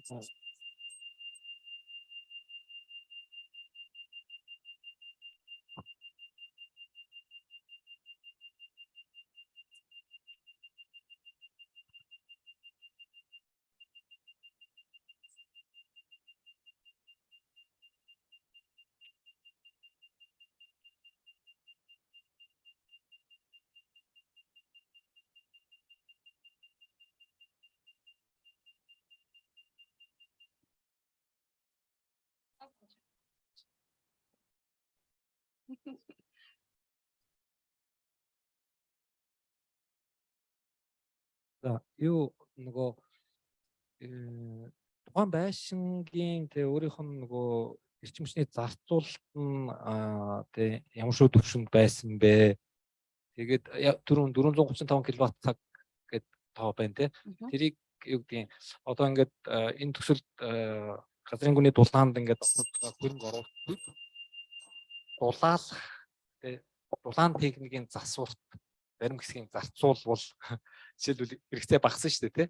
Тэр ингээд харьцуулаад талын жишээлбэл дулаасныхаа дараа өшөө жижигхэн багахан тал цооног усан тийм систем руу оруулбал юу болох байсан бол гэдэг гэж тооцож үзмээр байна л да. Тэгэхээр тиймэрхүү барагцаасан тооцоол байна уу? Жишээлбэл одоо эрчим хүчний хэмнэлт нь хэр одоо манай стандартын тий Б, С гэдэг барилгын зэрэглүүд байгаа шүү дээ. Тэрний аль хавцаа байгаад тэрийг яаж сайжруулах боломж байгаа ч гэдэг юм уу. Тэр талаасаа хөрөнгө оруулалтын үр ашиг талаасаа аль нь дулаалуул ашигтай юм уу? Өөр байж байгаа байшин дээр шууд газрын гүний дулаан тавьбал ашигтай юм уу гэдэг талаас нь жоох барагцаасан тооцоол баримжаа өгөх. Тэгээ энэ бол мэдээж энэ дээр миний слайдн дээр хоёр төрлийн төсөл гарсан. Нэг нь бол баруун бусад хэрэгжиж байгаа төсөл байсан. Нөгөөх нь бол одоо хидроинженерингийн гүйцэтгсэн төсөл байсан. За энэ хоёр төсөл хоорондоо жоохон ялгаатай. Азийн хөгжлийн банкны төслийн хувьд бол энэ нь бол анханасаа барилгын сонголтыг хийхдээ одоо нөгөө үндсэн тавигдсан шаардлагын дагуу барилгын шууд барайл энэ системээ шууд одоо суйрлуулсан биш, анханасаа байсан барилгууд. Гэхдээ тэр нь бол одоо нөгөө барилгын дулаан алдагдал бага байх ёстой гэдэг шаардлагын дагуу аль болох дулаан алдагдал багтай шин. За бидний нөгөө шалгуу тавьж байгаа одоо 7-оос 10 шаардлагат нийцхүйц одоо тийм хамгийн бест барилгуудыг сонгогдож хийгдсэн байж байгаа. Хоёрдугаар төслийн хувьд бол одоо Баян онгорт одоо feasibility study хийсэн төсөл бол одоо зарим нь шин, зарим нь хуучин янз бүр байж байгаа. Энэ нь бол одоо С ангилалд байсан барилгыг одоо барилгын дулааны нөгөө аудит хийгээд С ангилал байсныг ангилал дээшлүүлж Б болгоод дулаалаад дулаасныхаа үндсэн дээр тооцоосон тооцоо нь энд харагдаж байгаа. Тэгэхээр ер нь бол барилгыг дулааснараа дулаан алдагдлыг бууруулснараа манай систем бол үр ашигтай ажиллана. Энэ хэдийгээр одоо гал түлдэг барилга шиг одоо гал түлдэг одоо бойлерын систем нэг 60-70 градус гарахгүй нам температурын технологи гэж байгаа боловч одоо яг тогтмол температураа барьж одоо өдөр шөнийн одоо температурын зөрөөнд тогтмол байснараа яг нөгөө одоо гал түлж байгаа юм шиг адилхан дулаахан байж чадчих нь бол одоо ингээд хэрэгжүүлсэн төслүүд дээр батлагдаад явж байгаа. Өртгөө нөх хугацаа бол мэдээж уртсан T 15 орчим. Гэхдээ яг нөгөө банкны шаардлагыг нөгөө одоо нийцүүлэхийн тулд одоо яг нөгөө optimization хийгээд энэ төсөл болно. Одоо хөрөнгөө нөхөх юм байна гэсний үндсэн дээр хэрэгжүүлсэн байж байгаа. Төсөл болго маань өөр. Жишээ нь одоо улаастын төсөл бол 2хан цоногтой нээлттэй хэлхээтэй систем учраас одоо 7-оос 8 жил. Хаалтай системийн хувьд бол 15 гэх мэтлэнгээр янз бүр гарна. Гэхдээ энэ маань бол хэдийгээр олон жилийн хугацаанд өртгөө нөхөж байгаа гэсэн ч эсэргээрээ одоо байгаль орчинд үзүүлэх тэдгээр хүүхдүүдийн ая тухтай ажиллах, амьдрах боломжийг олгож байгаагаар бол маш давуу талтай байж байгаа. Төсөл хэрэгжүүлэхээс өмнө юу яасан? Системүүд харьцуулдаг шүү дээ ашигтай гэдэг. Тэр нэг агаар усны дулааны насаасыг харьцуулсан бол энэ болохоор нөгөө манай төсөл чинь 17 онд хэрэгжсэн. Тэгээд 18 оноос эхэлсэн. 17 онд нөгөө technical assistant буюу хамгийн ихнийх нь төсөл нь бодогдчихсан байдаг. Гэхдээ тэр үед бол ингээд манай төсөл хэрэгжүүлэх нэгж байгуулахаас өмнө технологийн сонголтууд ингээд feasibility study дээр хийгдсэн байдаг. Гэхдээ агарын дулааны насаасыг бол авч үзээгүй байдаг. Ер нь бол авч үзээгүй байж байгаа. Яагад гэвэл тэгээд яг дараа нь бол яг сайт болгон дээр ингээд 100 метрийн гүнтэй одоо нөгөө судалгааны цооногууд авч үзсэн. Гэхдээ тэр бол нөгөө Монгол орны та бүгдийг мэдж байгаа хамгийн хурдан бусад тий Улсын улаан гом, за завхан гэх мэтчлэнгээр маш мэдээжээр одоо тэнд бол яг тухайн үед бол авч үзээгүй сонголт байж байгаа. Яг дараагийн удаад бол одоо бол агаар усны дулааны сууч нь одоо хас 30 градус хүртэл ажиллаж чадна гэдэг байгаа учраас сайжраад яваад байгаа цаг хугацаа өнгөрөгдсөн. Тэгэхээр удахгүй ер нь бол энэ технологиуд ингээд демонстрашн болоод явнаа гэж бодчих. За би нөгөө эмнэлгийн барилгаас авах гэсэн. Гоёлтой аймгийн Алтай сумын эмнэлэг гэж байна.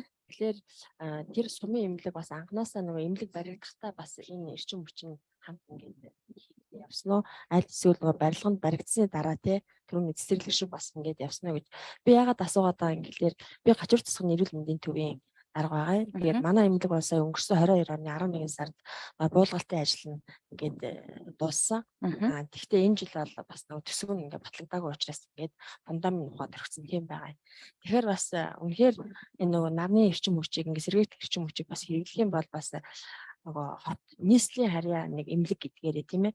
Манай эмнэлэг чинь бас нэг дүүргээс нийслэлээс бас ингээ зайдуу аслагдмад тэг бас нэгэн хүүтэн сэрүүн байдаг. Тэгэхээр Алтай сумын эмнэлэг болохоор бас ингээд яг нэг тасралтгүй ингээд нөгөө дөрөв удиралд ингээд хангагдаад явдггүй тийм ээ.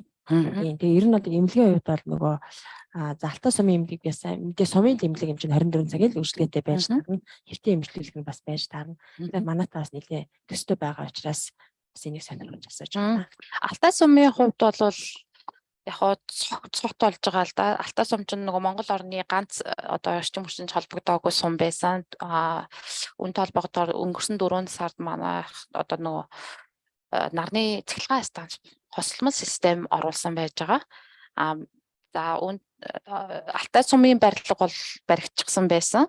За ингээ Алтай сумын одоо ингээ цахилгааны шийдсэн одоо дулаан дээр нь бол эмнэлэг нь бол баригдсан хуучны барилга. Хажуудаа түрүү нөгөө өргөтгөлийн барилга гэж энэ зурган дээр харагдахгүй байсан. Энэ арай жоохон хуучны зураг. Гэхдээ өргөтгөл нь бол шинэ. За хажууд нь баригдсан захиргааны барилга бол шинэ. Гэхдээ ер нь бол бид нар баригдсан хуучин барилга дээр аль болох одоо сум орон нутагтай нь ярилцаад нөгөө барилгын дулаан алдагдлын одоо өөртөөр нь дулаалуулчаад за тэгээд дээр нь бол системийг суйрлуулна.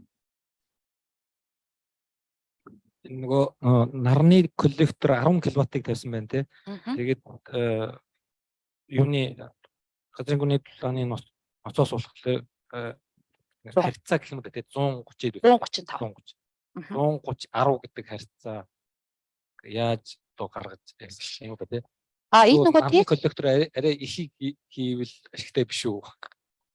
Яг энэ төслийн маань үндсэн зорилго бол хөрсний дулааны насосоор ажиллах байсан учраас яг тэр тэдгээр хүчин чадлууд бол ялгаатай байгаа. Гэхдээ ер нь бол нарны дулааны коллектороор хэдий хэмжээтэй энэ системийг дэмжиж чадах юм бэ гэдэг бас хувь үзүүлэлт байж байгаа.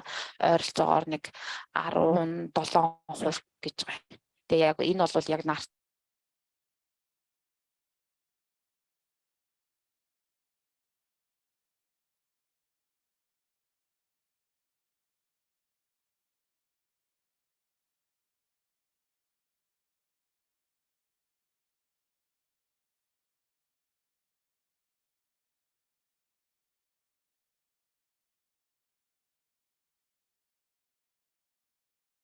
хамгийн үр дүнтэй хувилбарууд нь л одоо энэ сонгогдсон байж байгаа хувилбарууд. Нарны дулааны коллектороор тэдний хувийн дэмжээд одоо нарны дулааны коллектор тавьснараа бид нар өрөмтгийнхаа тоог цөөлж чадчих байгаа байхгүй. Тэгэхээр нөгөө хөрөнгө оруулалтаа бас багасгаж чадчих гэсэн үг. Тэгэхээр бол хамгийн боломжит хувилбаруудыг энэ тавьсан байж байгаа.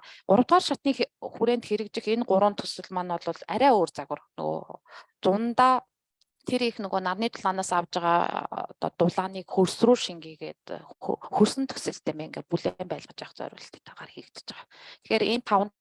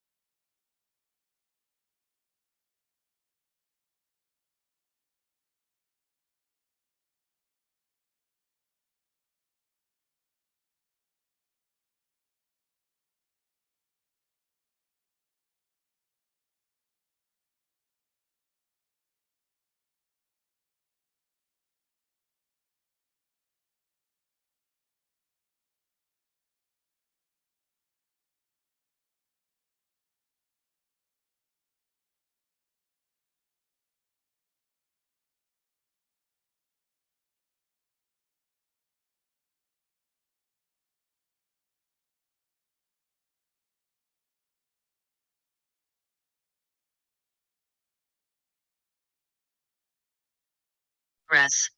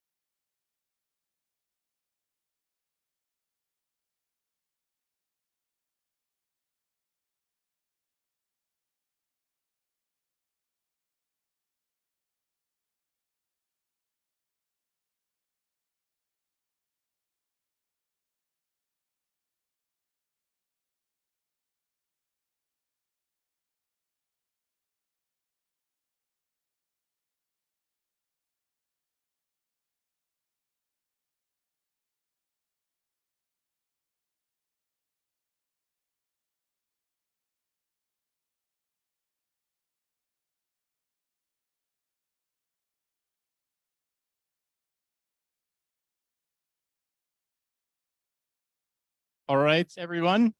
If we can come back to our seats, we're going to get started again.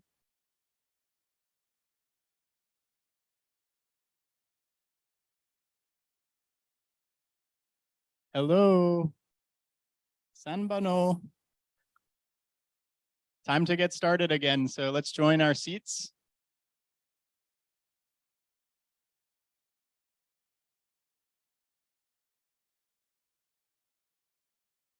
And the next presentation will be in English. So you need your translator and earphones for this.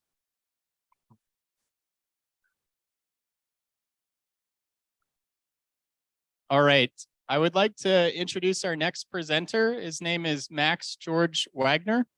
He works for an organization called Enensis. They're an engineering research company based in Germany. Max is a rural electrification expert, and he has been working with UNICEF on the East Asian Pacific Regional Solar Market Assessment. So Max, I'll turn it over to you, and we'll hope that the technology works well with us. Take it away. Awesome, thanks. Just checking you can hear me okay? And you can see the first slide here. Yes. Great, great. Well, good afternoon, everyone. Thanks so much. I just caught the last part of the previous presentation, but it sounded super interesting. So yeah, curious to kind of make this session a little bit interactive also, and hope to get some of your experiences and some of your knowledge on solar electrification. Yeah, so I'm going to take the next 30 minutes or so to share with you what Enensis has been doing as part of our support on the Solar Hub, in particular some of the headline messages of our regional report, which I'm going to start off with, and then delving into the electrification of education facilities more specifically, and what tools you might use to figure out the electricity demand of facilities, appropriate PV system, and costs involved, etc. So yeah, so it's split up into two parts. The first part on this regional market assessment, and the second part more specifically on education electrification. So as already mentioned, Enensis was brought on board end of last year to carry out a assessment on the solar market within education, health, and WASH in the East Asian Pacific region. And the approach taken here was to begin with a wide-ranging data collection. Yeah. Sorry to interrupt you. No worries. I think there's just some internet connectivity issues. No problem.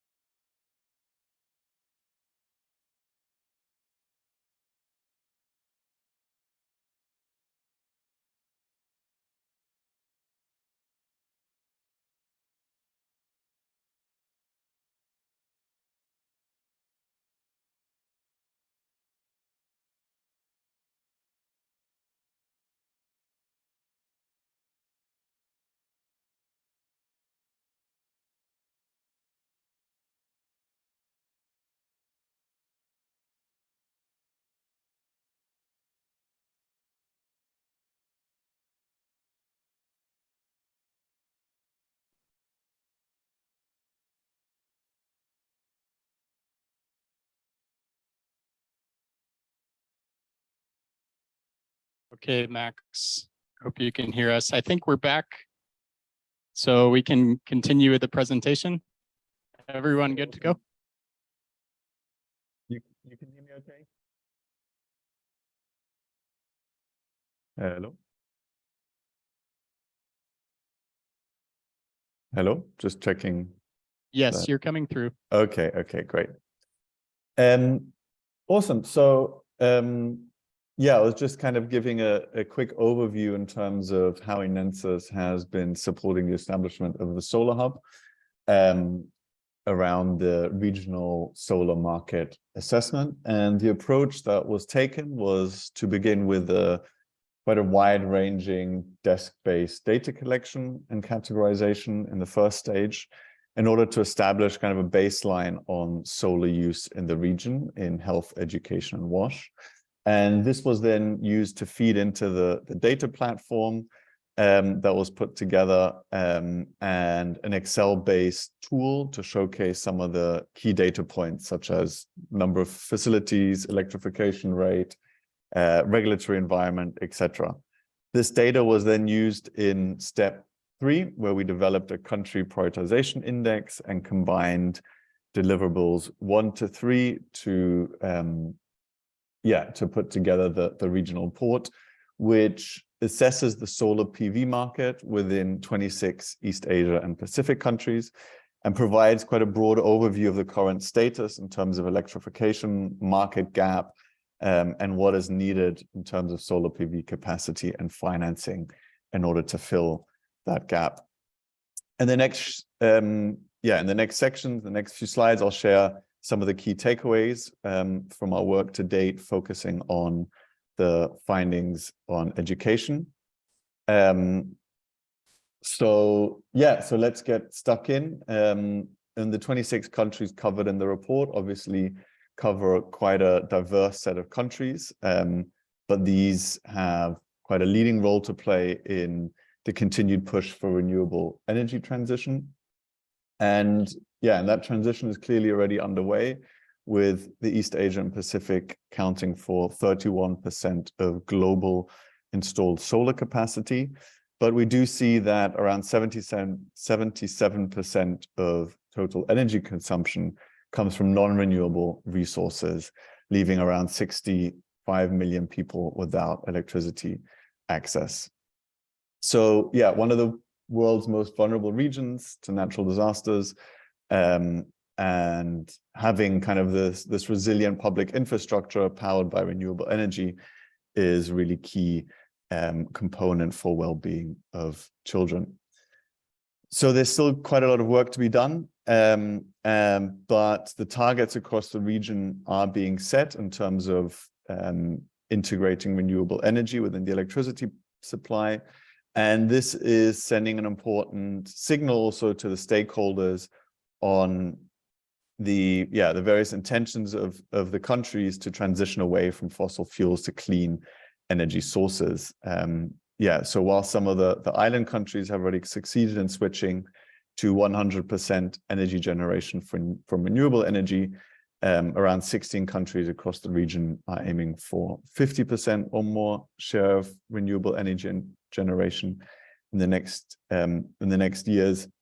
Smaller countries have more ambitious targets, might be slightly easier than some of the larger ones, such as Thailand and Indonesia, with more modest targets. I know PNG should be here on the right-hand side with the Pacific Islands, so it's a small correction for the presentation.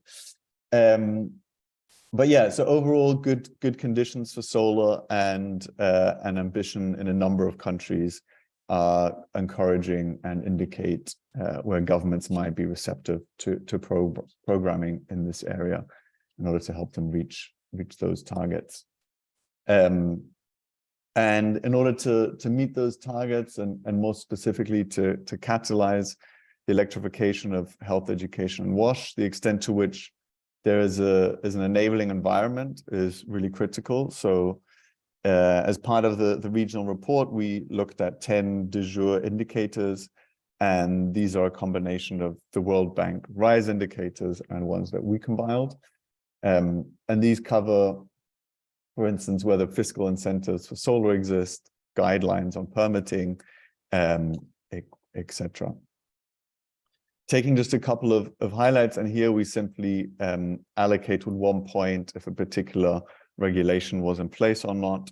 So yeah, the promotion of off-grid decentralized energy solutions requires a mixture of policy and regulatory measures, including their integration within national electrification planning, of course. And this does appear to be the case in the majority of the countries. The majority of countries that we looked at also have a dedicated WASH policy in place. Typically, these indicate WASH-related goals and roles and responsibilities, but omitting the consideration of the financial resources required to realize them. And particularly critical also the fiscal incentives are in place. And here's those countries that have around 4 or 5 points. Typically, they will have or they'll be missing the fiscal incentives to reduce the financial risks associated with the renewable energy projects. Turning now from the regulatory environment to electricity access, in order to determine the market gap for electrifying the priority sectors, we compiled data from national and international reports on the proportion of facilities within each country that have access to electricity. So some of the Pacific islands, such as Nauru, Niue, Cook Islands, stand out with high rates of electricity access already. On average, access to electricity in the education sector appears to be a greater challenge than in the healthcare sector in the Pacific Islands, with around 5% of healthcare facilities compared to around 28% of education facilities currently receiving no electricity at all. And lowest electrification rates in both sectors are found also in PNG. For Mongolia, we were not able to find the official statistics, so we relied on electricity access rate for rural communities as a proxy. That data was taken from the International Energy Agency from, I think, 2021. And according to that, it stood at around 70%. But yeah, obviously curious to hear your feedback towards the later part of this presentation, sorry, on whether that seems about accurate to you. Turning to WASH, this data shows the percentage of healthcare and education facilities without access to an improved water source. So this data is from the World Health Organization, UNICEF, so you're probably already aware of it. Yeah, nevertheless, interesting to see all countries in the region demonstrate need for improved access to facilities. Yeah, Vietnam, Cambodia here stand out in their low access rates. So having determined the status quo in terms of the electrification of facilities, I want to briefly now turn to the electrification gap and what funding is needed at a kind of regional level to electrify off-grid facilities. So once we know the approximate number of unelectrified education facilities, we used predefined facility load to estimate the solar PV capacity required to meet the daily energy demand for all unelectrified facilities in a particular country. Then in red here, the second calculation was made for the same facilities, but including the additional energy needs for solar water pump with the capacity to pump water for use by a community of around 1,000 people that is close by. So yeah, I think the countries here that don't have any data that you're seeing are either recording 100% electrification rates already, or data on the number of facilities couldn't be found via at least a desk-based research. Yeah, and as we have a few countries here that are very populous with large absolute market caps, such as Indonesia and Myanmar, I think it distorts the picture a little bit. So Mongolia here seems, yeah, it's hard to see the exact number. But for Mongolia, we estimated around 1,200 kilowatt peak in total of energy and water system, that capacity that would be needed to electrify around 250 education facilities. So for the full East Asia and Pacific region, this leads us to around 136 megawatt peak of capacity gap. This would need around $713 million US dollars in order to electrify all of those facilities, and including water pumping around 1.5 billion. If we take out China and Myanmar and North Korea, however, we land around 850 million US dollars in order to electrify all those facilities with a solar water pump. So we can then estimate the avoided CO2 emissions. For instance, a education facility with a water pump and a 5 kilowatt peak system would be electrified, if it were to be electrified, with a diesel generator instead of solar. It would emit approximately 1.9 tons of CO2 a year. And across the 26 East Asian Pacific countries, that's around 88,000 tons of CO2 equivalent per year, which is around 30,000 people flying between Jakarta and New York in 1 year. So the headline message here is really that despite significant progress across the region in reaching universal electricity access, there still remains a large market gap of off-grid facilities for which solar electrification is suitable, and within a financial realm that is not totally unrealistic as well. Great. I hope I still have everyone's attention. So yeah, that was just kind of giving a broad overview of the regional work that we've been doing so far at Enentus with UNICEF. And I want to now take the next, how am I for time? I've got another 15 minutes or so. Yeah, take the next 10-15 minutes or so just to talk about education in more broadly, and some of the tools, or one specific tool that you can use for system sizing. And yeah, empowering the education sector in particular has a number of wider developmental impacts, which obviously can be illustrated quite nicely with the SDGs. Foremost, here's the contribution that can be made towards educating children.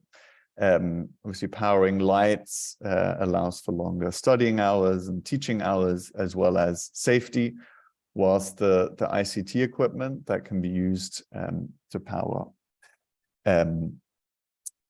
whilst the electricity that can be used to power the ICT equipment, including laptops and printers, can have really significant impacts on teaching quality, allow remote teaching, distance learning, and similar. And solar electrification in particular can also make a contribution towards SDG 7 for affordable and clean energy for all, by countering the energy poverty and expanding renewable energy deployment within a particular country, which for education facilities can really have a multiplier effect on community services also when used to power solar water pumps. There are a number of additional SDGs that solar electrification of education facilities contributes to. I'm not going to go through these here in detail, but obviously reducing the vulnerability of populations, in terms of the climate-related events, improving education for girls and women, contributing to accessibility of WASH, promoting a work-ready population, and reducing greenhouse gas emissions.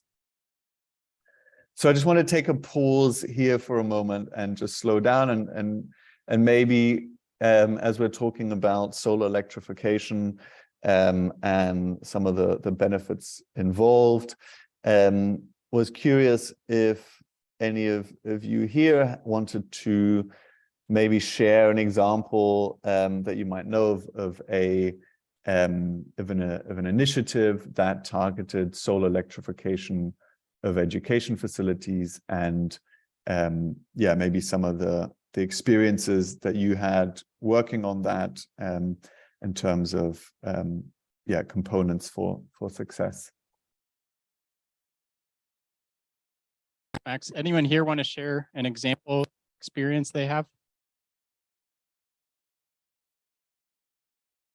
If not, no worries. I don't want to force you, but I just thought it's also nice just to slow down for a second and hear from you guys.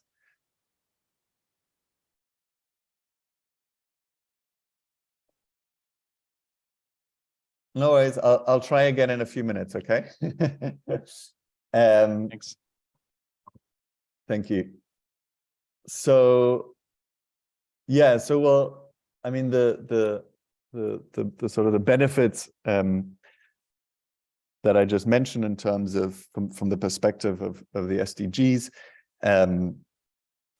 That's obviously where we're trying to get at. But in order to reach those kind of impacts, there are quite a few barriers that kind of need to be understood and overcome. So I just want to take a couple of minutes on these, and maybe whilst I'm talking about these, you can also start thinking a little bit about maybe projects that you've been involved in, maybe something here sounds familiar to you, and would love to also hear from you guys in terms of some of the challenges that you've faced in terms of electrification of education facilities. So just a few kind of yeah, quick points here. On the technical front, issues can often include that once installed, the system provides insufficient or unreliable supply of electricity,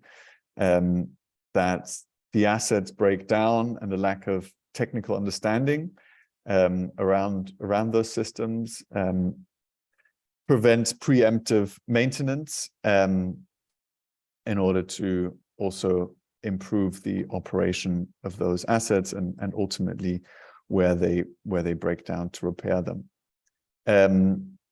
This is compounded by broader policy kind of factors, where we can often see that policymakers in the education realm and the energy realm, from each in their separate ministries, potentially not communicating. So yeah, there might be lack of clear standards and procedures for the design and procurement of equipment where this is done by government. Or you might have a lack of data sharing, for example, on electrification rates or the ICT needs of those facilities. And on an institutional level, barriers mean that mechanisms are lacking to build local institutional capacity to design and manage electrification programs that are tailored towards education facilities. And also you might have situations in which the teaching staff already overburdened in terms of the workload, now kind of expected to contribute to the maintenance or facilitate the operation of those solar systems. At the same time, local knowledge to properly operate and maintain energy systems is obviously essential to avoid failure. of those systems and wider electrification programs. And we also have the financial challenges, which can include kind of a lack of adequate funding to support electrification of education facilities. As those facilities obviously have very limited funds to start with. And this includes not only the capital costs for acquiring and installing the system, but also funds to operate and maintain, and then ultimately for replacement of parts such as batteries throughout the lifetime of the system. So so that's why, I mean, I previously mentioned this, also supporting policies such as subsidies and fiscal incentives for renewable energy products that are going to be installed in these facilities is really key, and can obviously be one of the first barriers that are encountered. And then having appropriate monitoring and accountability mechanisms to ensure that the impacts of those investments are being realized might be lacking. And in some cases, we've seen that funding formulas based on the number of students and staff can also limit smaller schools from getting funding. And obviously the need here for long-term financing support for operation and maintenance. So I'm going to try it out with a Menti poll now. I don't know if you guys all have access to a smartphone. If you do, then can you see the code that is up here in order to access? Max, if you could zoom out a bit from your screen where the code is cut off on the right side. We can't quite see it. Yeah, no.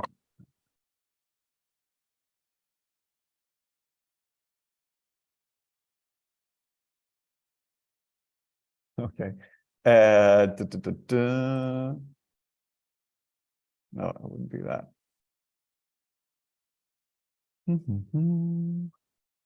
One second. Sorry, this is not very smooth. Let me just stop sharing for a second.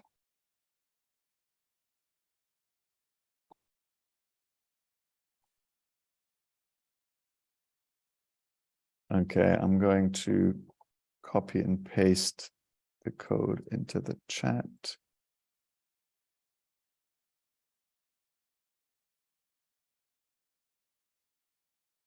Right, the code, everyone, it's 7838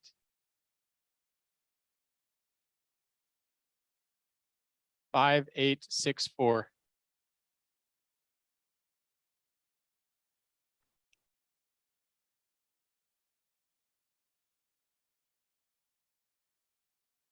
Right, I think we're good to go, Max.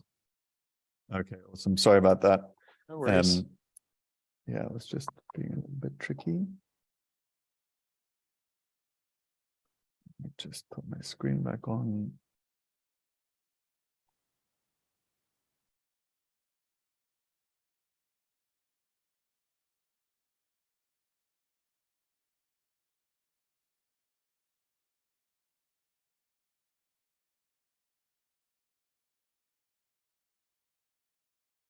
Great. Is that working for?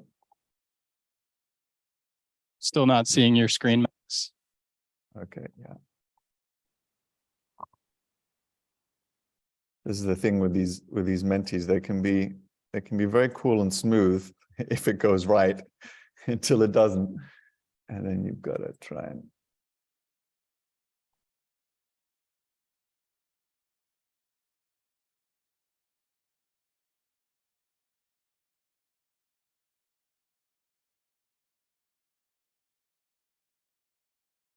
okay, here we go.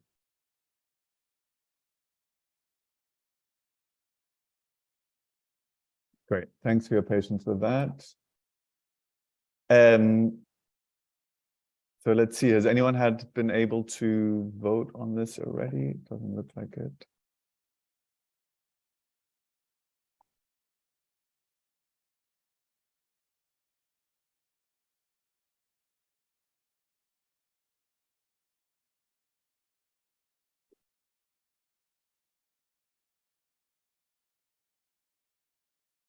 Oh, there we go.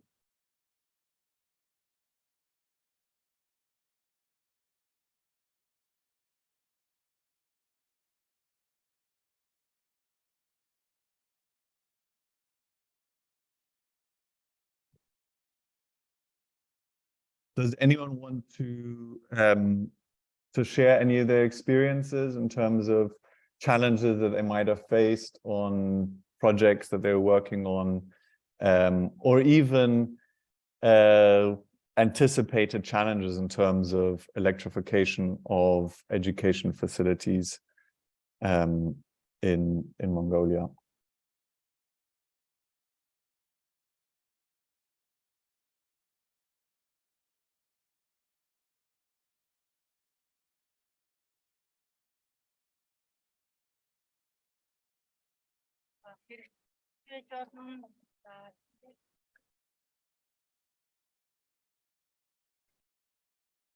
I couldn't quite.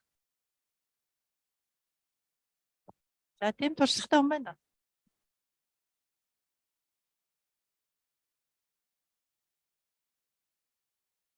Манай байгууллагын санхүүжилтээр дэлхийн зан олон улсын байгууллагын санхүүжилтээр нөгөө сургуулийн ариун цэврийг байгууламжийг сайжруулах тийм төслүүд хэрэгждэг. Тэр нь болохоор цогц 3 байгууламж байдаг. Халуун ус, ариун цэврийн байгууламж, худгийн байгууламж гэдэг. Ариун цэвэр халуун усны байгууламж дээр болохоор одоо дулааны алдаг гэдлийг бууруулах, саарал усны аль болохоор нэг инновац шингээсэн тийм технологиудыг сүүлийн 3-4 жил хэрэгжүүлж байна. Тэгээд тэр халуун ус ариун цэврийн байгууламж дээр дулааны алдагдлыг бууруулахаас гадна саарал усны технологиг ашиглах технологиг нэвтрүүлж байна. Худгийн байгууламж дээр бол сэргийгт эрчим хүч ашиглаж бас нэлээд хэдэн худгийн байгууламжийг хийсэн. Сэлэнгийн 3 суман дээр хийсэн, Ховд аймгийн 1 суман дээр хийсэн ийм байгууламжууд байгаа. Эхлээд бол мэдээж нөгөө ашиглалтын явцаас хамаарсан хүндрэл бэрхшээлүүд гарч ирсэн. Гишнээ зааварчилгаа мэдээлэл өглөөч гэсэн зарим мэдээлэл дутуу ч юм уу суралцаагүй хүмүүсийн солигдсон байдлаас болоод жишээ нь манай дээр нэг гарч ирсэн асуудал нь болохоор нөгөө гүний өсөргөх нацаас болвол 2-3 сар болоод шатааж исэн. Тэр нь юунаас болсон гэхээр усны нөөцлөр савтай. Тэгээд тэр савнахаа усны тэгээд дараагийн авсан арга хэмжээ нь болохоор нөгөө мэдрэгч тавьж гисэн. Усны нөөцлөр савнда мэдрэгч тавиад тэгээд тиймэрхүү жишээтэй одоо нөгөө сайжруулсан албан дээрээс одоо юу яагаад суралцаад одоо сайжруулсан тийм байдлаар болвол төсөл маань хэрэгжээд явж байгаа. Яг ашиглалтын нөгөө юм дутуу мэдээлэл авах ч юм уу эсвэл хүмүүс нь сайн суралцаагүй ус болсон тийм асуудал гардаг. Interesting. Thanks so much. One more, thanks so Max. much for sharing that. Sorry, yeah. Hello? Yeah. Нөгөө сургуулиуд дээр байдаг нарны зайн жишээ гэх юм бол Улаанбаатар хотод Шинэ Монгол гэх сургууль байгаа. Шинэ Монгол сургуулийн дээвэр дээр 10 кВт-ийн нарны зайн систем суурилагдсан байдгийг. Би өөрөө манай хүүхэд тэнд сургууль сурч ирсэн учраас бас эцэгхийн зөвлөлийн үүднээс мэрэгжлийн зөвлөмж өгч байсан. 17 оноос хойш энэ систем ажиллаж байгаа. Онлайнаар ерөнхийдөө юунууд нь хичмэсний чадал бүсдэрнүүдийг хянаж болдог. 4 үзүүлсэнтэй бараг адилтар хэлбэрээр ингээд ашиглаж идэг тийм сайн жишээ байгаа. Яг нь дээвэр дээр нүдэнд харагддаггүй учраас яг одоо юу гэдэг хүмүүс сайн мэдэхгүй яг зүгээр сурагчид нь өөрсдөө дээвэр дээр гарахлаараа бол хардаг. Бус тохиолдолд бараг харагддаггүй тийм нуугдмал байдалтай. Тэгсээр нэ дотоод хэрэглээгээ тодорхой хэмжээгээр хангаад байж идэг ийм сайн жишээ бол байгаа.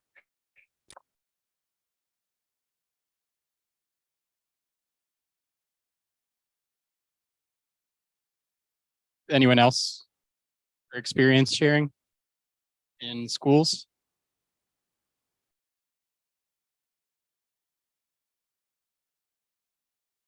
All right, I think it's back to you, Max. Awesome. Well, thanks so much. I really appreciate it, guys. Yeah, I think that was interesting. And one thing I heard from that. So here, I don't know if you can see it. I'm sorry, the Menti slide here is being a little bit challenging. But the two kind of the two top barriers that you guys mentioned are one, the funding need, which is around here, and then secondly, technical know-how. So I think the second of those is something that I want to spend the next few minutes, and I know I'm kind of running a little bit out of time, so I'll try and move kind of fast, addressing. And this is this is around kind of the sizing of PV systems for education facilities. So in the inception and the design phase of a solar electrification project, one of the first considerations is which facilities require what systems, and this obviously involves sizing the system appropriately to meet the demand. And what we don't want to do is be like this guy here. We want to make sure that we're not oversizing the system, because low effectiveness in terms of the utilization of public funds that can result in. The assets, the solar PV assets themselves are being underutilized. You then have, with an oversized system, higher operational costs, as well as worse levelized cost of electricity. If we undersize the system, we're in a situation where we can't meet the demand. We have frequent blackouts, and the off-takers of that electricity are going to be dissatisfied, and ultimately the assets are being overutilized, which means that they're going to be deteriorating a lot faster. So the correct size of a PV system allows for more effective utilization of the funds that are being used, and make sure that you have reasonable OPEX costs and happy off-takers in the end. And in order to do that, we need to consider demand factors such as load in terms of kilowatt hours a day, how that load varies, how it will grow, and include a security factor. And on the supply side, we need to make sure that we have the solar radiation levels and choose the right technology. And that allows us, in a very sort of simplified schematic, to more accurately size the system. But thankfully, this doesn't need to be a gamble or a trial and error kind of approach. We have tools that help us do this, and Anensis has worked with UNICEF to put together a system sizing tool that can be used by anyone with a few hours of training to then go to an education facility, carry out a survey. It takes about an hour, and the approach here is to collect the data in terms of the survey using the offline tool that's available on Android devices. When that survey data is submitted, the Excel tool then automatically is populated and sent to the user's email address.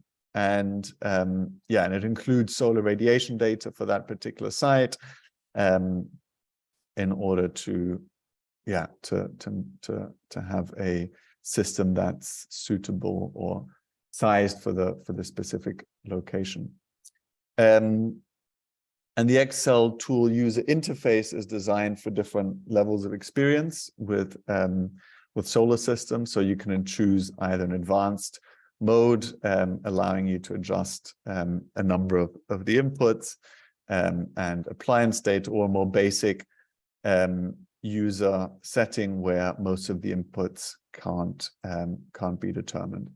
And then you can choose either predefined categories of education facilities or use appliance information from the survey that is carried out. So briefly to show you the structure in terms of the system sizing tool. So yeah, gathering inputs as previously mentioned. These are on the demand side factors. The tool then calculates estimated load curve and provides as outputs the size of the system, CO2 emissions, costs, financial analysis. And the majority of this is covered in the survey that is carried out with the Android app.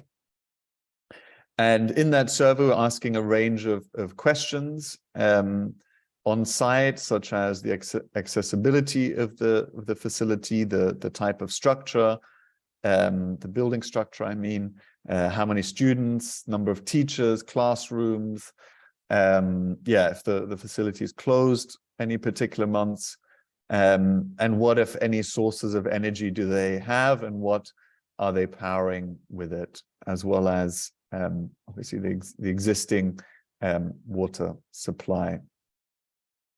Going a little deeper, the survey is automatically populated in the Excel tool, although you can, of course, still adjust the answers in the tool itself. The main kind of tabs within that tool are really starting here with an overview, user manual.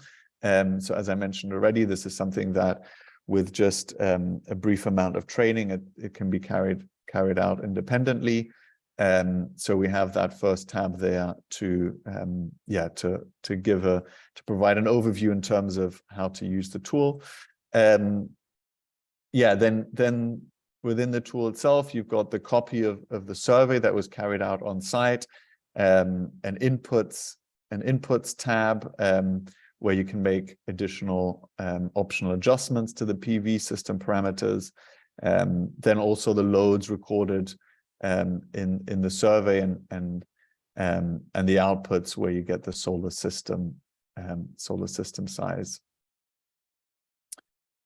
Then if you want to delve a little bit deeper, you can also do so, for instance, by looking at the financials in a financial statement of the system chosen based on the investment sources and the costs involved. Then in the sensitivity tab, you can carry out a sensitivity analysis where you can see the impact of tweaking the project, such as the number of days you want the system to run on battery, or different percentages of excess electricity you want to generate as a security. And then you can kind of see what the impact of that is on the battery and PV size.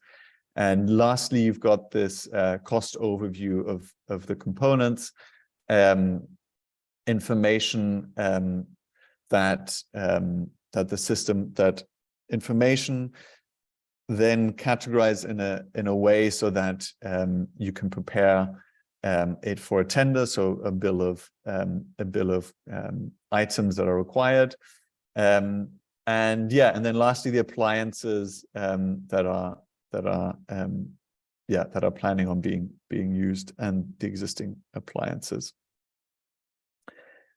So in the end, we have the assessment of the electricity demand and site conditions from the survey, which goes into forecasting the demand, and the initial sizing of the system, as well as them providing information on project design and costs. And this is just a short screenshot here of the tool. And this can then be used to put together an investment case. So the way that, just as an example, the way that some of my colleagues have used this in Kenya, also with the UNICEF team there, is first sort of selecting a representative set of facilities.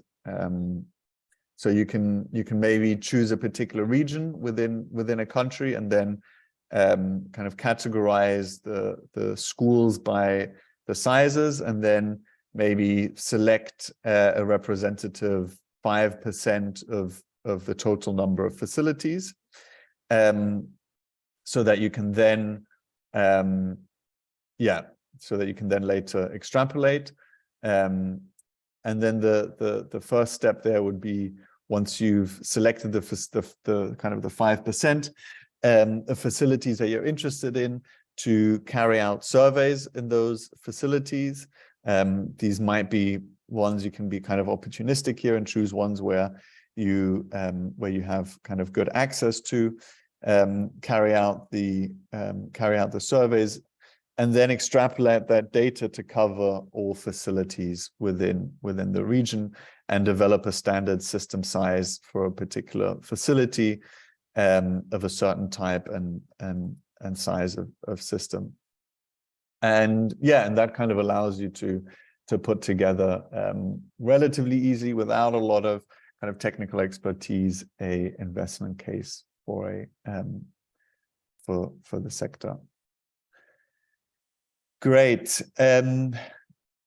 I'm going to just very briefly now share with you what's kind of coming next from Enensis. I also realize that I'm very much running out of time, so I'll briefly go through this, and then any questions and answers that you might have. So I already mentioned that at the start of the presentation, the data collection, categorization, and the regional report which we've done. What we have coming next is a deep dive in Cambodia that we're doing on education, health, and WASH. And then in Mongolia, what we're planning on doing is putting together an investment case to identify the market gap in terms of number of unelectrified facilities, the needs, and the financing required to meet those needs. Planning on doing that through consultations and desk-based research.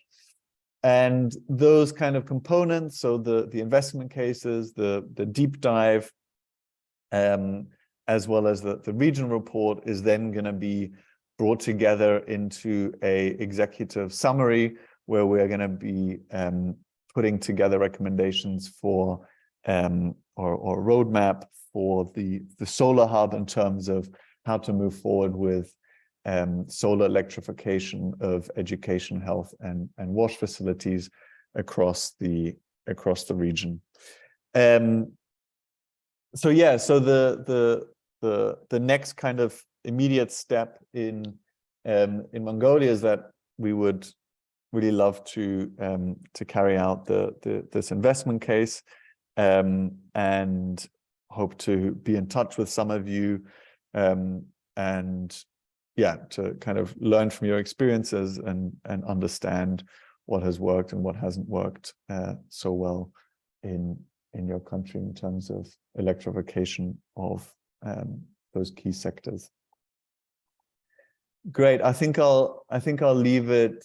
I think I'll leave it there, because I've gone over time a little bit. But happy to answer any questions that you might have. Thanks so much, Max. Any questions for Max?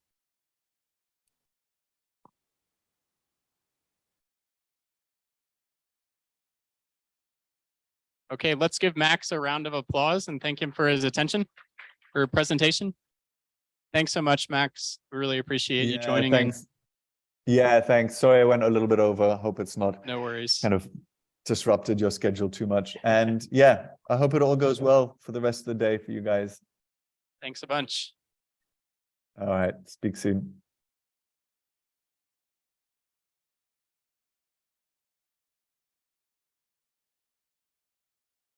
Okay, how is everyone? A little tired? Yeah. There's a couple options for what's next, and I'll let you decide, maybe Alta, if you have an opinion.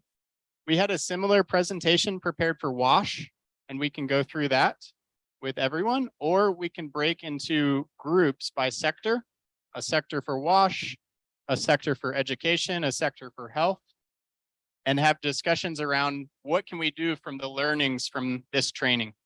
How can we apply it to our sectors, to our context? So what do you think? Do you want to have a presentation about WASH or break into sections? Okay,